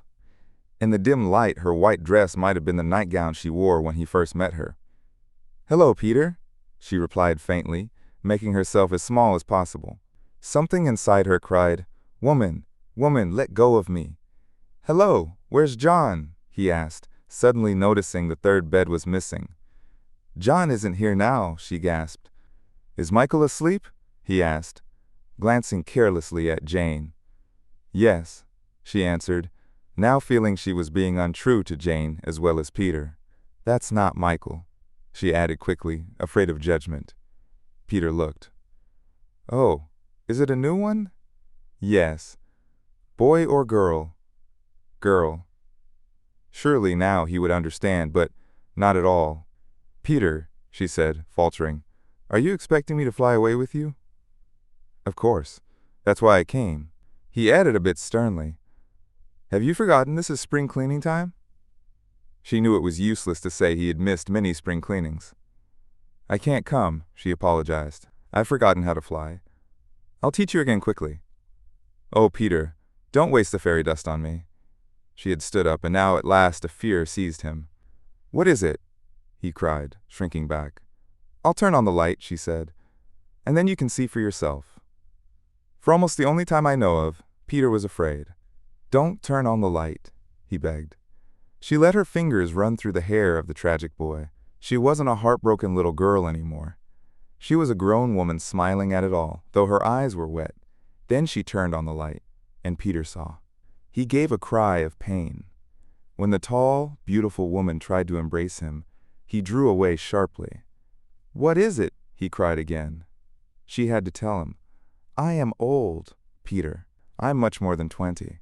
I grew up long ago." "You promised not to." "I couldn't help it. I'm a married woman, Peter." "No, you're not." "Yes, and the little girl in the bed is my baby." "No, she's not." But he believed she was. He took a step toward the sleeping child, dagger raised. Of course he didn't strike. Instead, he sat on the floor and sobbed, and Wendy didn't know how to comfort him, though once she could have done it so easily. She was only a woman now, and she ran out of the room to think. Peter continued to cry, and soon his sobs woke Jane. She sat up in bed, immediately curious. "Boy," she said, "why are you crying?" Peter rose and bowed to her, and she bowed to him from the bed. "Hello," he said. "Hello," said Jane. "My name is Peter Pan," he told her. "Yes, I know. I came back from my mother," he explained, "to take her to Neverland." "Yes, I know," Jane said. "I've been waiting for you." When Wendy returned nervously, she found Peter sitting on the bedpost, crowing triumphantly, while Jane in her nightgown flew around the room in solemn delight. "She is my mother," Peter explained, and Jane landed beside him with the look in her face that he liked to see on ladies when they gazed at him. "He needs a mother so much," Jane said. "Yes, I know," Wendy sighed. "No one knows it better than I." "Goodbye," said Peter to Wendy, and he rose into the air. The shameless Jane rose with him. It was already her easiest way of moving. Wendy rushed to the window. "No, no," she cried. "It's just for spring cleaning time," Jane explained. "He wants me to do his spring cleaning." "If only I could go with you," Wendy sighed. "But you can't fly," Jane reminded her. In the end, of course, Wendy let them fly away together. Our last glimpse of her shows her at the window, watching them grow smaller in the sky until they were as tiny as stars. As you look at Wendy, you may see her hair turning white and her figure becoming small again, for all this happened long ago. Jane is now an ordinary grown-up with a daughter called Margaret. Every spring cleaning time, except when he forgets, Peter comes for Margaret and takes her to Neverland, where she tells him stories about himself to which he listens eagerly. When Margaret grows up, she will have a daughter, who will be Peter's mother in turn. And so it will continue, as long as children remain carefree and innocent and heartless.